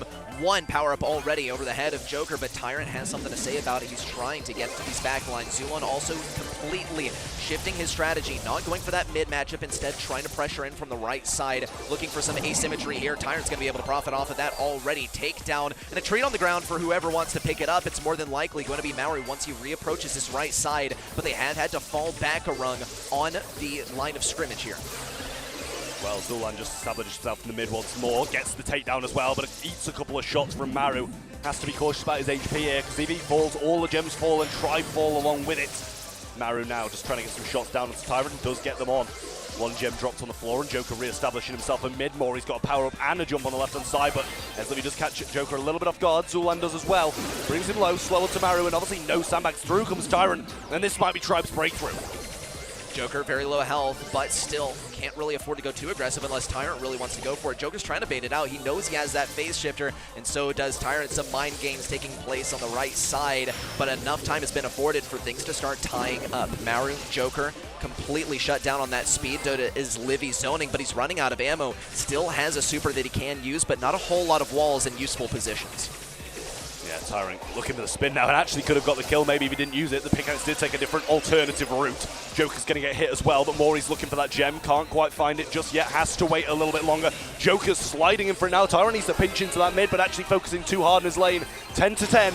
Even Stevens as Tribe Gaming NA get jumped on and Maru's taken down. That could be a control loss. Joker's low as well. Slowed. Everybody's falling. And it's a massive gem drop as now he's 11 to 10 and control to Tribe. Remarkably, still enough time for Reply Totem to start bringing things back. Just a couple of gems need to drop on this floor, and there will be enough time unless one of these gets recovered by Tribe Gaming NA, or we see an important kill. Down goes Maori. Joker's got to clutch it up. He just might be able to. Just needs one more gem. He's going to go for it, and the interruption, and he gets away with it. He can't keep getting away with it. Where are the rest of the gems? It's 13 to 11. Did he take some with him? 14 to 10. Joker's absolutely robbed and blind. 6 seconds. I didn't even see the gems being taken, but he survives it out and Reply Totem win it. I'm at a loss for words. There is no way. Joker. What? He's just him. He's just him. Robbed and blind is a perfect way to say it. Absolutely. All the risks, all the rewards taken as he plunged directly into mid, taking some of those gems and getting away with it nice and easy. You can't get away with that, though. You just can't let it happen. I didn't even see it. I'm not sure if Tribe didn't either, and that's why they were a little bit less cautious about it, but Joker on fire in gem grab here, and then all the rest of Totem just came together as well to make sure that he didn't go down towards the end. 2 sets to Reply Totem now, and this game couldn't be closer, yet so far apart. It's the max mid, baby. Check it out. Here comes Joker in with the speed. Perfect use of the phase shifter as well. It was his last one, and he managed to get away with it. Yeah, definitely deserving of the smile there. A little heart there up for the fans, too. What a stellar performance. I mean, if I'm Maru or Maori, I'm just sitting there scratching my head thinking, what did I just watch? Is this a man or a machine as my teammate? A machine. He's dropped 3 gems. It might not even be him.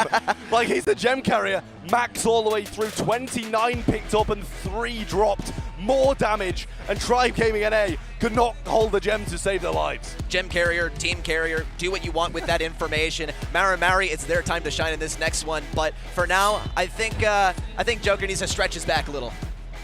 Yeah, maybe he needs to unload his backpack. Yeah. His 2 teammates. To be fair, though, Maru played beautifully in that first set and brought that one home, but Joker in the second one, it was all him. You could be a gem carrier and be that aggressive and come out with the gems and not die. That's something special you've got right there. Okay, well, we've seen 2 sets so far, and we've seen 2 separate members of Reply Totem really shine through as the clearly identifiable star player. Do we see the third here as we emerge on Flaring Phoenix? I would say really comes down to who gets that last pick, who gets a flashy counter pick as their selection. But so far, I'm liking the bands out here. I don't like to see that Grom. I don't like to see that tick either. And Gray really does throw a wrench in some plans from time to time. Gene, not one of those that absolutely blows me away from time to time, but we know Maori's a total monster on that brawler. Yes, the double Grey band that was missing as well, so Grom and Bonnie are the ones to go along with Reply Totems. Sprout going to come in as the first pick, though, for Reply Totem. Flaring Phoenix, obviously, as well. I'm not sure if I like the thrower first pick. Maybe he leaves them open to some aggressive tendencies, but at the same time, with the rest of the throwers banned out, it can be very good. I will say, I believe this is something that I saw Totem scrim. They were running around the right side, consistently placing that wall down time after time after time, and it was impossible to win that lane. Here comes the Meg, and ironically, this is exactly what I saw Sprout playing into in that scrim, and winning somehow, continuously refreshing that wall as long as you're able to hit those shots. So it's Tyrant's job here, should he not swap off of that Meg, to get great dodges and not feed those supers. Yeah, exactly. I mean, we've still got a lot of comp to go, so there might be something more preferable to slide onto that Sprout, you know, something more aggressive, Fang, something like that we saw a little bit earlier on that can just lunge towards him. I'd like that quite a lot, but it's going to be Janet, the next pick of Livy. Drop the base, not going to get as much value, especially against the Sprout, where it can just be broken down, but if you're staying away from it, then it can. Quick comp from Reply Totem here as the Ruffs and B come in quick time. I do like what they've brought to the table, especially against that Meg. We're going to see a lot of power-ups, a lot of 3Ks, a lot of walls, and Tribe Gaming need an answer. They sure seem to love that Ruffs and B combo, though, and I think Tribe Gaming and A are pretty acutely aware of this, considering that they did pick that B following the Ruffs pick. Here comes the Barley from Zulon. You can tell by the tone of my voice, I'm not totally blown away by it, but it's going to be decent for dealing with the Sprout.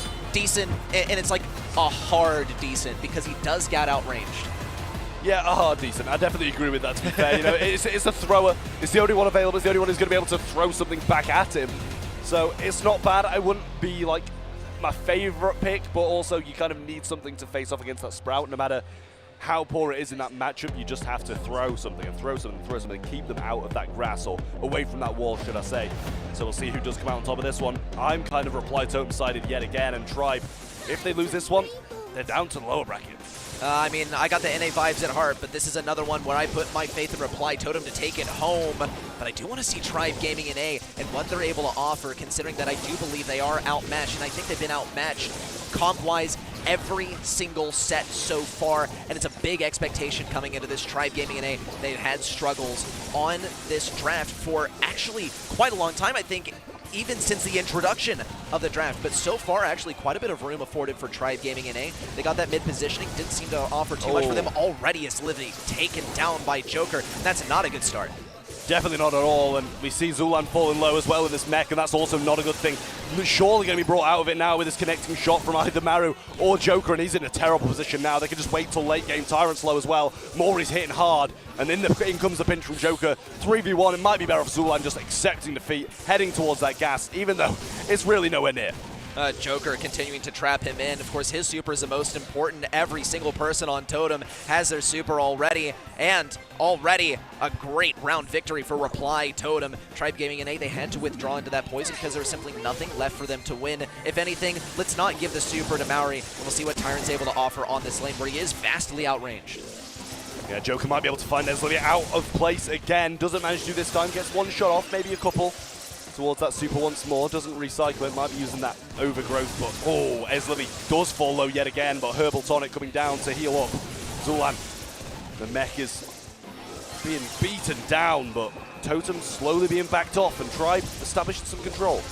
A lot of this comes down to who gets that first kill. 3v2 is always going to be way easier to win than a 3v3 or a 2v2. We'll see how Joker manages it already. Hedge at mid. Maori trying to slow things down. Bit of turret v turret action on the left side. Easy takedown for Tyrant, however.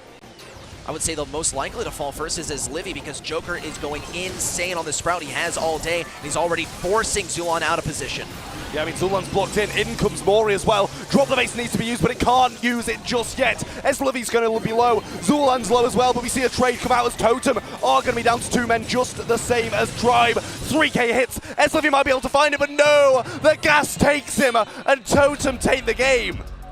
And with that, they go to match point on the cusp of victory for Reply Totem, looking incredibly strong today and about to get an amazing finish, unless Tribe has something to say. And really, with the tools that they've selected for themselves, with the draft that they have, I would say it's almost unlikely. The Barley suffered so much, and though we almost saw a clutch in the end, that's all it is, a clutch. It would have only taken them to round number 3, not a win by any means. This is when they need to put their nose to the grindstone, make it happen. Well, we'll see if Tribe choose to make any changes. Doesn't look like they have so far, as the lanes remain the same. No swaps whatsoever, as Meg still stays down mid. See the Janet over the left-hand side, and Barley just being beaten down by Joker whilst connecting no shots himself. Tribe Gaming fighting a losing battle at the moment, but just a bit of a stalemate so far in this first round of the possible last game.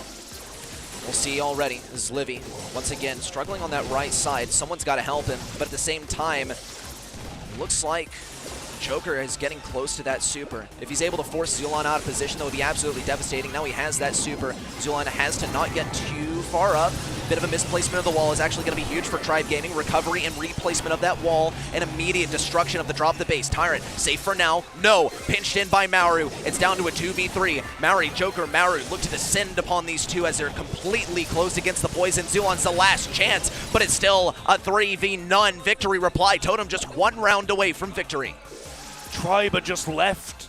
I'm just desiring more, and they're not giving anything else. I don't know if they can. Reply Totem just walking over them in this last game and the 2 previous sets as well. Not looking good for them whatsoever. Joker remains over the right. No swaps are being made. Maybe we'll see a little bit of a swap now, and Barley moves to the left, and Tribe just grabbing for a chance.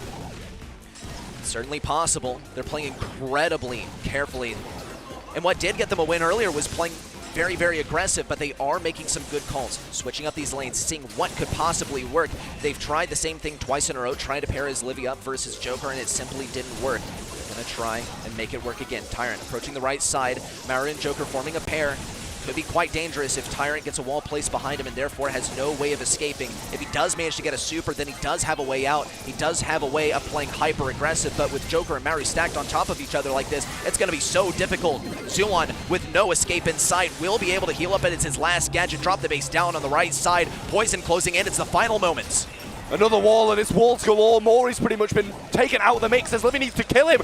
Kill the players. He's getting the shots in. The super comes down, just Joker. And now we might see something from Tribe. They actually show us something, and they get around thanks to the swap. Photo finish there. Not a comfortable win by any means, and still just a round victory. But it seemed to work, at least the first time. Have Reply Totem wisened up from one round to the next is a big question we ought to be asking here. The Reply Totem seem to be fresh out of gadgets on both Joker and Maru. Tyrant on the right side also, no gadgets, everyone completely dry. They've given it their all so far. And Reply Totem start to encroach upon that mid territory. Joker's got the super as well, going to be able to block off one of these avenues and focus another. No swap coming down once more as Janet rotates to the left-hand side, and already Totem caught onto that and swapped back. So Joker can take this Barley once again. Doesn't really want anything to do with this Janet. The wall comes in now as well. Barley super not going to get a lot from it, I will say. Not the best positioning on it. He gets pinched in. Maru might be able to finish him. Joker, can he find the killing blow? He doesn't as Livy survives, and they live to fight another day.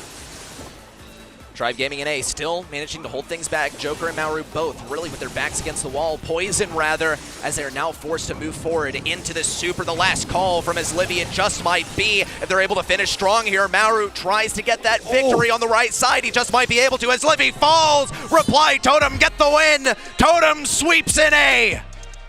As always, ready, set, as always.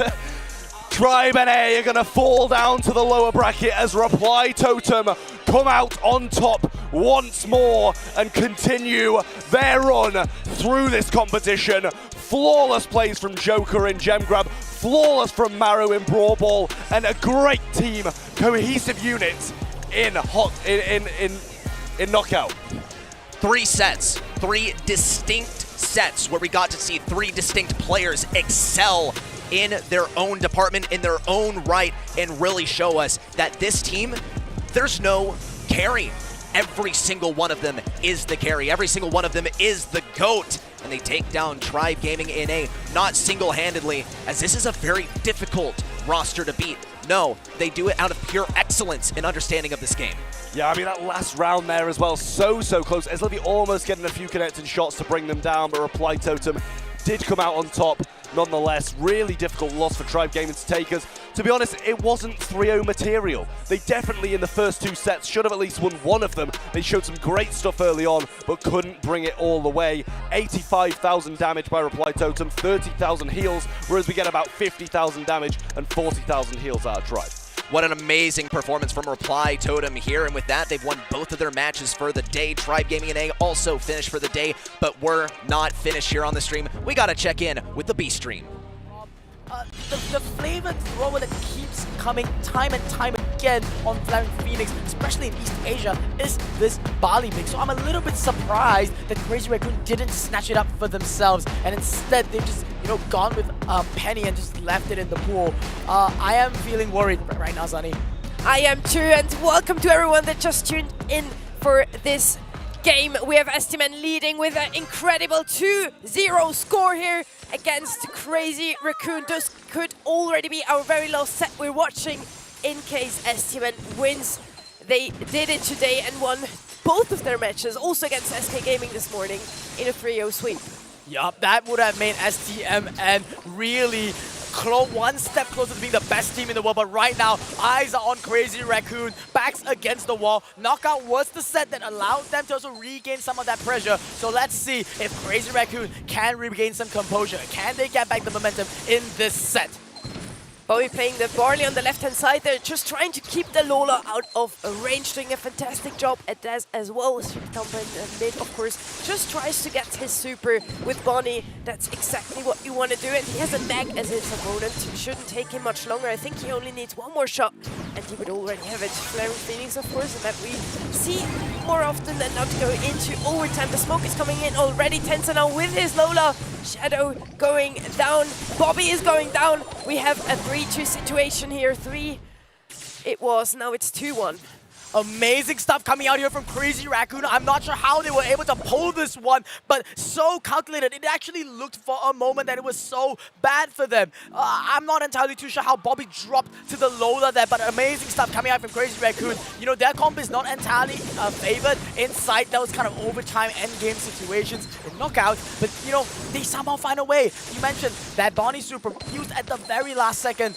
It was amazing. Everything had to go right for Crazy Raccoon to win that round.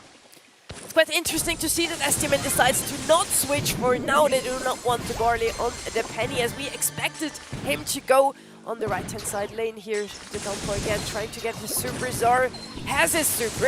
STMN's comp actually looks really strong if they enter overtime. It didn't work out for the first round. Let's see if it's going to work out for the second and third round. If they win this game, they're already on match point against Crazy Raccoon.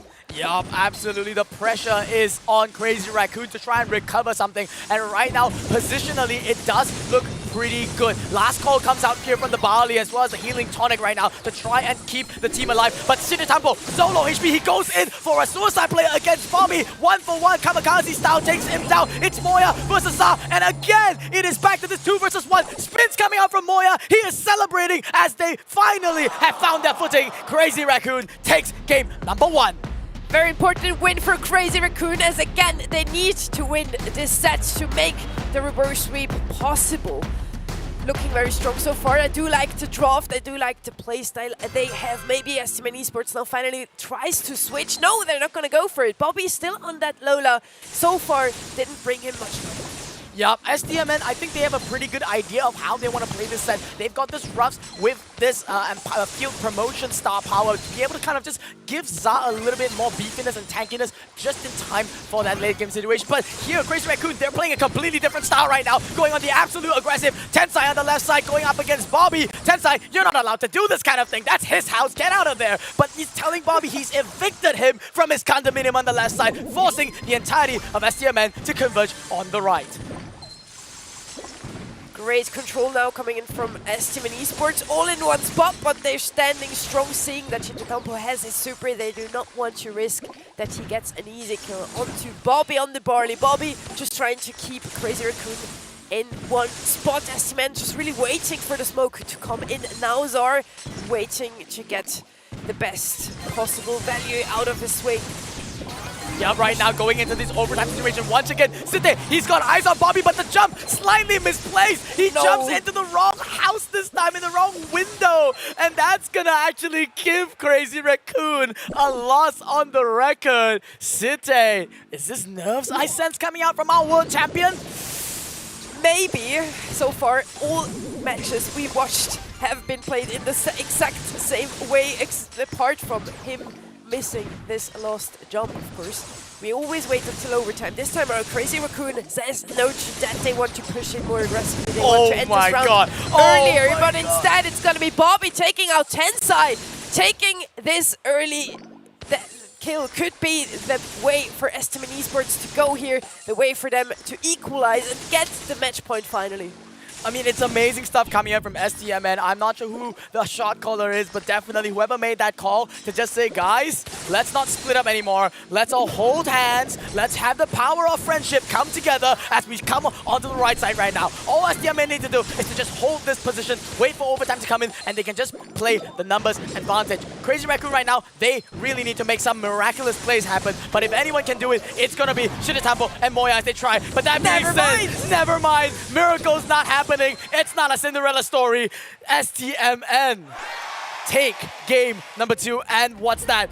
I smell it. It's match point. If you could see me right now, I'm literally covered in goosebumps. What is happening? STMN might be able to sweep the champions today. Crazy Raccoon, everybody has been rooting for them.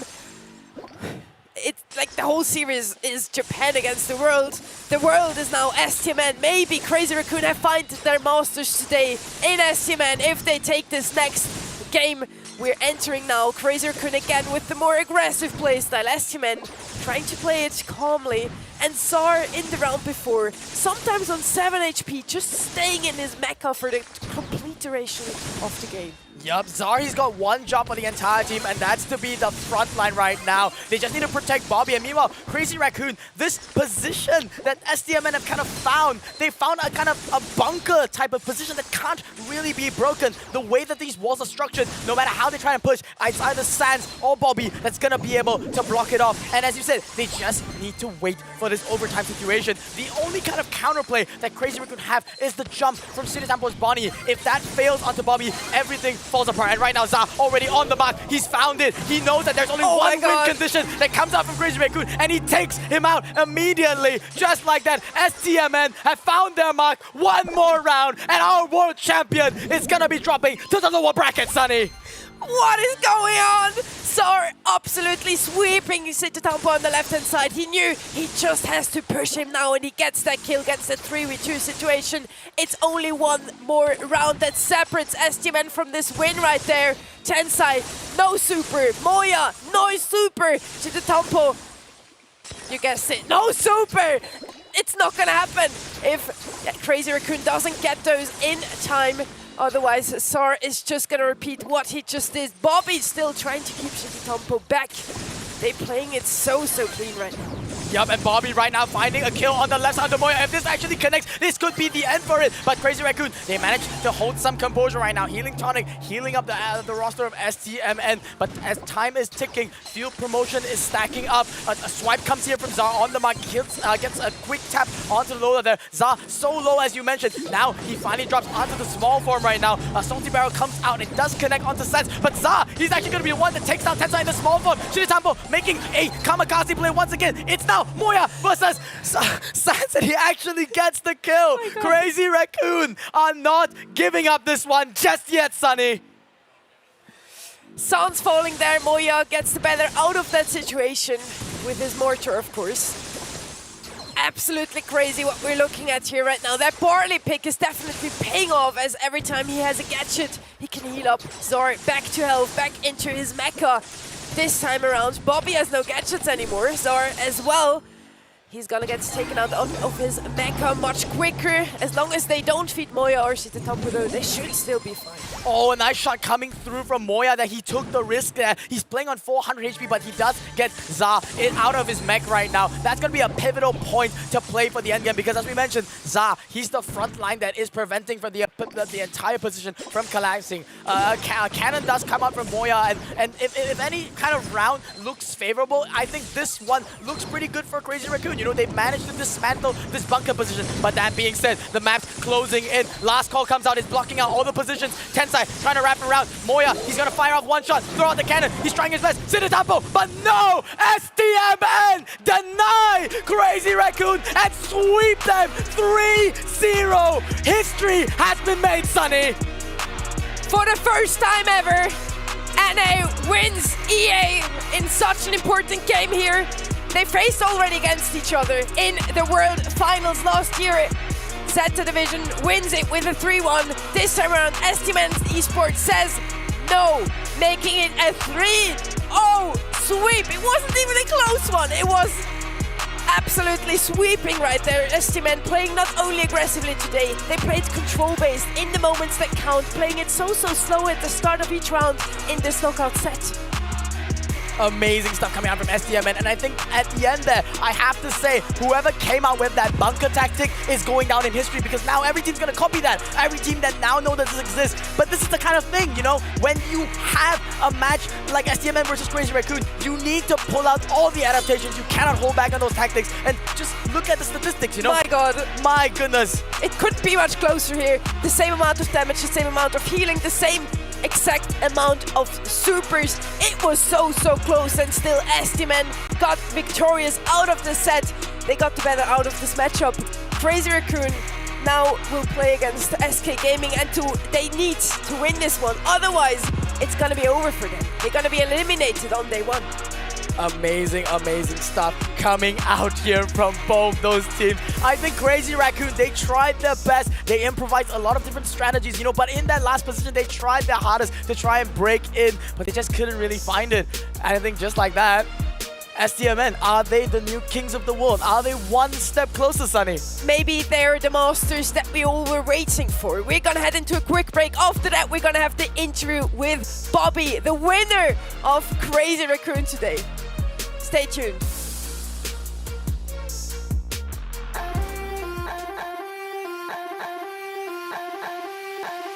Feel the lights, see the stage, hear the vibe. Pumped up to get ready for the fight. Big dreams, one chance, be the star. Hello everyone and welcome. My name is Glitter Explosion and I'm the host for the Snapdragon Pro Series. And we have something very cool in store for you today because we are hanging out with PJ. And PJ is the product marketing lead for gaming technologies for Snapdragon. Thank you so much for jumping on and chatting with us. Let's start right at the beginning in case anyone at home doesn't know what is ray tracing. Thanks for having me, Glitter. Ray tracing is a new light rendering technique. It's for video games.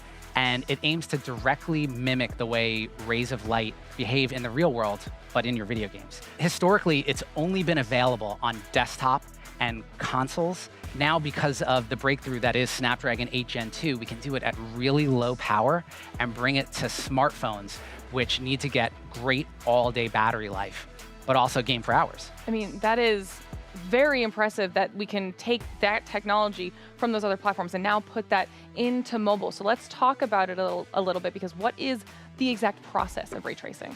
So ray tracing basically is a physics engine that replicates the rays of light.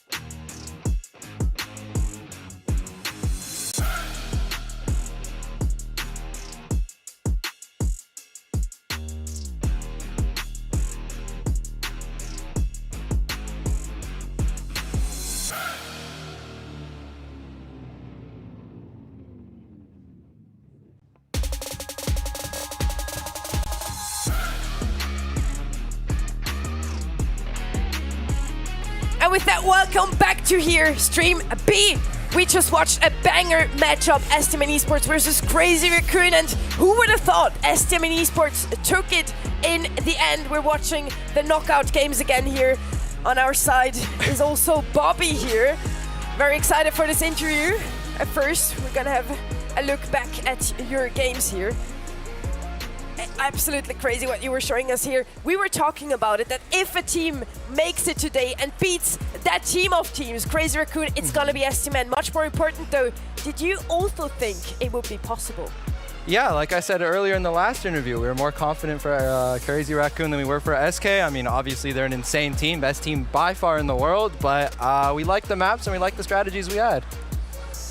I like them too. Yeah, I love them, and I just really wanted to ask one thing. That strategy you planned at the ending, that adaptation you guys made to put the Barley on the right side, who made that call?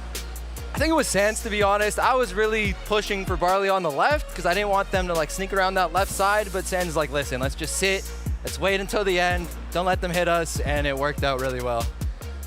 I think I said that all the way throughout the first two rounds. They should just play Barley on the right, and did they work out in the end? Did you think it's gonna be a 3-0 sweep like you just did with SK Gaming this morning? No, never. I mean, again, those are the best players in the world, the best team in the world. We would never expect in our wildest dreams to sweep them, but here we are. Well, and now you're off for the rest of today. You're already qualified for day 2 of the Mobile Masters. What are you gonna do for the rest of the day?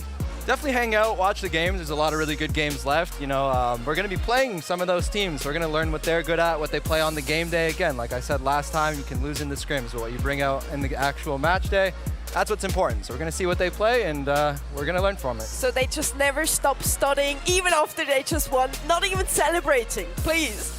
I mean, absolute champion mentality coming out. We've actually got some clips from the past against the last time when you faced up against Zeta Division 0. Could you just walk us through very quickly what changed between then and now? Why is the STMN today a sweeping team?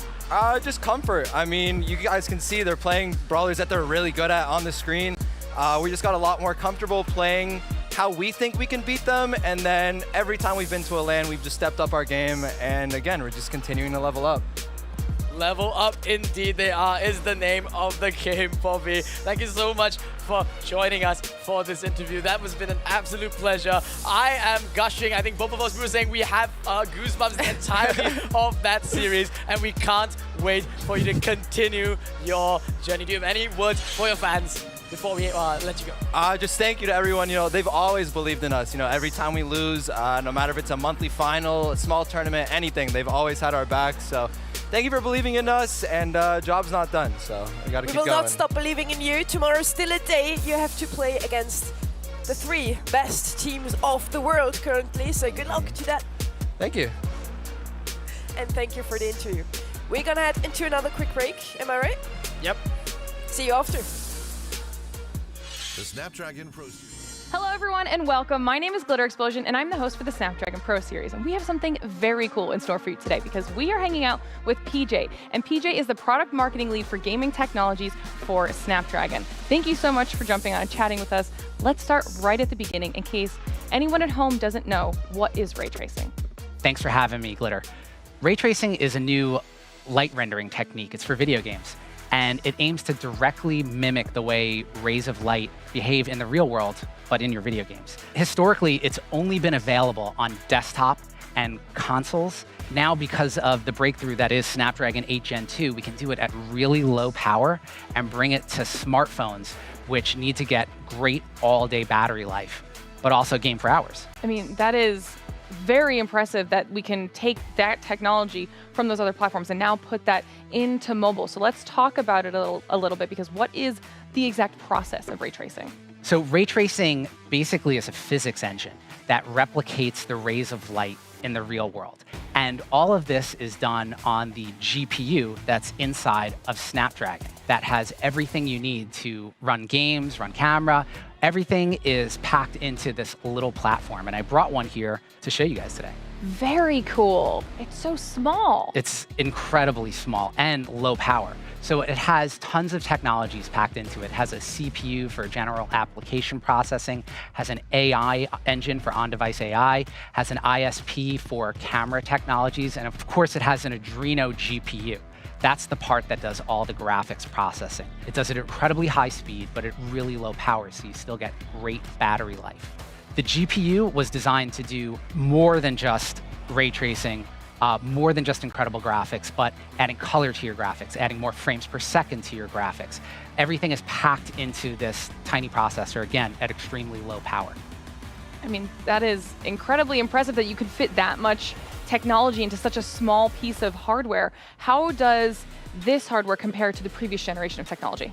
In this generation, we have tons of new technologies for gamers. So there's ray tracing, but on top of ray tracing, you also need a denoiser, because ray tracing has tons of rays of light that project onto objects and they leave behind grainy trails. So you need to have a denoiser applied afterwards. We have a custom denoiser just for Snapdragon. The purpose is to smooth it out and do it at extremely low power. Now, compared to our previous generation, obviously we have tons more of these graphics technologies to make your games look even better, but we also just have even more brute force strength.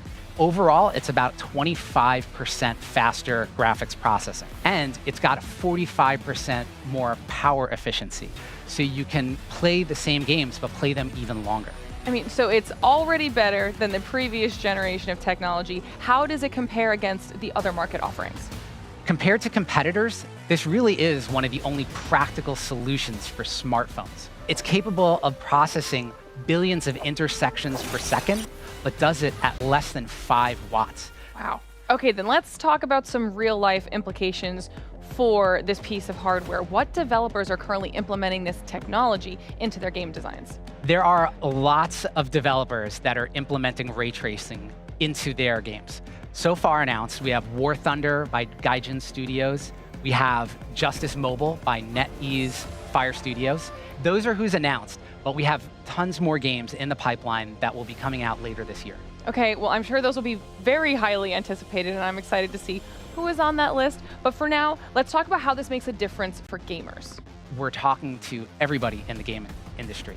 We're here talking to mobile esports players, but we also have Snapdragon Studios, which is a studio within Snapdragon that's designed to work with all of the other studios outside to make sure they have all the tools and everything they need to get all of these amazing gaming features up and running on Snapdragon inside of these games. The other people that we work with are the people building the phones, the OEMs that are building these amazing devices, and they work with their communities. We hear feedback from them all the time on what they want and what their audience wants.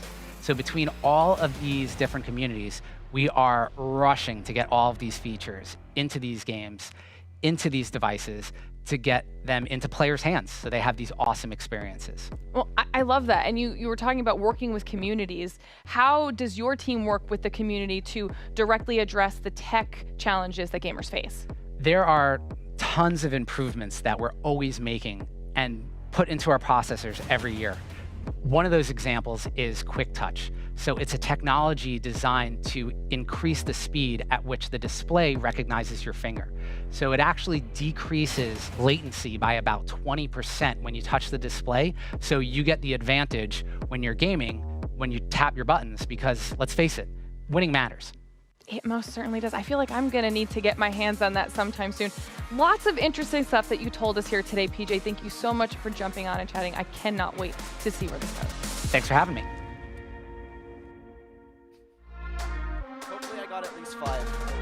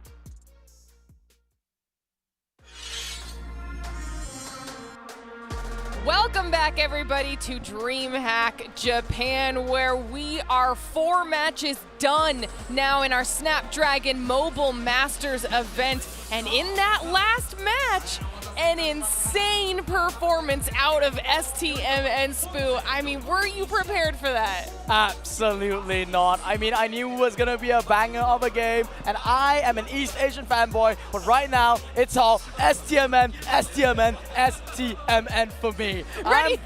Ready?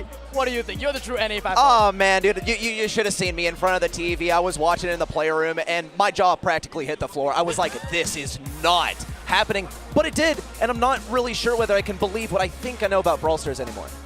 I did believe it because I said this was going to happen to you last night, and you really nicely just evaded that, by the way, really. But, you know, hey-ho, many at home probably didn't expect it either. What a performance today from them.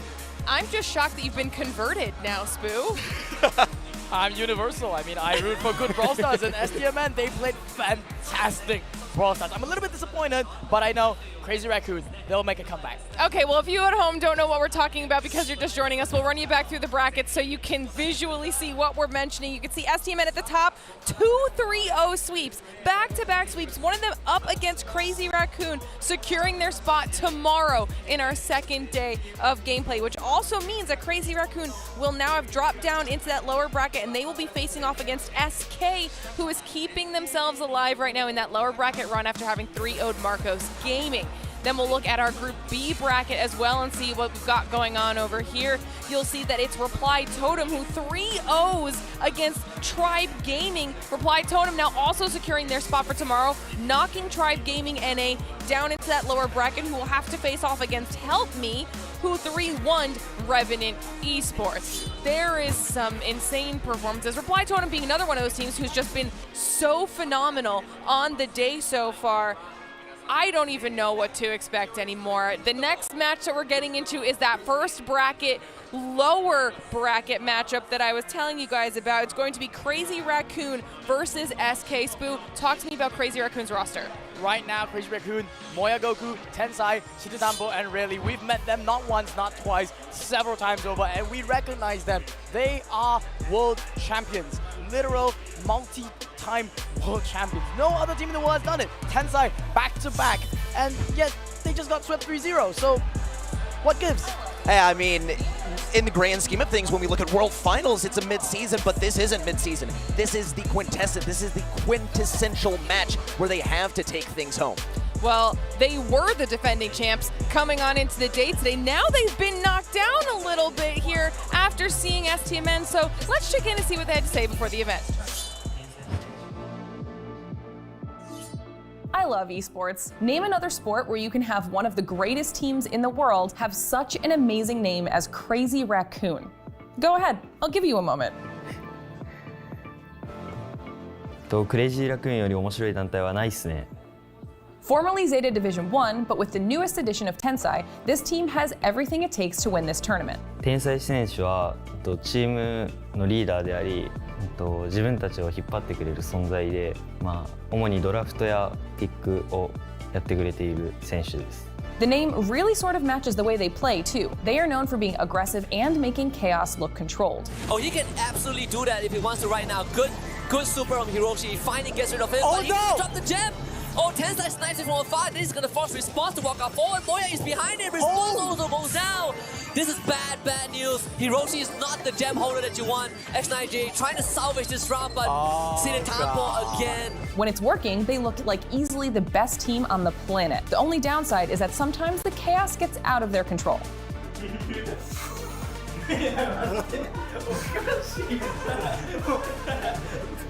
アグレッシブすぎることは、チャレンジしないよりかはした方がいいと自分は思っているので、失敗しても、ナイスチャレンジって感じでプレーしています。They're the reigning Season 2 Challenge champions, and they're the home team. お前らかかってこいよ。 Listen, it's nice to see that they can have a little bit of fun as well as be the absolutely dominating force that they're known to be. As we see a little bit of a rivalry there in the audience, Arc. I love this. It's a great pairing of, bringing together rivals, but in a way that's supporting the overall thing. And SK parents, Crazy Raccoon fans, they're all one at the end of the day. We're here for Brawl Esports. I love it. It's been a fantastic day so far. We got to see a few parents, lots of supporters here in the stands for all of our teams across the board, but we got to talk about the opponents, okay? They're going up against SK.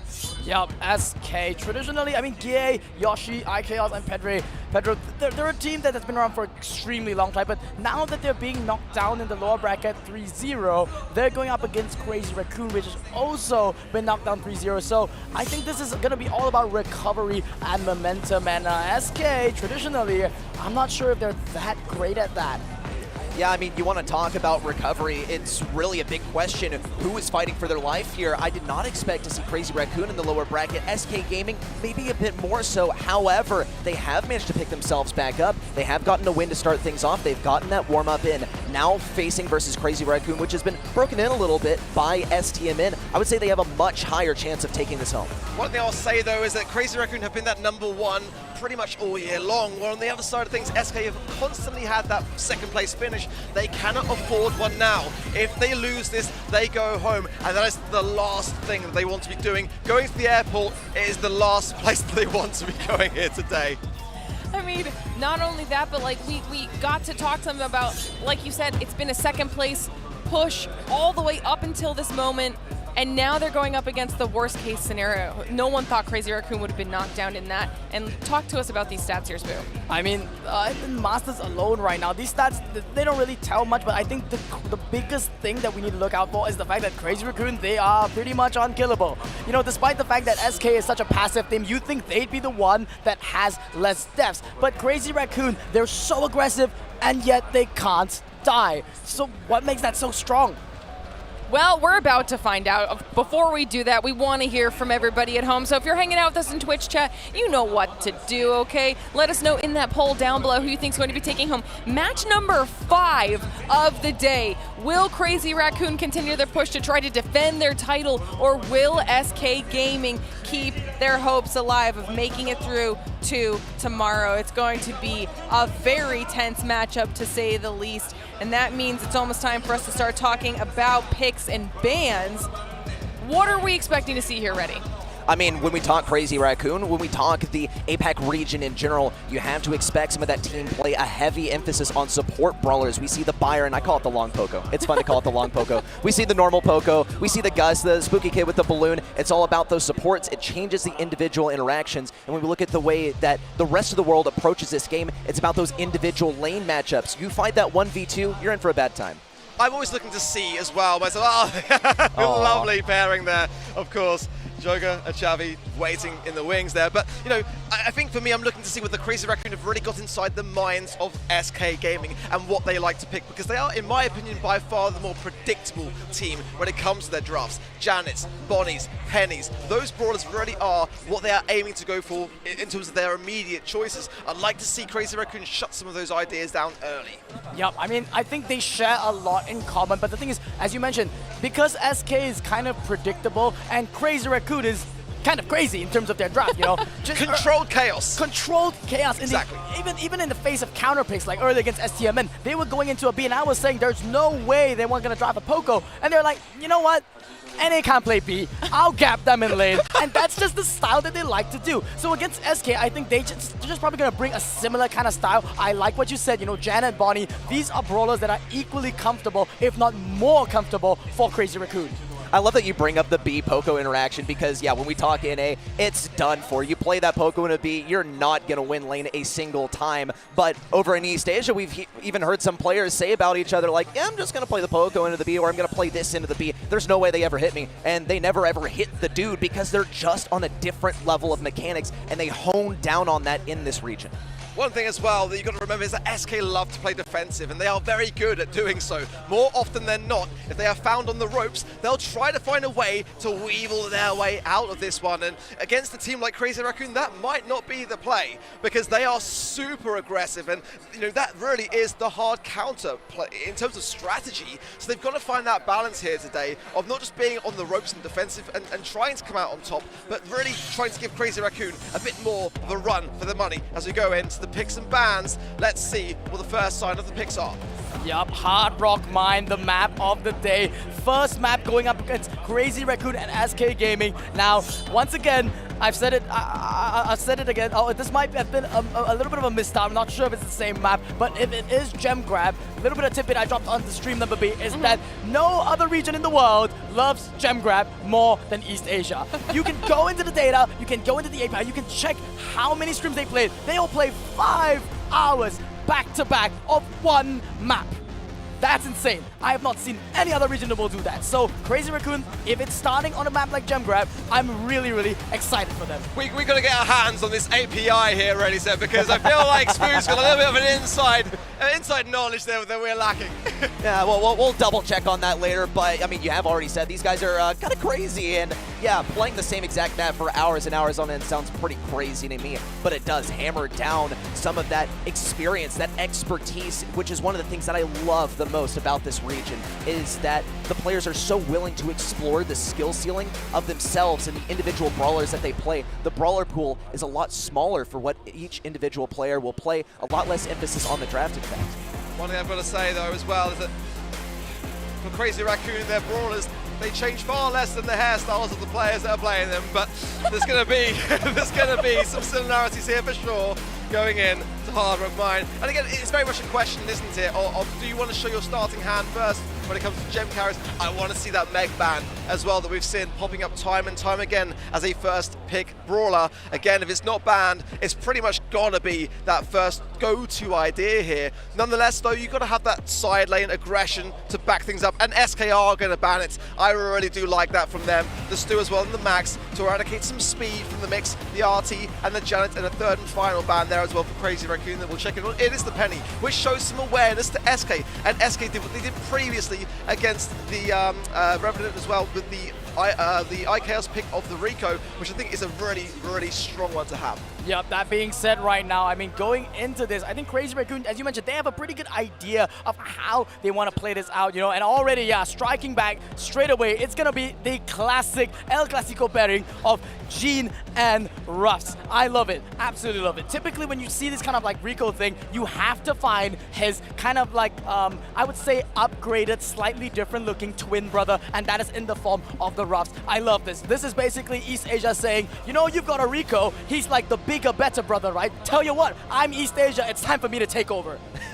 Some classic East Asia picks out here, really, with that Gene and the Ruffs as well. A response from SK Gaming in form of that 8-bit. I definitely do like it. I will say, on paper, this is a counter. The 8-bit, you just go in a mid, pick up a gem or two, teleport away. Gene pull doesn't really matter, but iKaos on this Rico, I think, also will be able to dominate a lane if it's actually played. Should some of these walls be broken down by the Colonel Ruffs, he's kind of out of luck.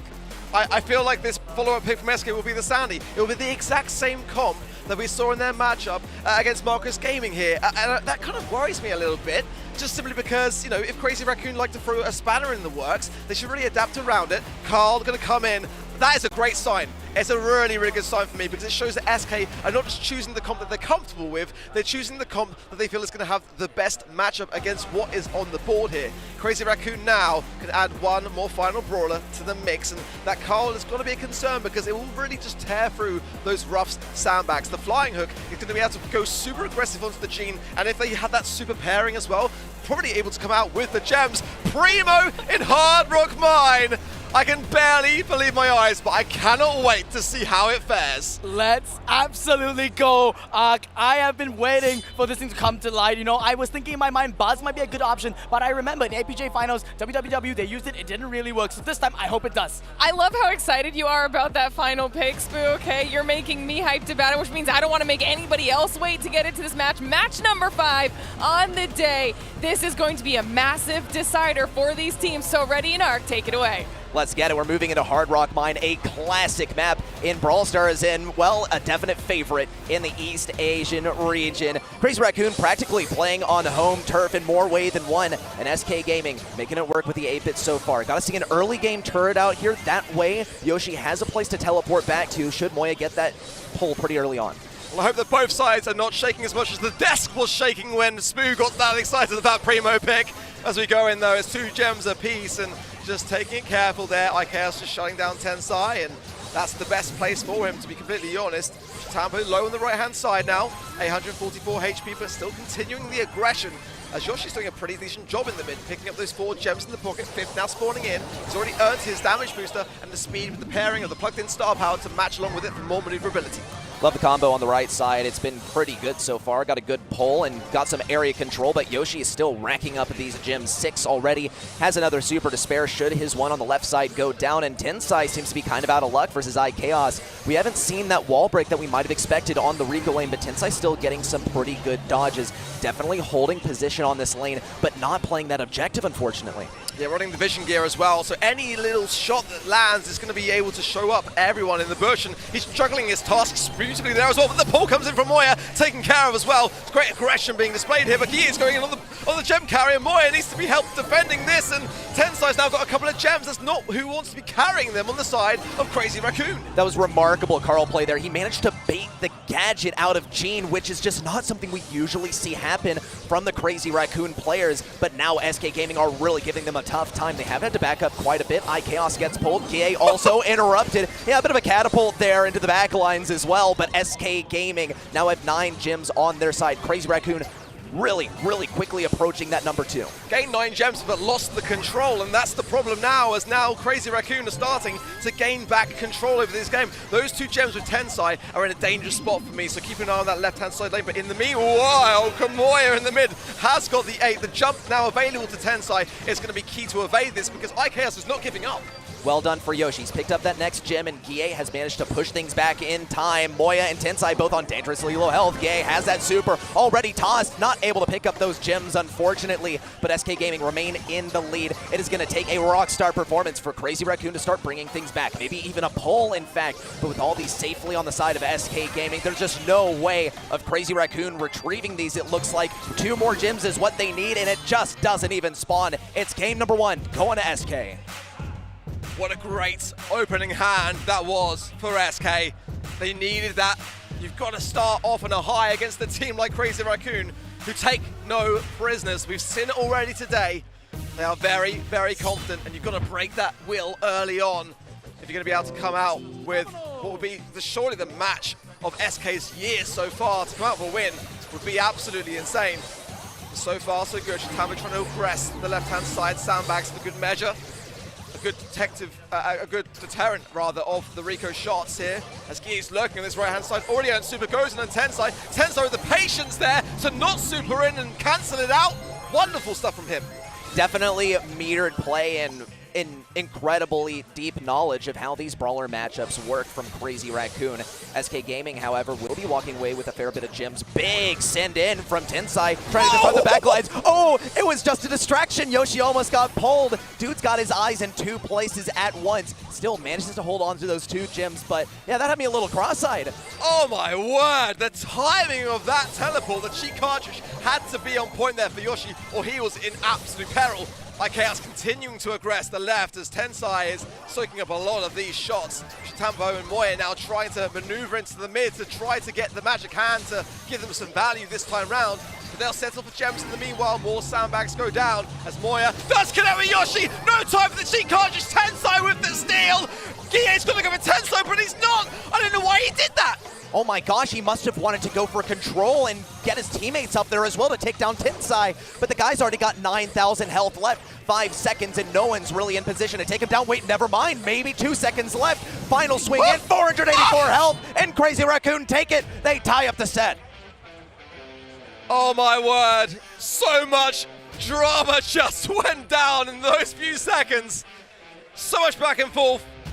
I feel like that was a bit of a misplay from SK. I don't want to speak too early, I'd love to see it back, but it's always a tough thing to make those quick, informed decisions. But with the Carl, you know, the protective pirouettes, you're going with the gems, come out with them.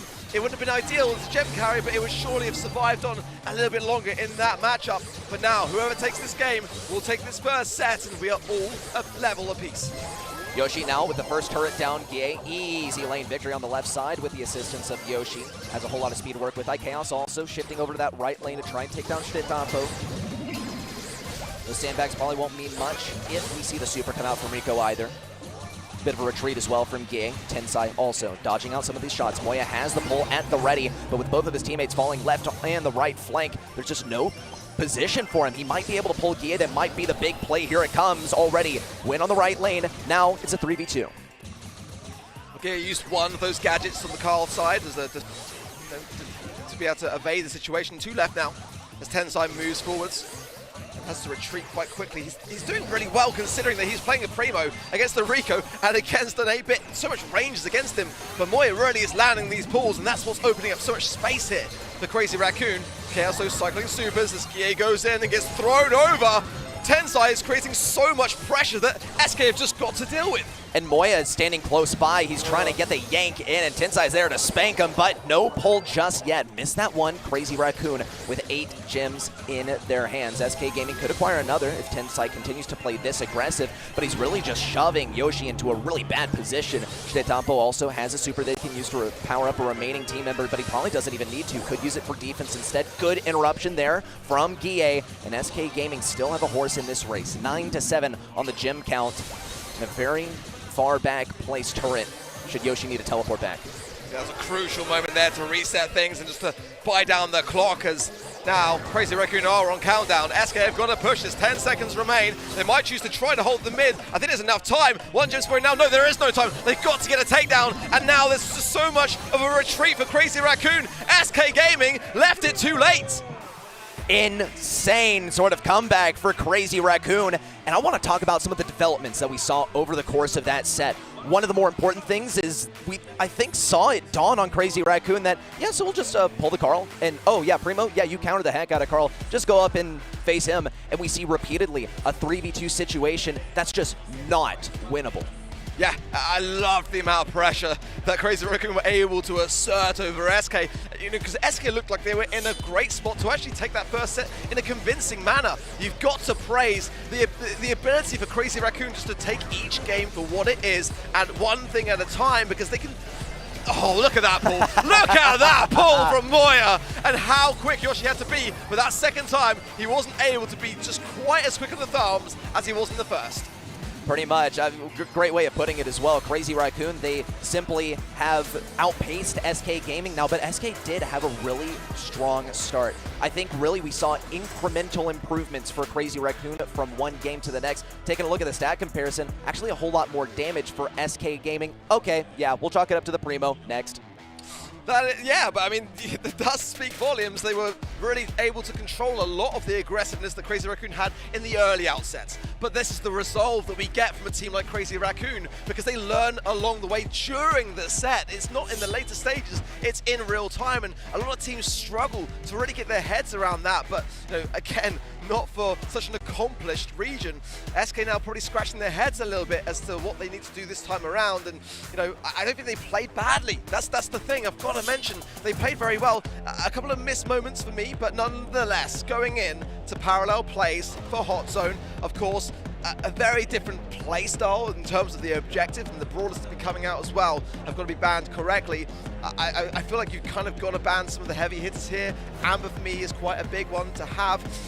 You know, this can obviously cater a lot to throwers as well. You know, you ultimately want to get your opposition off of the zone, and SK have shown time and time again that they will go on the aggressive early on and try to capture the zone at the farthest corner of their opponent's spawn. Exactly, and this is why I think maybe this map will play a bit into the strengths of SK Gaming in the regard that maybe it doesn't actually play into the strengths of Crazy Raccoon. We see these guys usually play as a team, a cohesive unit, having each other's six at all times. Now when the objective is completely split on literally the furthest away that they could be each other along that diagonal on the map, it's going to have to be 2-on-1 and 1 on the remaining zone. So we'll see if SK Gaming are accurately able to take advantage of some of these 1v1 scenarios. A Bonnie first pick, I will actually come out and say, I don't love it. I feel like she's quite easily countered. I really appreciate you for saying so. I'm not a big fan of this one. SK obviously really catered towards Bonnie more often than not, but is this the best place for her? I'm not convinced. Penny coming in now then for Crazy Raccoon. I do quite like that pick. The bans as well are quite smart here. Banning the Barley, which is probably the strongest of the throwers to have banned out here. The Janet as well, and the Carl on the side of SK. Banning the Meg, the Squeak, as well as the Max. I mean, Meg is pretty much good everywhere at the moment. There are some good options still available here. I really do love the idea of a loop potential. It deters a lot of the tanks. We see it a lot in the North America region, as you know. Amber would be my go-to here for Crazy Raccoon. You ideally want to have something on defense. Lola could be a good thing to have on defense. Throw your ego out far into the bushy areas to be able to scout things out early on to know who's coming towards your zone. And it's pretty good at handling those affairs where you've got a brawler just working around that L wall on the zone. You can throw your ego over that wall and assert pressure. It's one of the more troublesome things on this map, and I think actually this will be some good counterplay for what iKaos might have planning. If he jumps in and gets on the enemy zone, has a 1v1, he'll just be able to play a ring around the rosy around these obstacles unless a second brawler comes around to disturb him, and even then, he has so much DPS in close range as long as he's out of that cannon. There's the Amber that you wanted to see. Good call on that. Yoshi's going to be selecting this one and burning up some of those bushes. A lot of scouting potential here. A lot of potential for throwing down your oil on one lane and leaving it alone for the rest of the game to diff that one repeatedly. Yeah, 20% slow on that new mythic gear is nothing to be trifled at. It's really, really strong. And you know, for the side of Crazy Raccoon, I would like to see something more aggressive coming in from both sides now. I mean, I loved watching Patchy playing the Sam pick actually recently in the BSC Monthly Finals. It was such an amazing thing to watch him play, but I'm not a massive fan of what SK are feeling. The long-range affair on a map like Parallel Plays can work really in terms of overthrowing the zone. Oh my word! My brain today is on fire when it comes to these predictions. Love this. absolutely love it, and it really caters towards the Crazy Raccoon style of play, doesn't it? Spoo was saying earlier today just how much this Asia region take their inspiration from North America, and I absolutely love this. Proud to be a North American for that one when you see some of the best players in the world taking inspiration from your home region, but I can't take any credit for that. That's up to some of the top players in North America who bring this stuff to the big stage and show what these aggro brawlers are capable of. However, the Sam can still face some serious opposition, I think especially from the Bell. Problem being, Sam, he just respawns really fast. He moves really fast, very super, and have some fun with it and get some of that interruption once you're able to, as I said earlier, play ring around the Rosie on this point. These walls are indestructible. We see the pinch coming in early from Yoshi, as well as Gay on the right side. A good takedown and appropriate defense. They might start to set their sights on the opposing side. That hearty recovery star power is going to be a great deal of value for Moya. Big burn, early burn in fact there on the side of SK by Guille, and I really love that. Shitama's doing a pretty decent job of defending this though, as again we saw SK go immediately on the aggressive. That slow though is not in the best place. I mean, Moya's coming out with invincibility. It'd be better served a bit more around the mid really, but look at the aggressiveness still. He's marked up, so Yoshi really choosing his targets wisely. They've got to keep marking that Sam. I definitely like the approach from SK here. I think it's very inventive, but they haven't taken the time to capture their zones. Here's iChaos, though, out of the cannon on the left side, as we sort of expected. Wow. He has a lot of damage to offer in close range, but he's also fresh out of gadgets, so now he has to cement himself here for the rest of the time he's going to spin here. I just don't really see him making it back to this position in the future. We also see Crazy Raccoon shifting up some of the lane matchups. Great takedown for Moya. Tensai now gets to throw down this turret, and this is going to be a lot more troublesome for Guille. He does have that Scorch and Siphon on. He will be able to get that burn on top of the turret, but he still has to think about what Moya is planning over here. Well, we'll see how we go, but I believe the players might be having some audio issues on stage. We'll check in with them in just a bit, but nonetheless, it's a very, very close matchup at the moment, but SK now finding themselves more in the back lines of their spawn. And that penny turret, as you mentioned already, really cutting some good value, is buying so much time. I mean, at the moment, Crazy Raccoon waiting for their third Moya to come back into the mix. And a chance, therefore, to push his Tensai being low. Trying to get Moya taken care of. Big jump there as iChaos wants to ensure survivability, which they do. It is still Crazy Raccoon, though, buying some time here. Right-hand side, Shitama needs to push. Big takedowns, and now SK on the zone. And an easy takedown of that turret on the left side. Moya will be able to finish things off, however. Crazy Raccoon and start to push things back, with Moya shifting gears now on the left side. Has that super in hand, repeatedly able to heal himself and wait for that perfect opportunity to jump in. Only 50 seconds remain for them to start taking back this lead, and SK Gaming still holding on to this position. Yeah, players are starting to stand still just a bit as we are hearing that we are going to be playing this one out again. Some audio issues there for playing effect in the background to the extent that it's worth to just bring things back down to the most competitive setting that we can guarantee, and that's the best thing that we can really do here. If there's something going on stage, we've got to communicate it and we've got to ensure that it's an even playing field. Precisely. I mean, this is the best thing about LAN, is that it is an even playing field. No ping diff, no none of this, no audio diff either, as we were supposing as well. So that'll be an important thing to keep equalized across the arena. But now I think that some of the strategies have actually been revealed a little bit. Let's talk about that. And both teams will be able to sort of think this one out. Who has the advantage here is the big question that's bugging me right now. Yeah, I actually really love the way that SK are playing the Amber pick. It's actually funny because I remember that you've actually got the slowdown in effect when you've got invincibility. I actually informed the Brawl Stars balancing team about that because I feel like that shouldn't be a thing. But Guille just really capitalizing down on that very fact. There's so little that can be done once that Amber gets that really early burn. The Sam is exposed, there's no question as to where he's lurking, and that instant slow makes it so hard for Crazy Raccoon to really get much value from it. They're shutting it down better than I thought, considering their comp is so much based around range. This is true. I mean, this is a really inventive approach. I definitely appreciate this as a spectator. However, I don't really see them getting too much capture on that point. We had to see shifting gears on the side of Crazy Raccoon for it to really enable Amber to start backing things up and start capturing that zone. If we saw the continued aggression, I don't actually think Amber would have that much time to go back and capture the zone. So they could prolong things towards the very end, but that would not be the winning position you want to find yourself in. It would be incredibly close. Going to be blasting through the picks and bans processes. We obviously, we're going to be locking them into what they had going on. But you're absolutely right in what you're saying really there, because ultimately, a lot of that Amber ability to really get that early control comes from that first burn. If they're not able to really get that value in early enough, then the Sam is going to be more of a problem than we saw in that previous matchup. In terms of that aggressiveness that we saw from SK, I want to see that more from Crazy Raccoon actually. I want to see them able to get on the zone early and see how SK respond to that kind of pressure. How they handle things on the defensive, because ultimately in parallel plays, that zone on your side of the spawn is kind of more of like your insurance policy. You can dabble in, dabble out, but getting that early capture on your opposition spawn, that's where the value really lies. And the parallel hazard also is that you might not be able to retake that zone if you lose it. You have to go for a 2v1 or a 2v, whatever it is. You need at least 2 brawlers taking that home zone. You can get spawn trapped quite easily, especially when Amber is waiting you on the opposing side, Scorch and Siphon equipped, have that super consistently recharging, slowing it down. It's incredibly oppressive. It affects your mindset. There's no doubt in my mind that despite what these guys show on the surface, it's quite irritating to face. Yeah, I fully agree with that. Absolutely so. And, holding down those left-hand side lanes too. I actually prefer the Lola for that very reason. But SK are making it work. Much to my surprise, I'm not, as you mentioned earlier, a big fan of the Bonnie pick. But in the right hands, what is it for us to say on the desk what they should be doing? SK, they love that brawler. They're going to play it everywhere they feel. And it is working to their credit. But again, as you said, we have seen the cards be shown. We know how both teams kind of were able to put up a fight, a pretty balanced fight, but it is going to come down more or less to that early outset moment for me at least.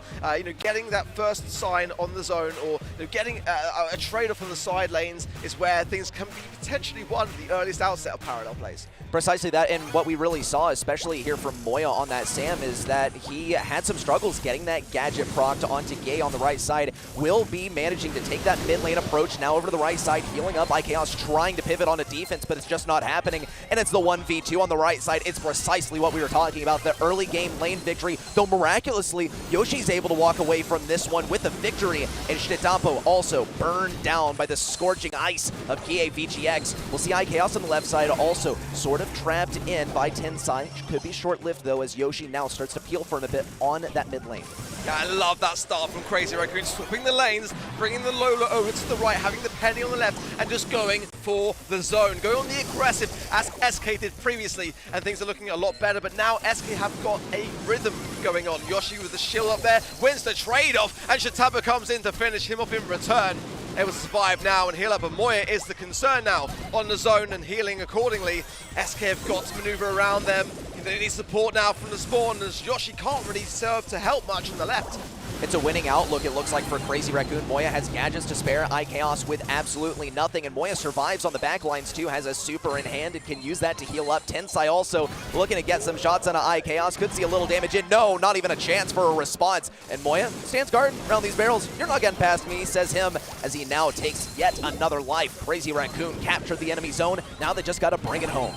Huge knockback there from Tensai's turret straight into the arms of Shitampo there on the bottom left, as now surely there's not going to be much that SK can do. Crazy Raccoon have already captured the top right-hand zone, and now just sitting on the bottom left very, very comfortably so.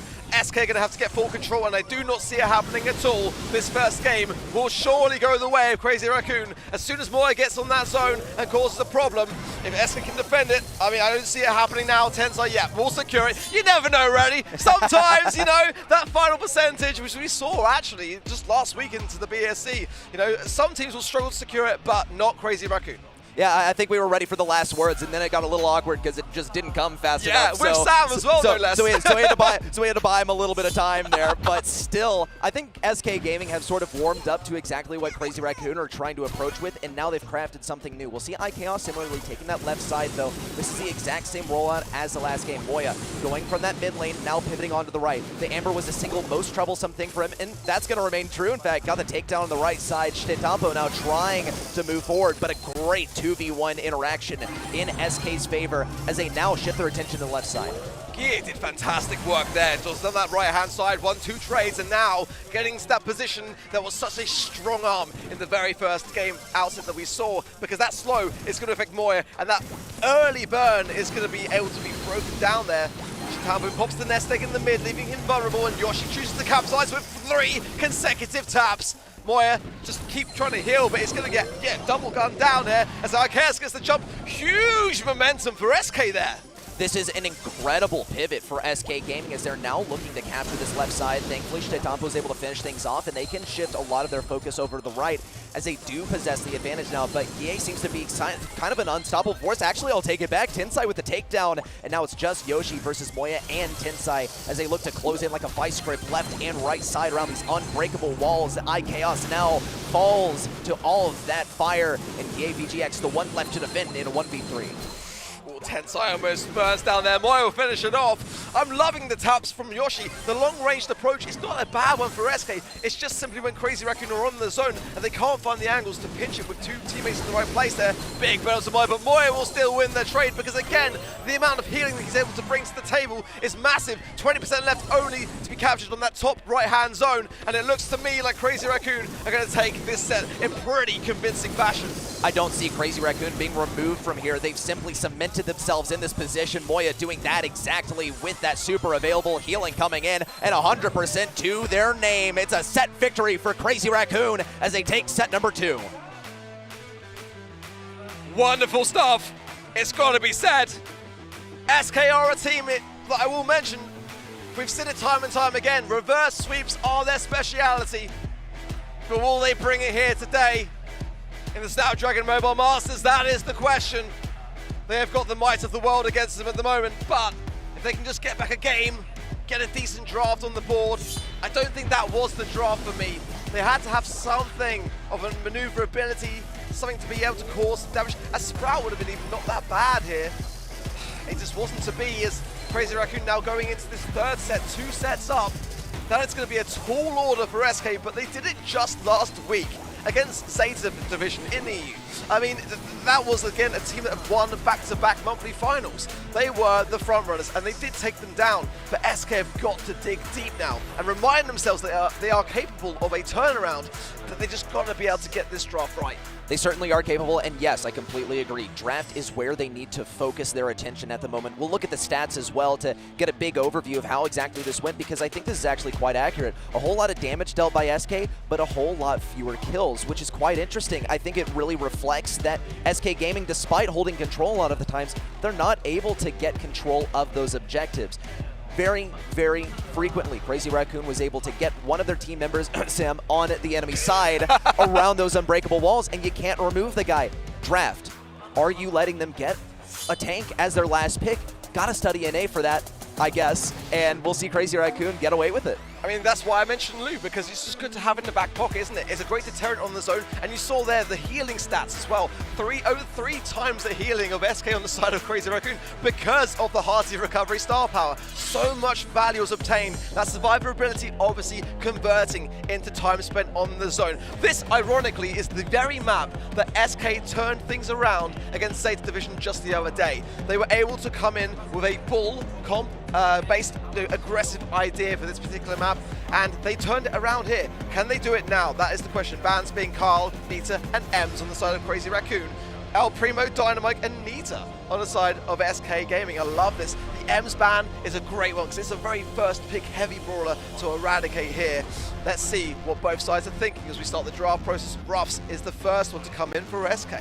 I love seeing the Primo, and then I of course, now already seeing that they have first pick, but my thought was maybe, okay, yeah, they had the last pick on the opposing side. SK Gaming, they want to do something a little creative with a tank, but they don't want to face the Primo. All right, cool, we're finished with that. iChaos with the first selection of Colonel Ruffs. This is one of those that has a lot of brawlers it can combine with. Another consideration is also you're able to shut things down in that mid lane as long as you break things open. Have to get those supers fired off, but what we've seen from Crazy Raccoon is they can get the base race fired off, man. That's not enough time for Colonel Ruffs to get that wall break. Penny's going to be relying a lot on these walls, so that tells me that Crazy Raccoon, they don't think that many walls are going to be broken down, actually. A Colette has got to appear for Crazy Raccoon right now. If it doesn't, SK will snap it up in a heartbeat. It's not banned. It is a fantastic one to have to get the damage, but also maintain control over that mid. Penny's going to keep SK potentially on the back lines there, but I can just see it. Colette and Bull for SK. So Crazy Raccoon wants to open up the map. It's going to eradicate the potential of the Bull pick, actually, which is quite interesting stuff. They're going with the ranged idea. The early game, though, could be wide open for SK if they want to rush and, as you say, get that base race on the go. But what an amazing move that would be to have when you're 2 sets down. Do you want to risk it on a coin flip? Yeah, not quite. I mean, SK Gaming might have to, though, considering all the momentum that Crazy Raccoon has had so far. If it 50% goes in their favor, then that's when they can start to reverse sweep. But they have a couple more brawler selections on their side, and they have to be extremely aware of what could be brought in as that last pick. Barley is a brawler that I had in my mind, but I didn't really see it profiting that much into Tensai on that Griff. I do see it working tremendously versus Penny, but that could also be one of those situations where Penny, yeah, she's really just here to deal with the roughs bags, and she's really just here to get some good solid damage locked in on the safe once she throws down the salty barrel. It's a great deal of emphasis to place on the Barley. They're already banking on those unbreakable walls to do their thing, but it will be absolutely Guille on that particular brawler because he is the most accomplished, in my opinion, on that Barley pick. And obviously, you've got to make the choice in terms of gadget. There you go. I mean, it simply had to be. It had to be. But, I mean, I'm surprised, to be honest, that it was left that late into the draft. And it's a fantastic brawler to have because now Crazy Raccoon have got to decide how they want to play this one. Do they want to open up the map even more? BB coming in. The slow has got to be on the Barley now. They've actually been able to take away some healing utility of SK by bringing in that BB pick. Now, we see this a lot in South America, actually. The BB is a great aggressor. It's not my favorite. I prefer a Daryl, or actually a Bull coming in, but they just have got that speed attached to the BB for the home run. All the shield, there's a great amount of ways that you can play her, actually, on this map.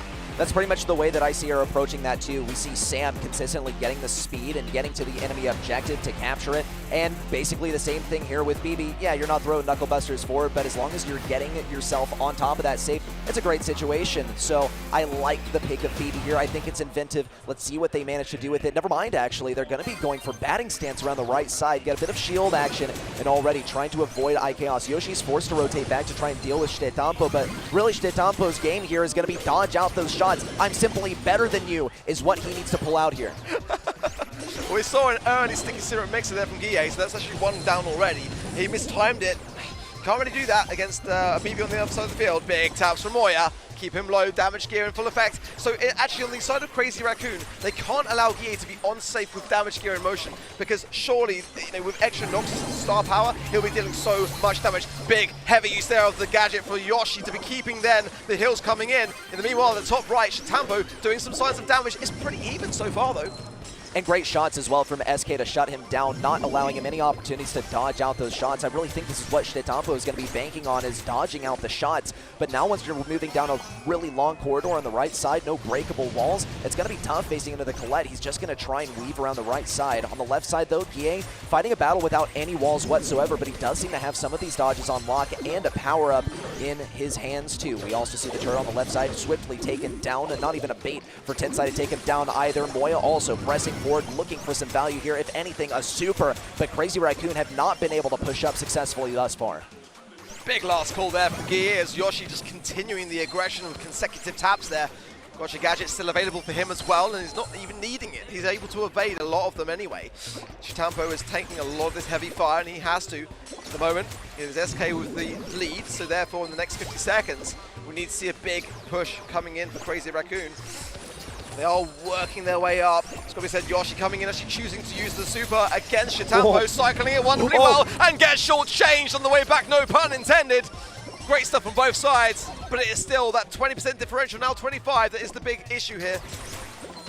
Guille is precisely where he wants to be too, but Moya's going to start breaking down some of these walls. Definitely a good call by him, but there's still more walls in play. Yoshi with a great shutdown of Shitampo, but this turret needs to be addressed on the left side. It's starting to equalize things, in fact. 15 seconds remain. Moya has a super in hand. Tensai presses forward. Shitampo slowed down. It's not going to last for that long. He tries to press forward, has no shield in hand. Just 5 seconds left, and there's simply not enough time to get things done. SK Gaming, this is where the reverse sweep starts. It's a game in their back pocket. It's deja vu for me. It's a different comp, but that's a great thing. They've adapted around what they're facing. And sometimes SK can be stubborn, just going with what they like now. They're starting to really thrive on this situation. But again, the survivability of the Colette. Loved what Yoshi brought to the table there. Really did open up a lot of space for his team and a lot of damage. Guille as well. really got a massive amount of value from the slowing Toxin on the right-hand side towards the end. They're just shutting down Shitambo and everything he had to bring. But it's these early outset moments that really matter. As a big break on the left-hand side from Moya as the piggy bank will explode.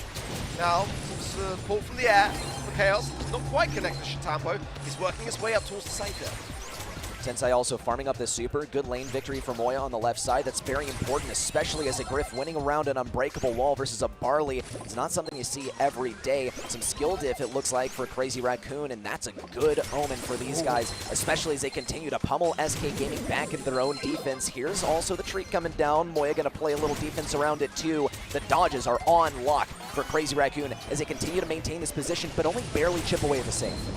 Tensai is trouble here. He goes down finally, but the amount of splashback he was getting there off of GA and just, again, moving over to the right-hand side to get more value. Penny's turret, everything working in the favor of Crazy Raccoon. 16% damage now, but GA and IK are starting to respond there. I love that air support, just forcing Tensai's hands. The Salty Barrel goes down, quickly taken care of, though, by Yoshi. As now, SK start to hold their own a bit more, but Shitambo is still there, lurking on their right-hand side. They've got to deal with him. He's buying a great deal of time for his teammates to then come back in, for Tensai to heal up, Moya to get back into the mix. But, if there's any team that know how to take their time and gain back control, it is SK. Oh wow, and they've done exactly that. They will suffer a bit of damage along the way, but now Yoshi could be in a scoring position. Never mind, actually circling back to deal with Moya and dealing with the constant barrage of Crazy Raccoon team members going up the mid lane. Here comes the power up in. Not going to be picked up by anyone thus far. Ye also trying to slow things down around the right side. Down goes Moya. Yoshi in for a good amount of damage already. Almost able to outpace Crazy Raccoon so far, just 1% behind. What an explosive moment there for SK. I absolutely love it. And I love that Yoshi is not afraid to use supers against the HP of the opposition rather than the safe. He's now getting both for his trouble on the left-hand side there. Going in again. 32% is all that is left. And one final push here, realistically, for Crazy Raccoon with the time that's left.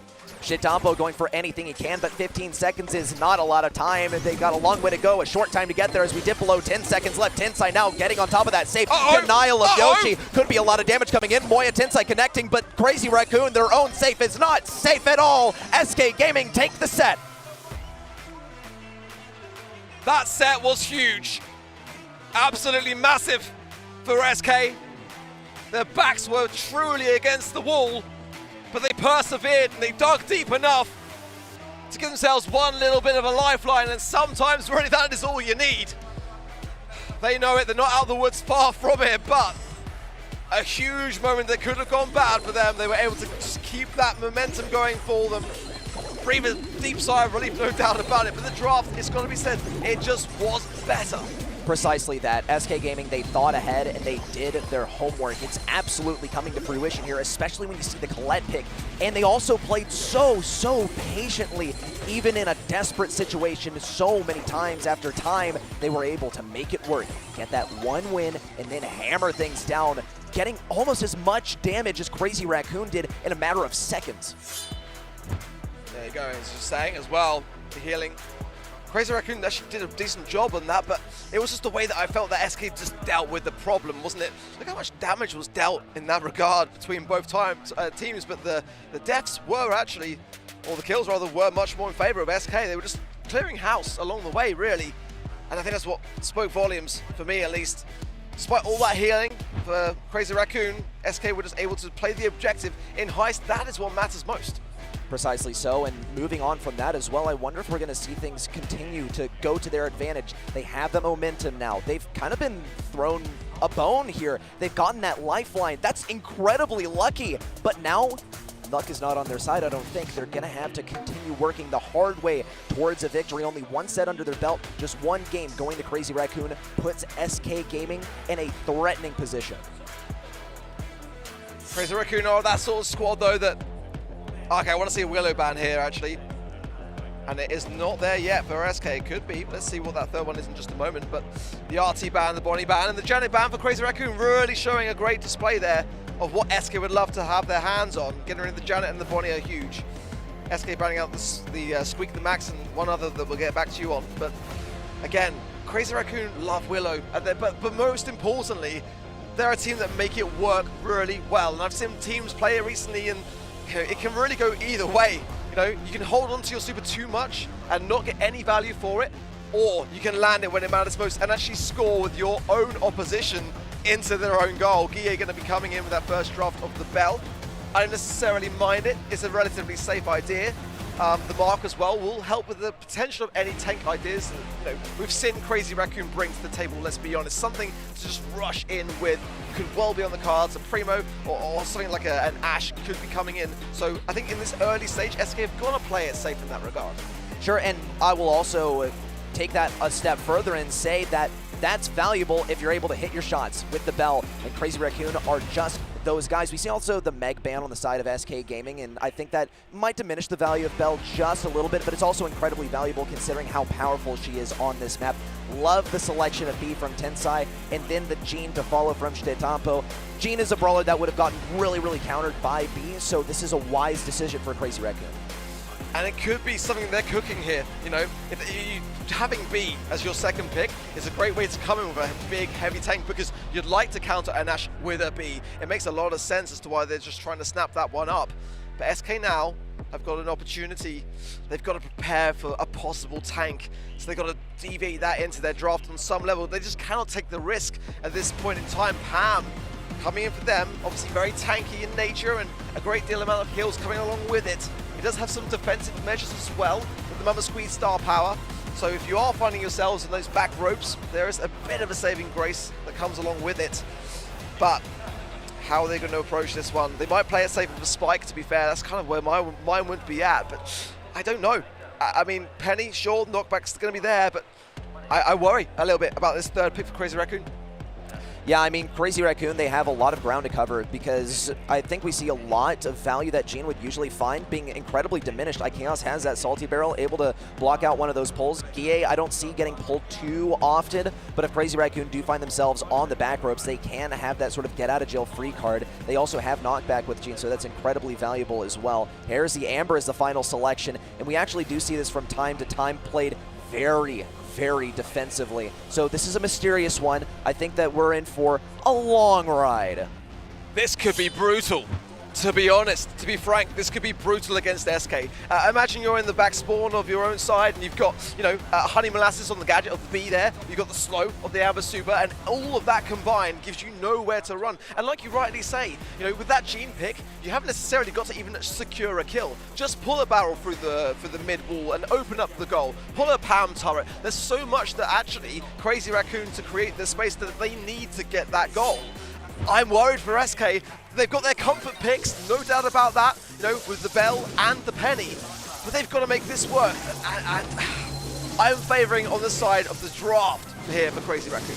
Well, the mechanics already are looking quite good for Crazy Raccoon, too. They've already slowed things down on the right side. IKEOS trying his best to stay alive on the left, as he could get pinched by both Tensai and Moya. Just a bit of smoke is all it's going to take. IKEOS now destroyed. Tensai really on his last legs, too, but only facing one brawler on the opposing side still remaining. Will be able to heal up to full. And Stetampo slows down the rollout from the spawn point for SK Gaming. Time after time, he'll even get the takedown into Guille as well. With things broken open on the left side, it's a free pass in for Crazy Raccoon. It really is. I mean, Stetampo did great work.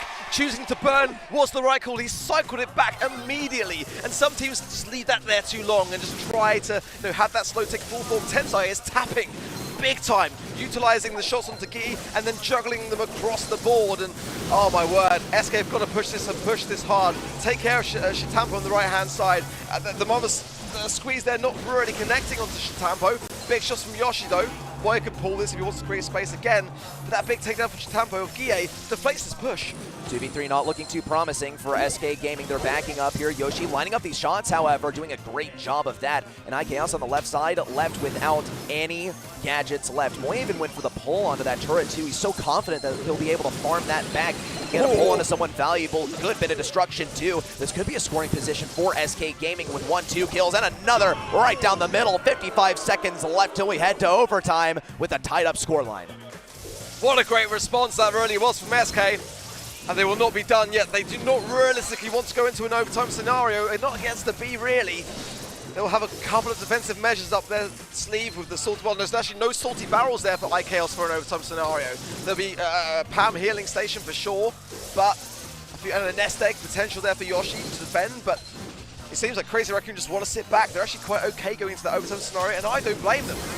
Big pull in, and that's just what happens when you're fresh out of gadgets. Moya, Tensai, Shtetampo now trying to hammer things up the right side. Yoshi still trying to stand strong. With the clock ticking down, all these walls are going to be broken down, and who will have the advantage then? It's a big question we ought to be asking ourselves, and I'll place my bets on Tensai as he is on the beat. 5 seconds remain until we see all of these fall, and SK Gaming now position themselves for a big defense, healing up as much health as possible, popping a gadget from Gie. He's still got one more to use, and Tensai suffers a ton as a result of a constant barrage of damage headed in. Great use of the super from Gie, and one more gadget use. Shtetampo destroyed on the right side, and SK Gaming now get to move a little bit further up the field. Yeah, okay, it's getting some great value off the back of that penny turret now, but Yoshi's got super. He chooses to go for the mark. He misses it, but nonetheless, a goal-scoring opportunity is at hand here. If Gie stays in position, if IKEOS gets his super, this could be the very moment of opportunity, but a huge tap there from Tensai. It's going to alleviate so much of this. They might even go for the draw, let's see though, but nonetheless, the positioning now, much more even, much more in the middle, and there is still time for either side to score. One kill is all it takes for SK Gaming to fall here. Moya has a super, so does Shtetampo. Might look for the kill. Gie stands just on the outskirts of that fire fuel. Just 5 seconds left. A takedown onto Tensai. This could be it. 5 seconds remain. A pass up to IKEOS. It's gonna be a super down the left side. Moya clutches it, and SK Gaming tie the game. What did we just witness? No way! No way did that just happen. Either or, the defense or the goal. I was down for either of them. What was that? Oh my word, Moya, you beast! That was incredibly close as well to a clutch up too. Had he not picked up that ball off the edge of the scoreline, it would have been a score for SK Gaming. This is the caliber of teams that are here on the Snapdragon Mobile Masters stage, and they're already pressing forward into SK Gaming's backlines. Yoshi on the left side, almost burned down by some of this fire from Shtetampo. Tensai also in a scoring position. No, not going to pass it up to Shtetampo. In fact, they're just going to go for the control. IKEOS has other plans though around the right side. A takedown onto Moya. Starts looking for this super. Already has it, ready to pop it down, but might look for a more aggressive position to oppress Crazy Raccoon in their spawn. IKEOS there with the turret will go down shortly here. Yoshi connecting, and therefore the shots will ricochet between the two. Big burn there on the right-hand side from Shtetampo. Gie is in a great spot. The magic hand needs to connect potentially here. Moya goes for it. He lands it. Great timing for him. But now Yoshi's a problem as well. He will probably choose to go back as he should. And that alleviates things very nicely done. Like, fantastic defense for Crazy Raccoon there. And they're turning that defense into an offense too, but no big kills just yet. Gie, IKEOS continue to stand their ground. Yoshi looks for a window, potentially up this mid lane. Tensai in with a slow. No connections so far, and a whole lot of connections from the opposing side, but he's managing to stand side by side with Moya to take advantage of some of those magic puffs. On the right side, Shtetampo forced back a lot by this consistent turret fire. The barrage from IKEOS' turret on the back lines. Big pull again on the left side, and this is Crazy Raccoon's opportunity to catapult themselves towards the opposing side. Moya is doing wonderful work. He really, really is. I mean, everything he's hitting is landing, and it's just helping out his team so much. SK have got to be feeling as though there's little they can do about it. Gie is going to throw down the healing station. No way did he just do that! Double takedown to the left. The pass through is there, and with a scrap second for good measure, Gie just came in so clutch. No way, Moya! Yet again with the lamp blowout gadget, the knockback deflates it. How does he do it? He's just that guy, and with 20 seconds left, they keep the scoreline tied. SK Gaming continue to press in like a hydraulic press. The best they have to offer is simply not enough to get through this defense from Crazy Raccoon. Moya has the super in hand, ready to pull Yoshi. No contact, 5 seconds left. It's a 3v2. Gotta find some of these defensive opportunities with 1 second left. It's all taken down. A super right down the right side, and SK Gaming take the game. Calculated. Very, very calculated. And you've got to praise SK for that, because look at what Moya is doing to them. For any other team, that would crush morale on a massive scale. But they just came back and landed it exactly how they had to. Perfect positioning for the time of overtime, and the goal landed in just the way they should. But Moya is still a problem that is not going away. He is the immovable object on the side of Crazy Raccoon right now, and they've got to beat him. He is the final boss. And like for any nerds like myself, we all know that an immovable object is also an unstoppable force. And that's exactly what we see from Moya as he looks to get this first pull around the right side. iKaos caught lacking as he doesn't pop down that salty barrel, but Yoshi is there to have his 6. PA on the left side also looks like he'll fall to some of this icy burn. And Totem also huge aggression, a takedown on a Yoshi. Moya has the combo. iKaos is going to try. No, Moya decides we're not going to go for it. We're going to play the metered control. And if anything, Moya will be able to get a pull out here and get some destruction on some of these walls. Tensai's got the amplified shot as well. Moya, it's going to be an immediate eradication there. Wonderful stuff as the synergy between the players and the side of Crazy Raccoon really showing all its worth here. But the slow of Moya will deflate things a bit in a great way. Big taps from Yoshi are helping out massively so as iKaos trying to dance on this left-hand side between him and Shitampo. And again, Shitampo is just continuously cycling these burns. It's keeping a lot of pressure on and a lot of heals coming the way of SK. Tensai wants to get rid of that very idea. Moya is marked up, by the way, now by Yoshi. I think that is the wise call if you're SK. He is the very man that you've just got to have marked. Precisely so. I mean, they've identified the common denominator of all of their failed offenses, and SK Gaming now have to focus on him once again as he doesn't have that mark over his head. Newly respawned, refreshed in his element on the left lane. And VGX starts to move this ball from that back right corner that SK is so characteristic for shoving the ball back there. Now up to the opposing side. Moya taken down. GA might have the health to push this one in, but Tensai has other plans, has a super, has yet another Honey Molasses to pop down. The defense is simply stellar from the side of Crazy Raccoon. I love it from Tensai because Moya was the perfect person to deflate the push. Getting rid of him meant that he had to place down the Honey Molasses so he could spawn back in, but SK are still in a good spot. It's got to be said. We saw them do this exact same thing in the last game, and look how that ended. That would be the very thing to bring us to a 5th and final set. As we mentioned earlier, momentum massive here. Yoshi has super. iKaos and Guy don't even necessarily need it, but Moya is lurking with that pull. He goes early, he gets it! He isolated exactly who the biggest threat was and eradicated them. It's not over yet, though. There's a healing turret, a single oasis for SK Gaming on the left side. Shitampo now with the super in position. Only one defender, Bell on the right side. Slowed down maybe, but Shitampo tagged up and shut down on the right. Tensai, Moya also forced in his back right. An emergency super. A big pass down the left side. No defenders. SK Gaming continue the reverse sweep. They're doing it. SK are doing it. We said it coming in when all was looking bleak, that if there was any team to keep the reverse sweep dream alive, it was them. And now they have got a huge opportunity to cause arguably the biggest upset of the day. It's going all the way, and I wouldn't want it any other way. Incredible that they're able to do this time after time. To quote a certain Jesse, he can't keep getting away with this. SK Gaming, they're bringing it back again. It's the SK special. Served hot and ready for 2 sets in a row. And now it's time for dessert. Set number 5 upon us very soon.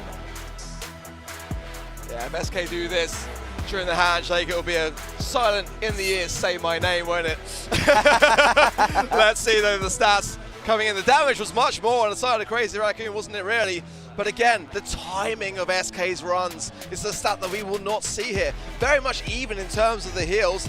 Damage dealt though as well, coming out big, strong there for SK. But oh my word, it was just one of those sets that I don't necessarily feel like the stats will say the big picture, because there's not Moya written on the screen there. He was the thorn in the side of SK for the majority of it, and more often than not, deflated everything that they could throw at them. I just cannot wait to see what happens now. Who is going to take this 5th and final set to survive until tomorrow, and who is going to be going home? It's the big picture, right? It gets bigger than this set, this match. It is Japan versus the world, and now the #1 team in Japan is on their last legs. Crazy Raccoon, the team that we believe to be the best this region has to offer, now at the mercy of SK Gaming in the 5th and final set. P's and B's coming in. First pick coming in quite soon on Layer Cake. On Bounty, quite a troublesome one considering that it can favor some of these fast-paced approaches. which might be where Crazy Raccoon finds some of their comfort. My goodness me. What a way to go for one of these two teams, going all the distance, but it will come down to layer cake. First pick of the penny for SK is going to be a great thing to have, but I'm sure they're going to prefer to get maybe that final pick of a Sprout potentially here. SK love this map. In fact, I've got to point out, this is an SK map. It really caters towards their kind of style. They can sit back in the spawn and allow Crazy Raccoon to push. Squeak going to come out for them. Going to be able to have a lot more range, but they could bring in Gene again. You know, that's a great option for them. It's not banned out here. It would be a fantastic mid to have. I don't think both sides would be considering Meg here. Although I've seen teams play it, it's not the best place for it. And I think that they both know that RT I do love on the side of Crazy Raccoon. Some great ideas being displayed so far. I'm liking it so far from both teams. SK Gaming with the Penny's first selection doesn't have a whole lot of counters, and also quite good against things that Crazy Raccoon are typically prone to playing, the Colonel Ruffs, some of the Gene action as well. Able to get that piercing shot as well as block out some of the pulls from the Gene. So far, Crazy Raccoon, they also immediately address the Penny. They're able to get rid of some prime turret positions with Squeak able to fire through the walls. Love to see the Eye Chaos Sprout in here, and yeah, a good call for you, Ark. I wonder if we'll see the Yoshi Sprout actually. It's a fantastic thing to have, but the problem is they have shown the cards early. You know, as we know, Sprout has got so many counters here.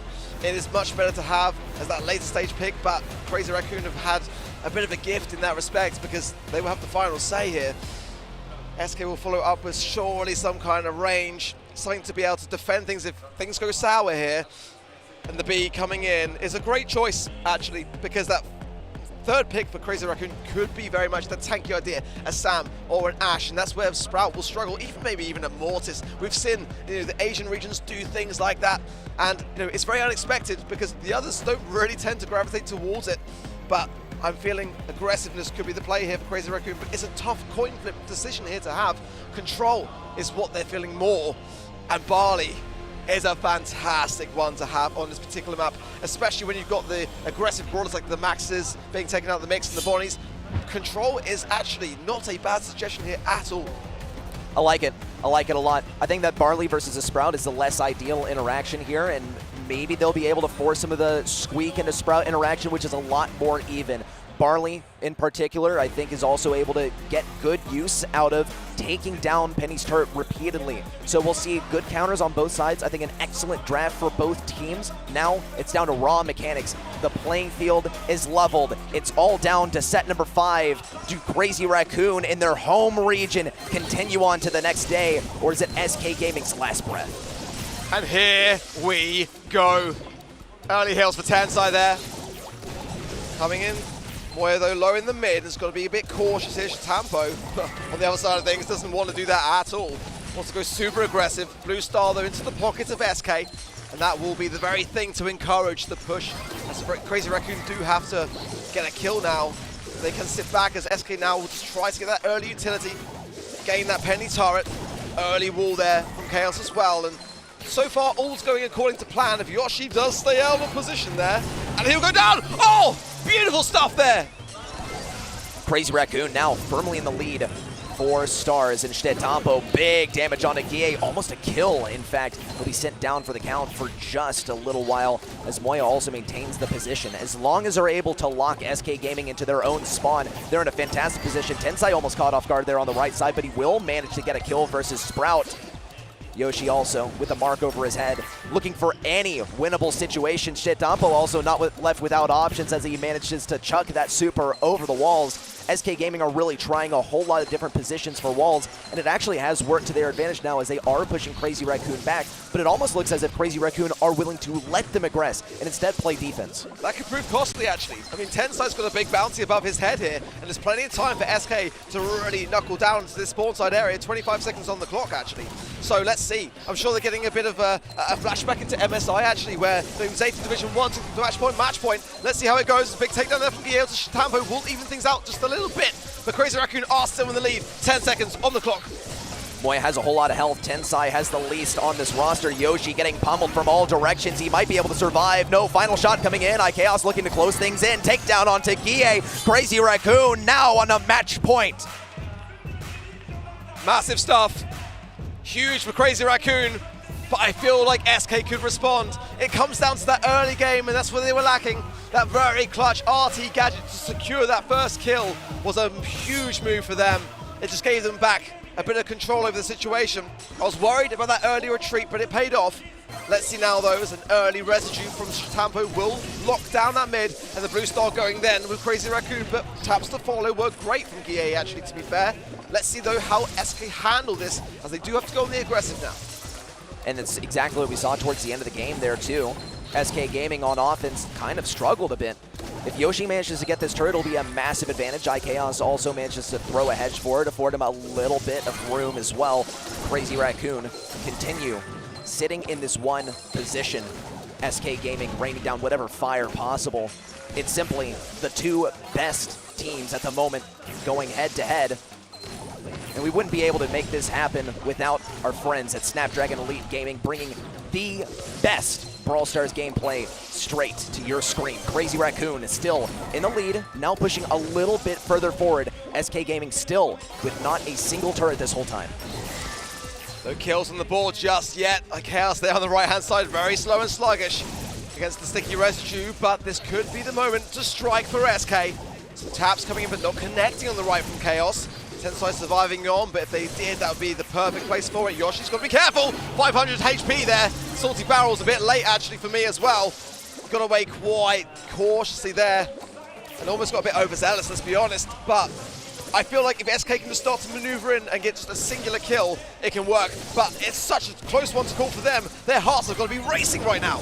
25 seconds left, hedge down on the left side. iKaos trying to push in, trying to get that kill versus Tensai. He'll get one tap. He has to recover this hedge, but he won't be able to. No gadgets left. Yoshi has one, but all the focus is on keeping SK Gaming out and Crazy Raccoon in. 10 seconds remain. Salty Barrel down. Big taps from Stetampa. 1-2 kills. There's no room left for SK Gaming to come back, and Crazy Raccoon, they're going to day 2. My goodness me, did they do well there. SK really placed the pressure upon them, but it was not enough. And you can see it in their faces. They came this close, but Crazy Raccoon did it. They persevered and were able to survive that 5th set. It was a grueling process. SK did not give it to them for free, that you have to say. But my word, what a battle that was to witness. It was a mental battle too, something that you couldn't observe just on the screen. SK Gaming, they managed to completely wrest that momentum back, a complete 180 in terms of momentum, and Crazy Raccoon were at the mercy of it until they were able to actually slow things down when it came down to Bounty. You see them grab that blue star, immediately retreat come game number 2. They know that this is the play following the end of game number 1, and they stay there, and SK Gaming doomed to fight on offense the entire time. Not a single kill, not a single penny turret the entire time. The mental off the charts, manipulated by Crazy Raccoon. And the stats here, I feel, do really reflect Bounty as a game mode. You know, kills matter. That's what matters. 18 on the side of Crazy Raccoon, just the 4 on the side of SK Gaming, and 17 lost for them. What a battle that was, but plenty more still to come later today. You've got to stick around. We're going to get that winning interview just in a moment for you guys. Break down those replays, so do not go anywhere. Back with more Brawl action after this. 俺らの速さについてこい。 The Snapdragon Pro Series powered by Samsung Galaxy is brought to you by Snapdragon Elite Gaming, Samsung Galaxy S23 Ultra, Monster Energy, and DHL.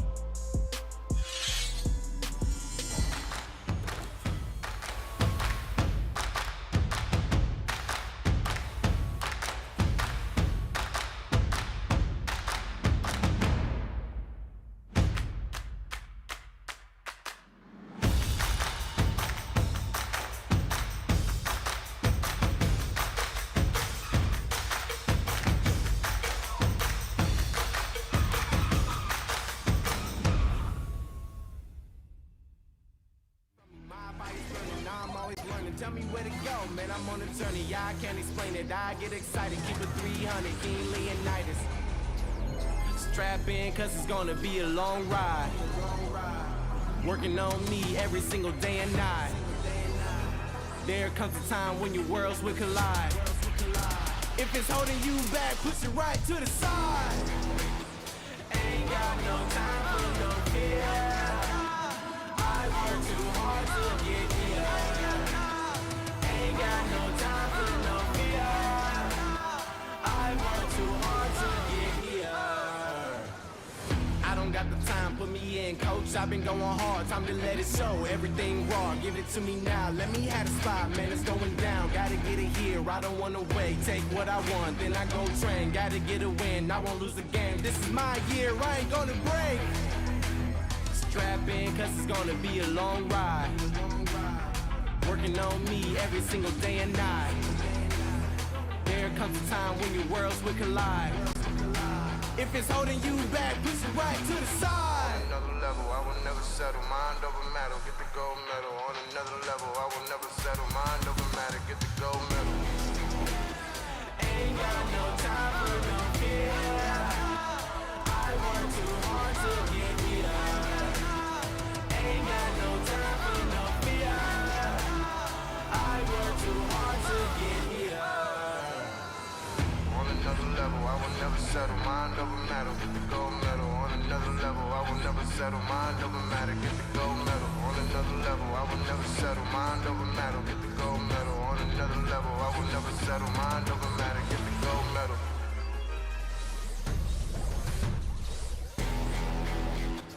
Ain't got no time for no fear. I work too hard to get here. Ain't got no time for no fear. I work too hard to get here. Ain't got no time for no fear. I work too hard to get here. Ain't got no time for no fear. I work too hard to get here.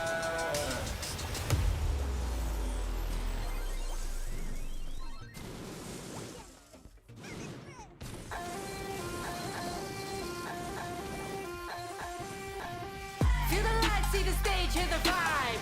Pumped up to get ready for the fight. Big dreams, one chance, be the star. I'm the winner coming out of the dark. No fear, getting ready for the ride. Yeah, stepping into the light. No limit, aim high. No limit, the prize is mine. Step out as a motivator. Let them know that the weight's up. That's how we know when we level up. Ay, that's how we know when we level up. Level up. All we know about is level up. Are we ready not to level up? You know we fall and we get up. Level up. All we know about is level up. Are we ready not to level up? It's time, get up. Back against the wall, still I'm standing tall. Know about the ball, I got my fan with me. All we know is ball to empty out the mouth. The chosen one they call, I take my fan with me. Know about it if you tell or you're breaking codes. With your credibility and all fall like dominoes. Can you really take a stance? All I wanna know. Need me a real one when it's time to go. Step it in, elevator. Listen to all the haters. That's all we know when we level up. Yeah, that's all we know when we level up. Level up. All we know about is level up. Are we ready not to level up? You know we fall and we get up. Level up. All we know about is level up. Are we ready not to level up? It's time, get up. I found out I'm not alone. 'Cause I'm just like you. There's no failing when we fight. We're not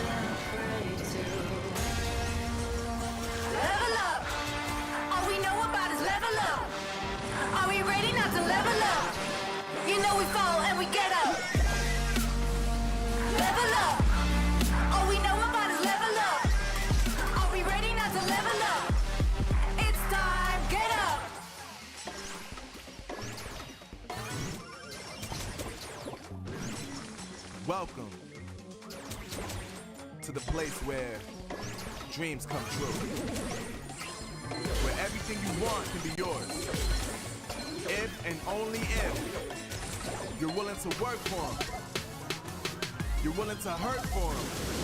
But most of all, you're willing to be first for them. Look, I'm going straight to the top. I don't know how I would stop, like it or not. I got some goals that I'm hitting. You hear what I'm spitting? It's hot. Look what I got. Whole lot of passion and pain. The road to success is insane. Stay out my lane, cause I'm on a mission. I'm getting what stands in my way. Yeah, I'm a beast. I wouldn't play with me, baby. The way that I'm training is crazy, and I do it daily. You wanna talk about drive? I got more drive than Mercedes. I've never been late. I'm in the room, it's a red alert. You wanna compete? Well, get better first. I got 10 toes in the dirt. Push through the hurt just to show them my worth. I'm the best. Yeah, I'm the best. I never stress. I know what's next. I'm who they test. Like we playing chess. But I'm unimpressed. So now let me flex. Yeah, I'm a word. Through the struggle and hurt. Cause I know my worth. And I gotta be first. Yeah, I gotta be first.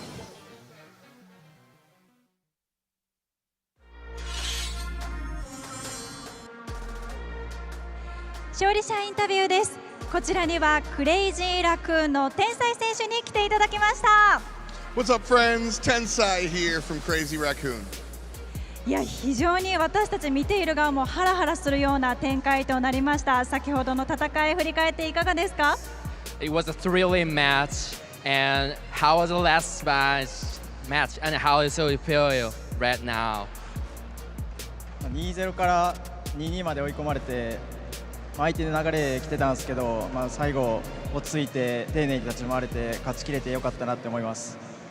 We were able to beat them 2-0, but they were coming back from that state, and I'm glad that we were able to beat them before they got out of hand. Well, that kind of leads into the next question here. Crazy Raccoon, you guys usually have, let's just say it, you guys usually have an easy time. This is the most challenged you've been on a big stage.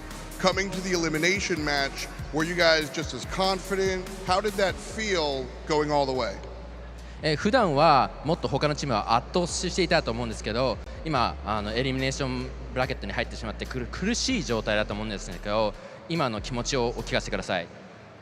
今までも別に海外のチームとかは別に弱かったわけとかじゃなくて、たまたま自分たちが大会の時にいいパフォーマンス出して圧倒してきただけなので、今回はやられてるんで、明日リベンジして頑張りたいと思います。I don't think we were actually dominant compared to other teams.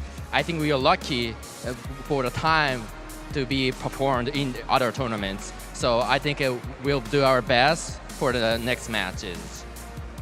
明日への意気込みも聞けました。またそうですね、今日ご来場いただいている皆様、そして配信を見ていただいている皆さんに一言お願いいたします。Please send a message to the people who's watching and people who come over to see you. 現地まで応援してくれている方も配信見てくれている方もありがとうございます。明日もっといい結果残せるように頑張りますので、また応援よろしくお願いします。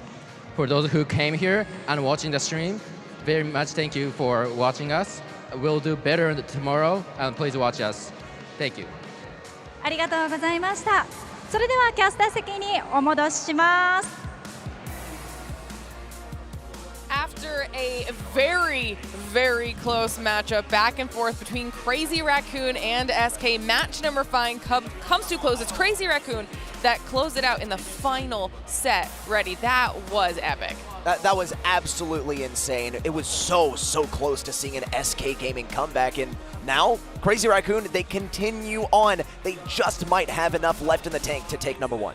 I mean, we have to take a look back at that match because there's so many highlights that we need to kind of talk through. Sunny, what are we seeing here? I was speechless when I was watching this. I literally just sat in my seat and couldn't comprehend what was happening on the stream. We saw Tensai absolutely rocking on his penny in Hot Zone, taking the set. In the end, SK Gaming, they did win the 2 maps they feel most comfortable on, but in the end, it was Crazy Raccoon taking it all. Yeah, I mean, some of these last couple of sets where SK Gaming were clawing it back little by little were just so good. And I mean, the games that they won were close, but in the end, Crazy Raccoon managed to close it out. And it didn't even seem that convincing in the last set, to be fair. They were constantly in small, and SK just couldn't get that breakthrough play to be able to take the win, take the lead back in their favor, and obviously the win along with it. So they have been knocked out of this competition, and Crazy Raccoon will be the ones carrying on. I mean, what a stellar match this was. SK Gaming really giving it their all, but Crazy Raccoon prevailing in the end. Little stat comparison there from the last game as well. And Crazy Raccoon distinctly above, and we can also see the difference in playstyles across these two teams. And in the larger picture, two different regions. All right, we'll take a look back at the bracket one final time before we get into our last match of the day for a refresher. This is how Group A has fully shaken out now. That means STMN and Crazy Raccoon will be the two teams from Group A that will be playing on through tomorrow to still fight for that championship title. And then when we take a look over at our Group B bracket, this is the one that we still need to close out with the final match of the day. You'll see Reply Totem being the first team to have secured their spot, and now we're going to be turning our sights towards the Tribe Gaming NA versus Help Me lower bracket match. Like I said, this will be determining the last squad of the 4 that will be competing tomorrow. So let's talk about it, okay? Tribe versus Help Me. Talk me through Tribe's roster. I mean, Tribe's roster, do we really need that much of an introduction? Okay, you know what? I'll humor you all in the audience. Zulon is Livy, Tyrant, Corey, and we're finished. But no, it's really deeper than that. Zulon, the IGL, is Livy and Tyrant, the GOATs mechanically, and Corey, the one calling all the shots in the background. He's making all of those drafts work, and we know that's a pain point for Tribe. He's really putting in work. All right, and speaking of Zulon, Zulon's a player that we talk about a lot when it comes to Tribe Gaming NA. And Zulon has dealt with some hardships along the way, but there is always a silver lining, as he actually attributes a lot of his success to those hardships and his ability to overcome them. He puts his 100% into every single thing he does, and so sometimes that comes across as loud and exciting, and I think that just shows how passionate he is. Hello, I am Zulon, and I am a professional player for Tribe Gaming. After the hurricane, I was one of the first houses or person to have internet in Puerto Rico. That put me in the position to play a lot because I had no school, so I played a lot during that time. If that wouldn't have happened, I don't think I would become a pro. I think that has to do a lot with me being here in Japan. I think there's a great message there, though, which says that regardless as to what tragedies can happen in life, there are ways to turn things into a positive, and Zulon's been putting so much work into Brawl. So there's no secret, Tribe had a rough road throughout the Challenge Finals of Season 2, but they've had a lot of opportunities to look back on those mistakes and are no doubt going to be coming back very strong into the Masters. The motivation to be here in Japan, it didn't matter here what happened in San Diego. We still have ESL Masters in Japan. We got to focus on that. Put the past tournament behind us, and that's what kept us motivated. 3 Tribe members still standing, but 3 Watch team members trying to fight back 99, and they get the job done! Personally, as a player, my skill has been questioned by the fan base recently. That's something I want to prove and reassure to the world that I'm still one of the best players in the world. Yeah, I love working with Zulon. Me and him get along very well. I'd say we're best friends, honestly. We've been friends for 3 years now, maybe. Yeah, we're basically brothers. As much as I think Zulon would love to be the face of Tribe, I think he'd be the first to say that every person in Tribe is the face of Tribe. It's a team game, and Zulon is in himself a very great example of a great team player. I think Japan is a very clean country. Back from where I'm at, it's not as clean. I love the food and just the people. I think the people are actually really nice. I was kind of scared at first because it's just a different culture and stuff, but I really love Japan so far. Because I wear white shoes a lot, and my shoes are still white. It's like crazy.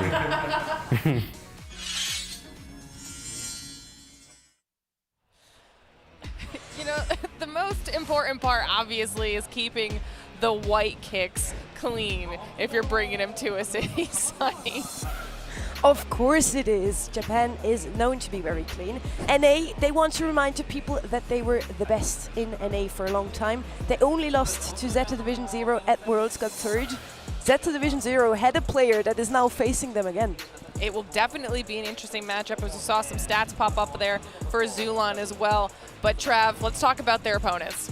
Well, I mean, talking about Help Me, there's a lot to be said. They've got such a stacked mechanical roster of Chape, Kenji, and Kuro. Pretty much a combination of the players from #1 and #2 teams in the world last year at the Brawl Stars Championship World Finals 2022. So they really are just such an incredible team. The mechanics that these guys have, and some of the gameplay they've been able to put on today, they came so close to defeating Reply Totem, who have been performing all throughout today and making their way towards tomorrow. They just need to bring the same kind of energy against Tribe, and I think they'll be able to do it. We can say it a million different ways, but the bottom line is these guys are simply some of the best, coming from the best region and gracing the stage in the world's element so many times, and they're doing it again, but now really they're on their last life. They could be taken down. It was a very close matchup in the end there against Reply Totem. Is it going to be a close one now against Tribe Gaming as well or not? That's the big question. I mean, I think it probably is. I think Tribe Gaming definitely are more achievable than a team like Reply Totem at the moment, as we saw, because Reply Totem absolutely stomped on them and took them down 3-0 to knock them down to the position where they are right now. And that's the point. Reply Totem have beaten both of these teams to knock them down. But Help Me, they performed considerably better, and I think they're probably the favorites coming into this one. I would definitely say so. Help Me looking quite clean with some of the stats as we pull them up on the screen as well. But compared to Tribe Gaming NA, I will say not as stellar. Tribe Gaming NA looking quite convincingly above these guys, even in the use of supers, which can be incredibly dependent on the length of the games and also some of the brawler choices. But of course, we got to get a taste of that the old-fashioned way. Well, it's going to be a great way to close out the day, that's for sure, which means for the final time today, we also want to remind everybody at home to not forget to try to get your exclusive drops, okay? You can head on over to event.brawlstars.com for your opportunity to do that. You can be watching in the game, send your predictions in the game as well for your opportunity to get that very exclusive stuff. Trust me, you don't want to miss out on it. Like I said, though, it's time for match number 6, our final match of the day. Picks and bans are about to get underway, which means Sunny and Trav, let's do it. And with that, we're going to start off on our very first map and the draft coming along with it. It's going to be Hard Rock Mine. We did see some Rico action here today before some Ash action. What else would you like to see? I mean, to be honest, I love the Rico action, I will say. You know, I share a similar thought process to Ark on that one. If you give IKOS a Rico, I love to see it, but it's the same with a lot of these players as well. Give me a Rico on a map like this, and I'm going to be thrilled to see it dominate as well. But a lot of the time, it has fallen off quite heavily, so we'll be seeing the bans coming in just shortly. Picks just after that, but at the end of the day, it is Tribe Gaming NA versus Help Me once more. And to be honest, I don't know about you, but you know, I'm siding with Help Me once again. Have you got any predictions coming into this one?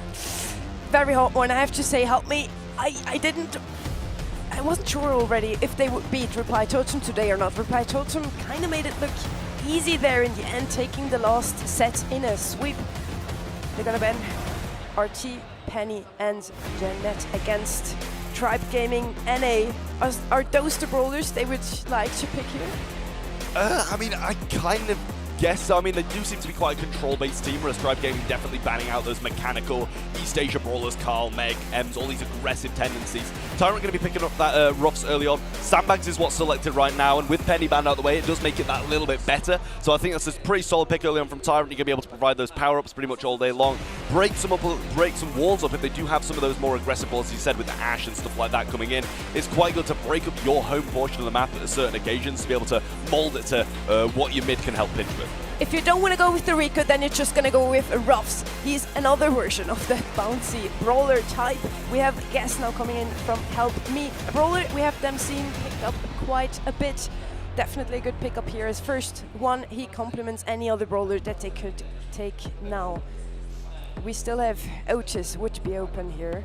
Bonnie has been picked multitude of times today, would still be a great option. It would also go along well with the Goss. Spy comes a bit surprising to me, I have to say. Yeah, no, I kind of agree. It's one of those brawls that you don't really expect a team like Help Me, who are so mechanical, to bring in. It's usually kind of that brawl that you just don't know what to pick. You're feeling uncomfortable in the situation and you bring it in because of how versatile it is, whether you're picking first lies to play against those tanks, curveball to be able to curve around these walls and hit some of the opponents around them. But as I say, as you say, you know, Help Me, I don't think it's the kind of brawler that they'd usually reach towards, but at the end of the day, they have done. I don't hate the pick. It is very versatile, can do a decent amount against the majority of brawlers, and we're going to see the Ashe coming in from Zulan. Playing that into the spike is not something I would have expected, but I do like it nonetheless, considering it's something that Tribe Gaming and the North American region as a whole like to go towards.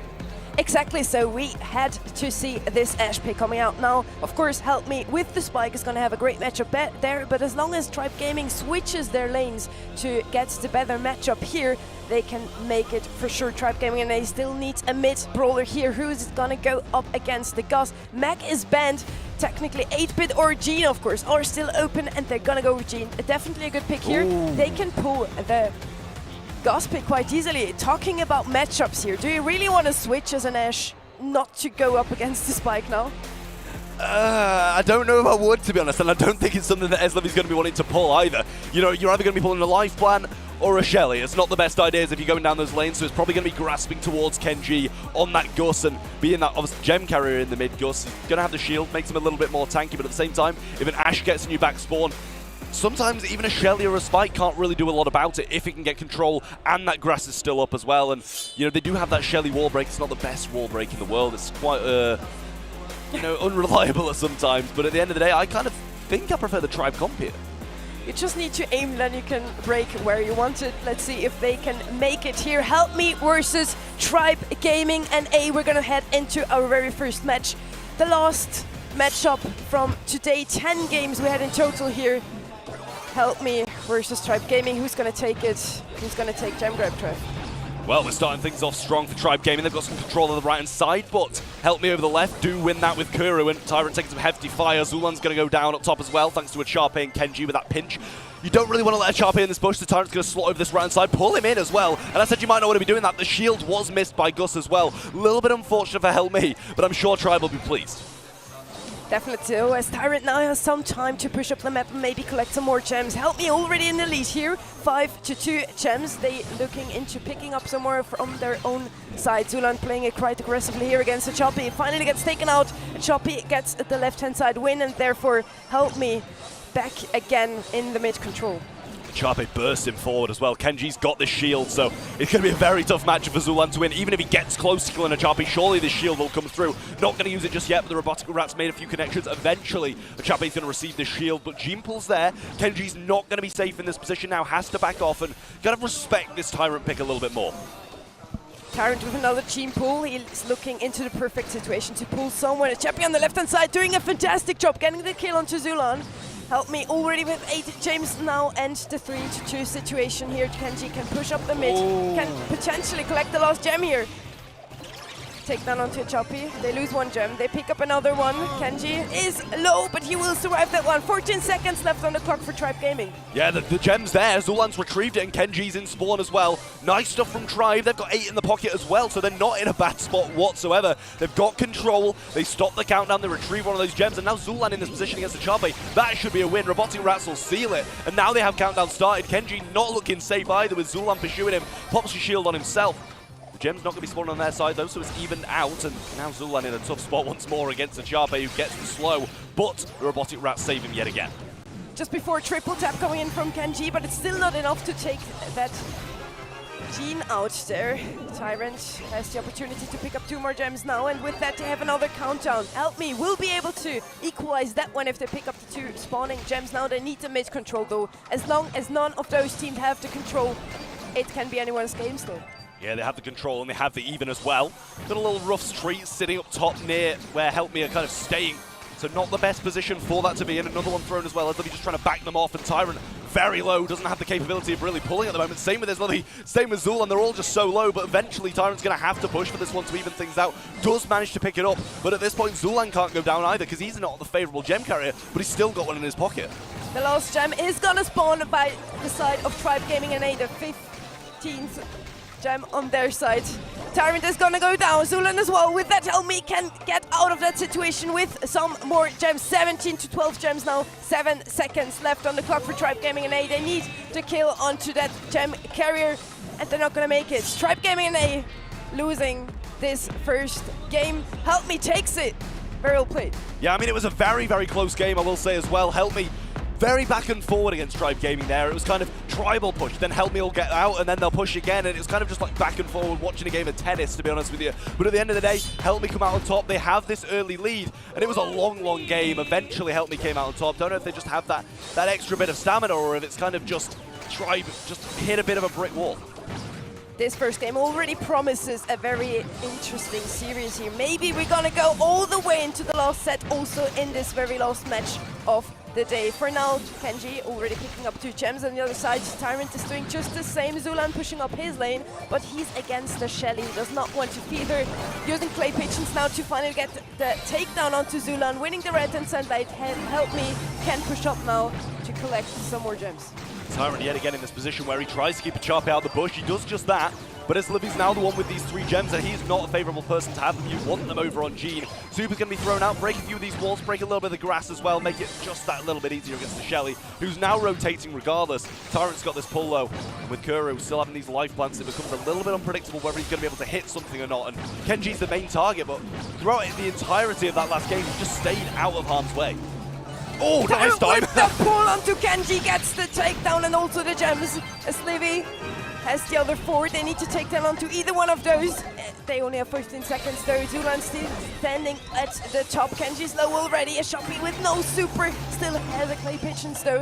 Is that gonna come into clutch? 5 seconds left for the clock. It's not gonna happen. I feel like Zulan standing stronger with that. Tribe Gaming equalizes in this first set. I mean, that was beautiful, beautiful. I was literally just saying, and it's the Stochastica striking again, that Kenji was staying out of harm's way, always keeping these gems in hand, and then the pull just hits him, grasps the 7 gems and brings them straight back to Tribe Gaming. Wonderful play from the mid-roller on the Gene there.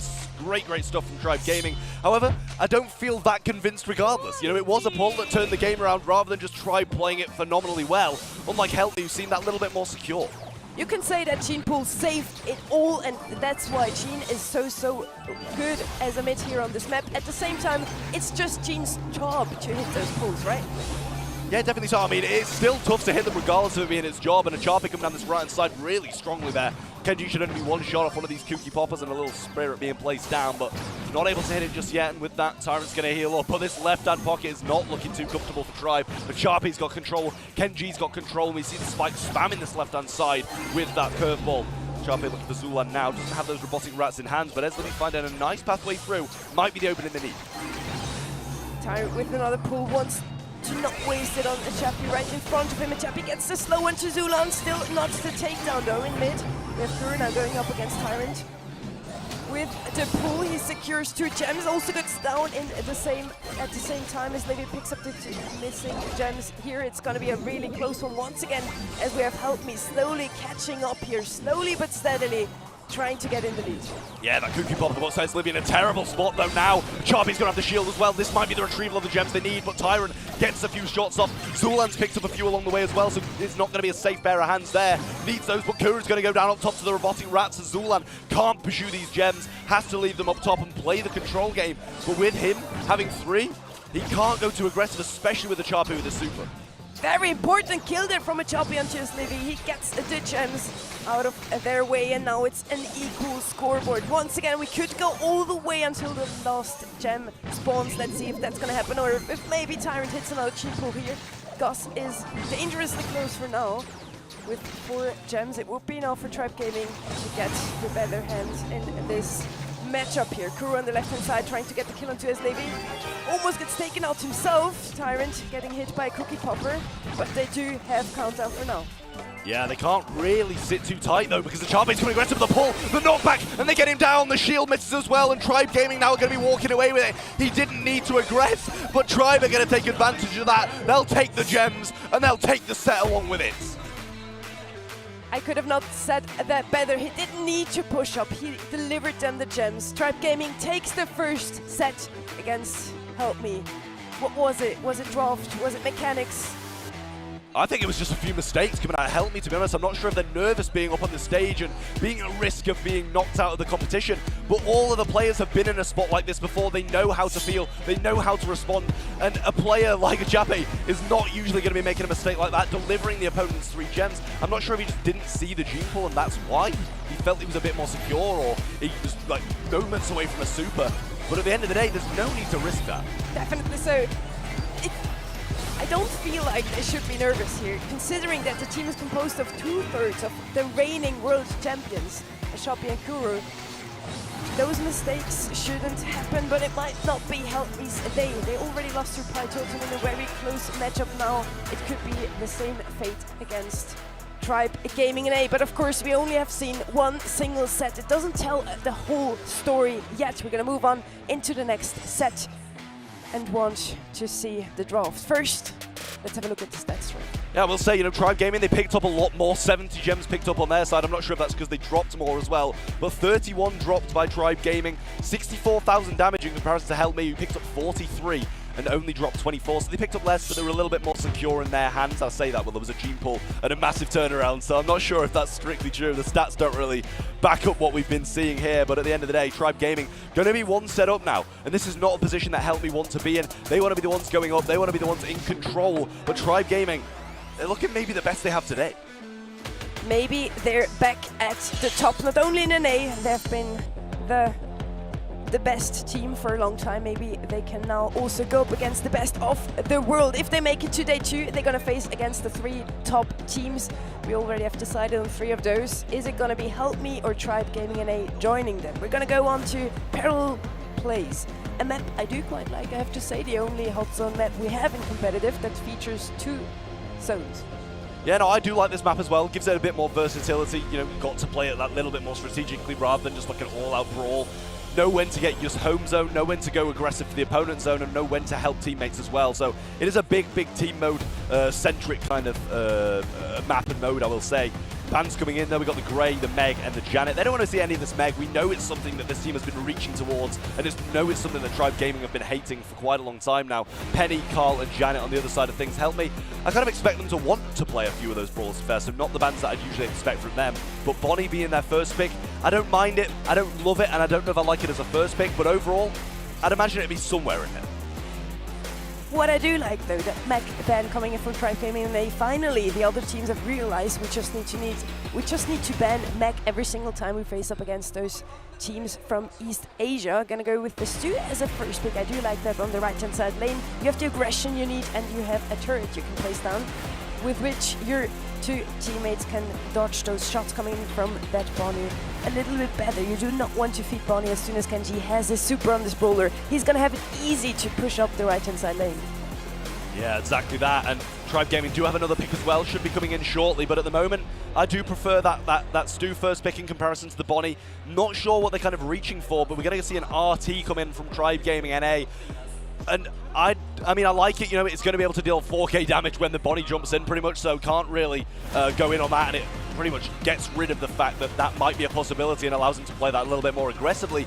But at the same time, I don't know how much value he's going to get out of this range. And yes, you do kind of need it to combat the Bonnie, but at certain points, you want to be sat on the zone, and yes, he's going to be able to drop his legs, but until he gets them, I feel like he might be in a little bit of a tough spot. On this map, you kind of can go with 2 different strategies. Either you push up as a team all the way to the opponent's side lane, to the right hand side zone, and want to contest that, or you first get your own zone contested and then push up as a team. Now seeing that come from Tribe Gaming coming in, I do feel like Aslevia is just gonna handle that right hand side on his own. Zulan might be the help in mid here against a Chappie on the B. B of course has a fantastic matchup into an RT, is also kind of a counter to the Bonnie, so very nice pick from them to pick it already. The last pick from Helpme needs to be something that can defend. It's either going to be a thrower, Ember, or Spike, usually. We're going to go with Barley. Barley is a brawler that hasn't been picked up for any of the other regions apart from East Asia today.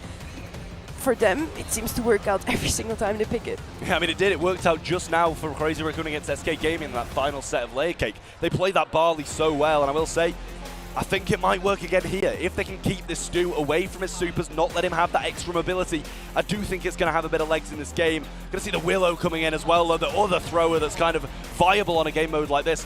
Not really seen it too much in Hot Zone, I will say, as I haven't watched that much Parallel Plays gameplay. Not sure how influential that mind control is going to be, but overall, the damage over time and the damage output she can put out is not bad. And she has a super whenever Bonnie decides to jump in. That's very important here for the side of Tribe Gaming NA. Tribe just won the first set. We're going to head into the second one now. Can they widen their lead, or is it going to be help me that equalize here in the scoreboard? Well, we'll see. Should be getting into the game just now. The overhead shot, a little bit of a zoom in to the players. Beautiful, beautiful stuff as well. Into parallel plays we go, and we're seeing Tyrant go down the right-hand side. As you mentioned, but Barley's going to be the one defending him. Speed zone place as well. But he might not even overextend for that, because he does want to stay out of this super range. Does get it down pretty much instantly. I'm not sure it was Kenji who pinched, but Tyrant going very aggressive, trying to get the super. Does get it. Maybe wasted it a little bit along the way too, though. On the left-hand side, we have a Slivy facing up against a Choppy playing the B, actually on the aggressive lane. We're not used to see this. Kenji in the mid here, trying to support his two teammates as they're just progressing and pushing up all the way into the lower third of the map here. Just not really taking their own zone for now. You can always take your own one. First, try to get some percentages in the opposite side. The question is, can you always take your own one if the Sharpie sat there? That's the thing. Rain down coming from Barley as well. Nice super onto the zone. Zulan's getting burnt down, and Sharpie might be able to find the kill. But quickly, as Livy does use that gadget and pop him down, Tyrant now pushing up as well. Wants to try and get some percentage on this zone, considering they just took some hefty percentage against them on their home zone. Tyrant using these dashes now. Kenji's surely going to go down here, and Tyrant once again surviving out. Tribe Gaming started slow, but quickly repaired what's going on. Help Me already took half of the zone in the bottom lane here. Now it's going to be Tribe Gaming pushing up the map quite aggressively, getting some percentages in this opposite side. That's so essential for this map. If you get some percentages in the opposite side, you can win this map. Nice shot coming in from Chappie, trading himself out there with Tyrant. Zulan still standing in the top lane, though is Livy now coming to help him as they only need the top end side. Yeah, I was going to say, let's test your theory of if you can always get your home zone, because it's the battle of the home zones at this point. Tyrant going aggressive now, gets the kill as well. Kenji coming back in this damage form, the short range form, and Tribe are going to be able to stay alive, stay on the zone, and extend their lead even further. I'd say better start here from Help Me. They had a Choppy right away in the zone from Tribe Gaming. On the other hand, Tribe Gaming then just took over completely control over the map. They were the ones that decided on the pace to go with.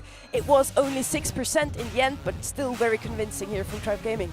Yeah, I mean, that's really nice from Tribe. If they can do more of the same and maybe even more convincingly with a bit of a better start down the left-hand side, then I think they're maybe going to be able to go 2 sets up here. Tyrant not able to get much done early on yet again, but Esli playing this one a little bit more passively and not allowing as much of a pinch. Very wise. What Lizzie is doing here right now. Choppy has no chance to even progress here on the right-hand side lane. On the other side, we have Tyrant getting his super, which is so crucial for him to go up against this Barley. Whenever he finds an opening against Kenji and Kuru, he will be able to get some percentages. Getting some hits onto Kenji, gets tapped out there. Falls, but Zulan trades him off. Kuru is also falling. Kenji trying to get aggressive here onto Livy surviving this one even without the super. So it's a battle of the home zones here. We do have a slight lead for Tribe Gaming as they have that 2% pretty much damage percentage done on the top zone of Help Me, but now Kenji's aggressing, knowing that Esli doesn't have the damage output to deal with him alone, but Zulan pinching back with that damage gear, gonna help out a hell of a lot. Got this mind control as well, and Esli can just remove someone from the situation, move them out of the way, but now a big pinch coming down from Help Me. Jump available from Kenji as well. Kuru's gonna be throwing down the super and getting the damage done. Esli's got the mind control as well though, but looking for Kuru, but Kuru's just gonna take him down. Free Kenji, and now they're in the lead. That's big trouble whenever you use your Willow super and you're still standing on the spot there. Got taken out right away by Kuru. It was only a 4% lead that Tribe Gaming had worked themselves. And now Help Me is just taking this Kuru in the zone. And it's gonna be hard to take out the Barley out of that position. Yeah, I mean, especially with the super as well, as Livy can't come around and pinch, but Zulan's going for this tankier form. We see up top as well, Tyrant can't get the work done and get the kill. That's gonna cost them big time now, because Kenji's gonna be coming up. Zulan just tanking out his legs, wants to try and stay alive and stay in the situation. Try let Tyrant do what he does best and go aggressive, but at the moment, it's all Help Me. As Livy still defending, Zulan as well, and Help Me just looking into the next opportunity to push here. Kenji getting his super, gets the takedown onto Zulan. In the end, Kuru is helping him a tiny little bit there, and is Livy the only one still standing. It does not have the damage output to go up against a Barley, and a Bonnie here gets his super. Kenji killing his old teammate. Is it gonna be enough though? Only 5% that the Choppy still needs to. Tyrant's on top as well. This is going to be a close one. They've got to get the damage done, but Zulan's tanking his head now. It's going to be so close. Kuru's pushing up. There's no defense. It's a base race. SW just needs to stay on, and they're taking the lead. Tribe Gaming are going to be walking away with set 2 in a massive turnaround. Help Me decided to just not defend at all. Maybe that was a mistake. Like, okay, Tribe Gaming taking 2-0 against Help Me today. This happened so many times today already that I'm surprised I'm still able to get goosebumps. Tribe Gaming could potentially get match point in the next set, winning against 2 reigning world champions. And a second place in the World Finals as well. That's the big thing. It's not just 2 big names and someone filling in. It's 3 big names who should be beating a team like Tribe Gaming on their own without any help. But wonderful stuff. What a defense from Eslivio as well, I will say. Perfect time to get the super. Controls the Bonnie, takes down the Barley, walks the Bonnie straight into Zulan's hands and just takes him out beautifully. And by that time, they'd bought enough time for Tyrant to get the percentage done up top, and it was really beautiful from Tribe Gaming. Very good call-outs, very good communication on the side of Tribe Gaming. On the side of Help Me, that seems to be missing a tiny little bit. The Bonnie was still defending up there. If he had some help, maybe that could have gotten somewhere. We have Help Me is the only roster that isn't playing all the tournaments at the moment together. It might be that this is infecting the communication a tiny little bit. We have here the side-by-side stats. We have more kills on the side of Help Me, but it's only 2. We have more damage output on the side of Tribe Gaming and more healing up as well. Overall, they were just playing better. Yeah, I mean, at the end of the day, I think that we should have at least seen one game go the way of Help Me in that set. That second one specifically, but the first as well, they had such a better start, but they just kind of let the defense go time and time again in both of the games. Let's not take away anything from Eslivia and Zulan for their defense, though, I will say, because that was beautiful. Help Me were up a massive, massive amount, and the defense that they managed to put out was just beautiful, coming in from Tribe Gaming to get the work done. And as you say, communication's key on a map like that, and that's the power of the 2 hot zones. You've got to be able to communicate, and the fact that Help Me's not a full team might be hurting them. I do think Peril plays is kind of a trickier map in Hot Zone. Hot Potato is a trickier map in Heist, as we do have those 3 lanes now with unbreakable walls as well. You can play a lot of Rico here as well. We didn't see him in the previous set where we were hoping to see him in Hard Rock Mine. Maybe now, as he is open, he's gonna be picked. Ruffs is banned from the side of Tribe Gaming NA together with that Barley. Of course, you want to ban Barley after that presentation of Help Me. Yeah, no, I agree. Kenji's going to be bringing the penny early on. And, I mean, it's helped thanks to the Barley being banned out as well, don't get me wrong. But the same with Rico, you know. Rico might be making an appearance because of this Barley ban, but then again, there are more throwers, and we have seen some tankier units coming in as well. So, Rico, it has its ups and downs, but it's kind of tricky to pick it, I feel, and it's got to line up perfectly for that. We're over to Tribe Gaming NA for 2 picks now as Kenji takes the penny as the first. I like the Colette ban, though. I like the RT ban. Barley ban, obviously, pretty good. Ems, I mean, yeah, it's a decent ban, and the same with Ruffs as well, I guess. Nita going to be coming in as the first pick. I do have to say Nita is a good matchup into a penny, but the 2 best mids, arguably, the best stats at least, do have Colette and Ems. Both of them are banned out. Penny then mixes up the whole thing. I don't know what Tribe Gaming NA could play against her in mid. You don't want to go with a Lola. You don't want to go with maybe an Otis? I don't know. They're gonna go with Nita's first pick. Of course, a lot of damage output, and exactly that's what I was waiting for. Thank you, Eslivia, for picking up this Jessie now. She's the one counter. You could potentially go into a penny still when those 2, Colette and Ems, are already banned. Jessie, though, is kind of a first today for reasons. I mean, chef's kiss for Tribe Gaming NA. I know Jessie has a point to prove, but I have full faith that it's going to make some big splashes. I believe we were having a conversation between the casters just a couple of nights ago about how Jessie fits in on certain maps, and this is technically one of them. Dynamite's going to be the answer to that, though. Kuru comes in, and then Shelly on top of it as well. It's going to pretty much have to be Dynamite dealing big damage to the safe, or they could run into a bit of a problem. I think they were kind of scared that Tribe Gaming is going to pick up that tank as last pick. They could still go with it, in my opinion. They still have 2 lanes that they can go up against very easily. Or they're going to go with something a bit more long range here. Rico, we talked about him, would be a great option here, actually. Well, let's see what's going to be coming in as this last pick. Tribe Gaming, I'd imagine they'll pivot away from a tank or anything like that, or maybe they'll just go for it and just hope for the best. They're going to go with the Carl. I like that pick a lot. Flying hook towards the Dynamite, the protective pirouette with the tail spin or something like that. Also, the maneuverability that you get along with that is going to be very solid against, you know, the Penny and the Dynamite alike. Shelly might have a bit of a tough time if you go towards it, but that's the good thing about Carl. You pick your matchups, you play the range, or you play that close range.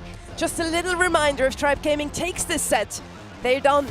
They made it into day 2 of those Mobile Masters, and Help Me already out. We were talking about Japan against the world. Crazy Raccoon had a hard time today. Help Me seems to have one now as well against Tribe Gaming NA. I mean, the world seems to be prevailing in Japan versus the world at the moment. 2-0 to Tribe Gaming NA. If you are just joining, Help Me are down and they are almost out. We are into hot potato where we find ourselves right now. Nita regressing nicely. Kuru's very low and the pinch coming in. Tyrant gets a shot on him as well. They don't get the finish. And Zulan, sadly for Tribe, goes down. But this damage is going to come through. Eslivy with the Jesse shotgun towards Kenji. Should get pinched in, but Nita's not in range. Kenji trying to get some damage onto the save with Tribe Gaming, missing his super there, hitting another target instead as Livy goes down. There's Zulan and Tyrant, the only one still standing. What a job that Kenji is doing on that Dynamite right now. Absolutely getting those dinos left and right, the Dynamite packages left and right here. Nita Bear comes down, Zulan progressing and pushing up the map as Livy and him pinching out Kuru, and Tribe Gaming NA taking over the lead. I do have to say, I do like to come from Tribe Gaming quite a bit more. I don't see how Help Me can ever do damage except the Dynamite. Oh, and Choppy's got to stay in the bush here. He almost got taken down by the turret. Kenji breaking his own wall. Not going to be helpful for him or Shelly. Penny's going to be affected by that as well, and it's not looking the best with this current wall break. He's got to be cautious not to break this one remaining wall left in the mid, or he's going to have an absolute nightmare. Needs to start playing the lanes. Tyrant's got no gadgets left or super at the moment, so they are going to be taking the lead now, and Help Me, they might be walking away with this one. Amazing stun coming in there from Kenji, getting the kill onto Tyrant, and he does do some damage to save. But again, Kuru and the Choppy just defending at all times. Not a possibility for them to push up the map to even get percentage dealt to save of Tribe Gaming. Still, they are in the lead for now. Zulan just waiting for the perfect opportunity. We see him there on the right-hand side to place his bear, to maybe get a hyper bear action on to save, and he's on it, but only for 2 seconds. Yeah, the Bear's not able to get a lot done, but Turret's here as well, getting some damage as Livy throwing some on safe as well, but this Dynamite still on top. There's the Bear once more, though. This could be it for Tribe Gaming. The damage is coming through as Livy's still there as well, but they're receiving damage also. The Hyper Bear swipes down the safe, and match point for Tribe Gaming coming up next. In the end, it's going to be a question if we have 2 NA teams or 2 EA teams tomorrow in the finals in day 2 of Mobile Masters. So far, it looks like Tribe Gaming is going to prevail, and it's going to be 2 NA teams. If they win this next game, Help Me is out of this competition. Tribe Gaming now wanting to finish this one off. Don't want to give Help Me a lifeline. As if he's straight through mid once again. Maybe Tyrant wants to preserve a few more of these flying hooks and not go towards the Shelly as much this time. Kenji was playing the Dynamite brilliantly until these walls went down and he was kind of left alone. And then the Hyper Bear shone through. Sharpay coming through mid now as well, but Zulan just working his magic and getting some stuff, getting some defensive measures done. But this Dynamite in a position of dreams right now, but the Carl getting some damage on top too. Kenji on safe, as Livy trying to get his turret to do just the same. Complete mid-control here from Help Me at the moment. Tribe Gaming's pushed back all the way into spawn. They're just looking into getting their supers, trying an aggressive play here. They do get the kill onto Kenji. Could be a potential push here coming in from Tribe Gaming. Tyrant's doing some damage here. Is it gonna be enough though? It doesn't look like it. Tyrant's going to go down. Zulan trying to make a push, and they can leave him if he doesn't get Bear, but he might get Bear, and that could be an issue, as if he's getting some bounces through as well. Shelly, leave that on safe. Nobody cares about it. Just get the damage done up top. Get the players taken off the map who are going to deal the damage. Tyrant's going up. He's left the penny, but he can't do a lot. He's got the spin as well, and Sharpay playing defensive. Zulan, he wants his Bear. The super's there, and he gets the defense, but that is it at the moment. Zulan's still searching for super. And still we are on an equal score for now, 48 to 39%. It could still be anyone's game here. Kuru's mortar's down. The Bear getting some damage onto safe, but so is Zulan's Bear getting some more damage. It's only a 7% now, 10% lead that Tribe Gaming has. So close. The stun's there onto him though. Kenji's going to throw the super out. Zulan's not there to eat it. Still turret down the right side, taking some of this fire from Kenji now. Wants to use up his ammo on the safe, not on that. And Tyrant's there to defend him as well. 40 seconds on the clock, 10% in favor of Tribe. As Libby with his turrets trying to get rid of that penny mortar behind the wall, does do so. Does also get some decent amount of damage. Tyrant with another super, another hit onto safe. Zulan about to finish the save, and it's gonna be Tribe Gaming winning against Help Me in a 3-0 sweep. That was domination from Tribe Gaming. Moving on to the finals tomorrow, we will see them facing off in the semi-finals against players from the other group.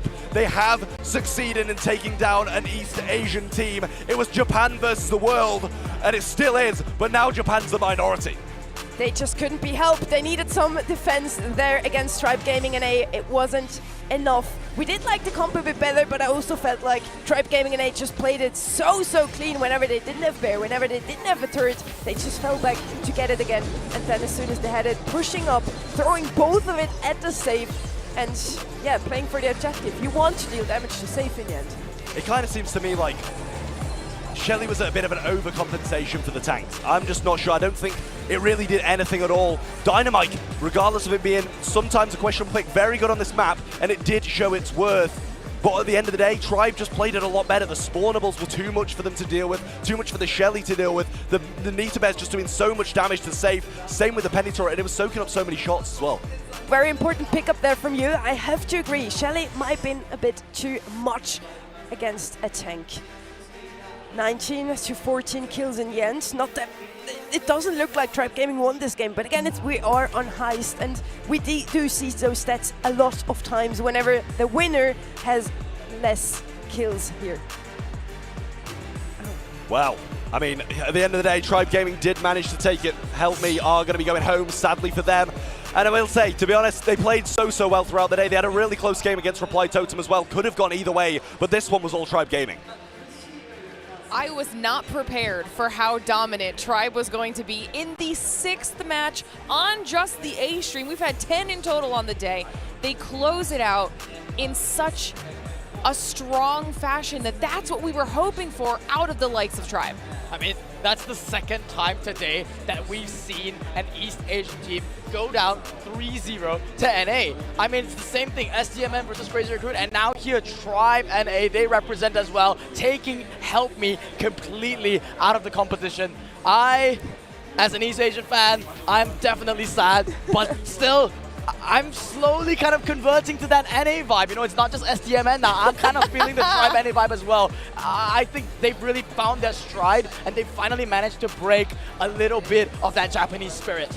And now, with that win in the books for Tribe, not only have they secured their spot in tomorrow, but that also means that we will absolutely have a non-Japanese team in the finals. Trav, talk us through some of these highlights. I mean, it's been a while since we've seen that. It's been a while since we've seen a team that's not Japanese get to the finals of a big competition like this. But at the end of the day, Tribe Gaming, they started strong, they ended strong. This one maybe seemed a little bit towards Help Me. They're bringing in the Shelly a lot, I will say as well. I completely forgot about this. But a couple of turnarounds here and there, gene pulls, a few little sneak-ins from a few of the Tribe Gaming members, but this was the big game, the pivot, the turning point, where Tribe Gaming managed to take that second set. If Help Me had won that, it could have been a completely different story. Barley has been such a good pickup for them as well, but it didn't seem to work at all against Tribe Gaming and A. Whenever they didn't ban it, they picked it, and it didn't work. Tribe Gaming and A winning this in the end with a 3-0, taking revenge on them in a way from Worlds last year. I mean, the thing about East Asia right now that I've noticed is that it just looks like NA really understand the concept of playing tactically. East Asia, a region that's been, reliant on this mechanics, perhaps currently shown to be too reliant. That's the question mark that has to be answered tomorrow on day number 2. Well, like I said before, Group B now has our final 2 teams playing through on Sunday. Tribe Gaming clinching that last spot for themselves, and that has to feel good. We'll take a look back at our Group A bracket as well for one final refresher on who made their way through, and that's going to be STMN on the top side of that bracket, with Crazy Raccoon dropping down against STMN, but then playing their way through to face off again tomorrow. It's going to be a very exciting day as we have our official Masters Final 4 right now. STMN facing off against Tribe. We've got Reply Totem against Crazy Raccoon. This is gonna be a day, Trav. I mean, that first match, it's a rematch from everything in North America. It's a rematch from Seattle, rematch from San Diego, and we know who came out on top both times. STMN have been the North American team. Tribe Gaming have just shown us what they can do. I'm intrigued to see if they're able to bring that same energy to a match like against STMN. But after that, Reply Totem and Crazy Raccoon also going to be an absolute beauty of a game. It is going to be an insane day tomorrow, to be sure. You do not want to miss it. But before we end the whole show, I think we have one more interview standing by from Tribe with Yuko and Tom, so let's send it on down to them. 勝利者インタビューです。こちらにはトライブゲーミングのズーラン選手に来ていただきました。Minasan konnichiwa, sitting here with Zulan from Tribe Gaming. さあ、ストレートでの勝利となりました。先ほどのゲーム振り返っていかがですか？ You had a convincing 3-0 against Help Me. How was the match? I mean, they're great players. I just think our game plan was a little bit better than theirs, but no shade to them. I think they're really strong. 彼らは素晴らしいプレイヤーだったんですけど、我々のゲームプランが少し彼らのものよりも良かったのかなと思ってます。Coming out here, I mean, same question but deeper. What was the trick to finally get the win against the East Asian teams? I just think our... Sorry. 今のところもう少し深掘りさせてください。具体的にはどこが理由で勝ったと思ってますか？ I just think our energy in the Totem match was a little bit off. We tried to switch it, put it past us, and come with more energy against the Japanese team, and it worked. 積極的にスイッチをしたりとか、もっと積極的な前に出ていく攻め方っていうのがハマったのかなと思ってます。そして明日もまたゲームがあります。明日への意気込み、そしてご来場いただいている皆さん、そして配信を見ていただいている皆さんにメッセージをお願いいたします。Please send message to the audiences and people who's come here to watch. Shout out to my boy Chompy back home. I love you, my brother. Shout out to all the Tribe fans. And yeah, shout out to Tribe. 特にチョンビー、僕のじゃなくて国で見ているチョンビーに、シャウトアウト。あと来てくれてるファンの皆さん、トライブのファンの皆さん、ありがとうございます。ありがとうございました。こちらからは以上です。ありがとうございました。You know, I think one of the biggest conversational points for us, especially coming from NA, is the fact that we were questioning if Tribe were going to be able to master the mental portion of this game. Were they going to be able to bounce back from a loss and recover well, because they've struggled with that in the past? And Sunny, it seems like they've managed to figure it out this time around. Definitely so. They were looking really strong. And you were talking about losing. They lost twice to Tribe already when they were playing against them in the Challenge Finals. They did push them in the lower bracket in the second season. Then STMN just came back even stronger and won against them in the two matches that followed up, then winning in the bracket reset.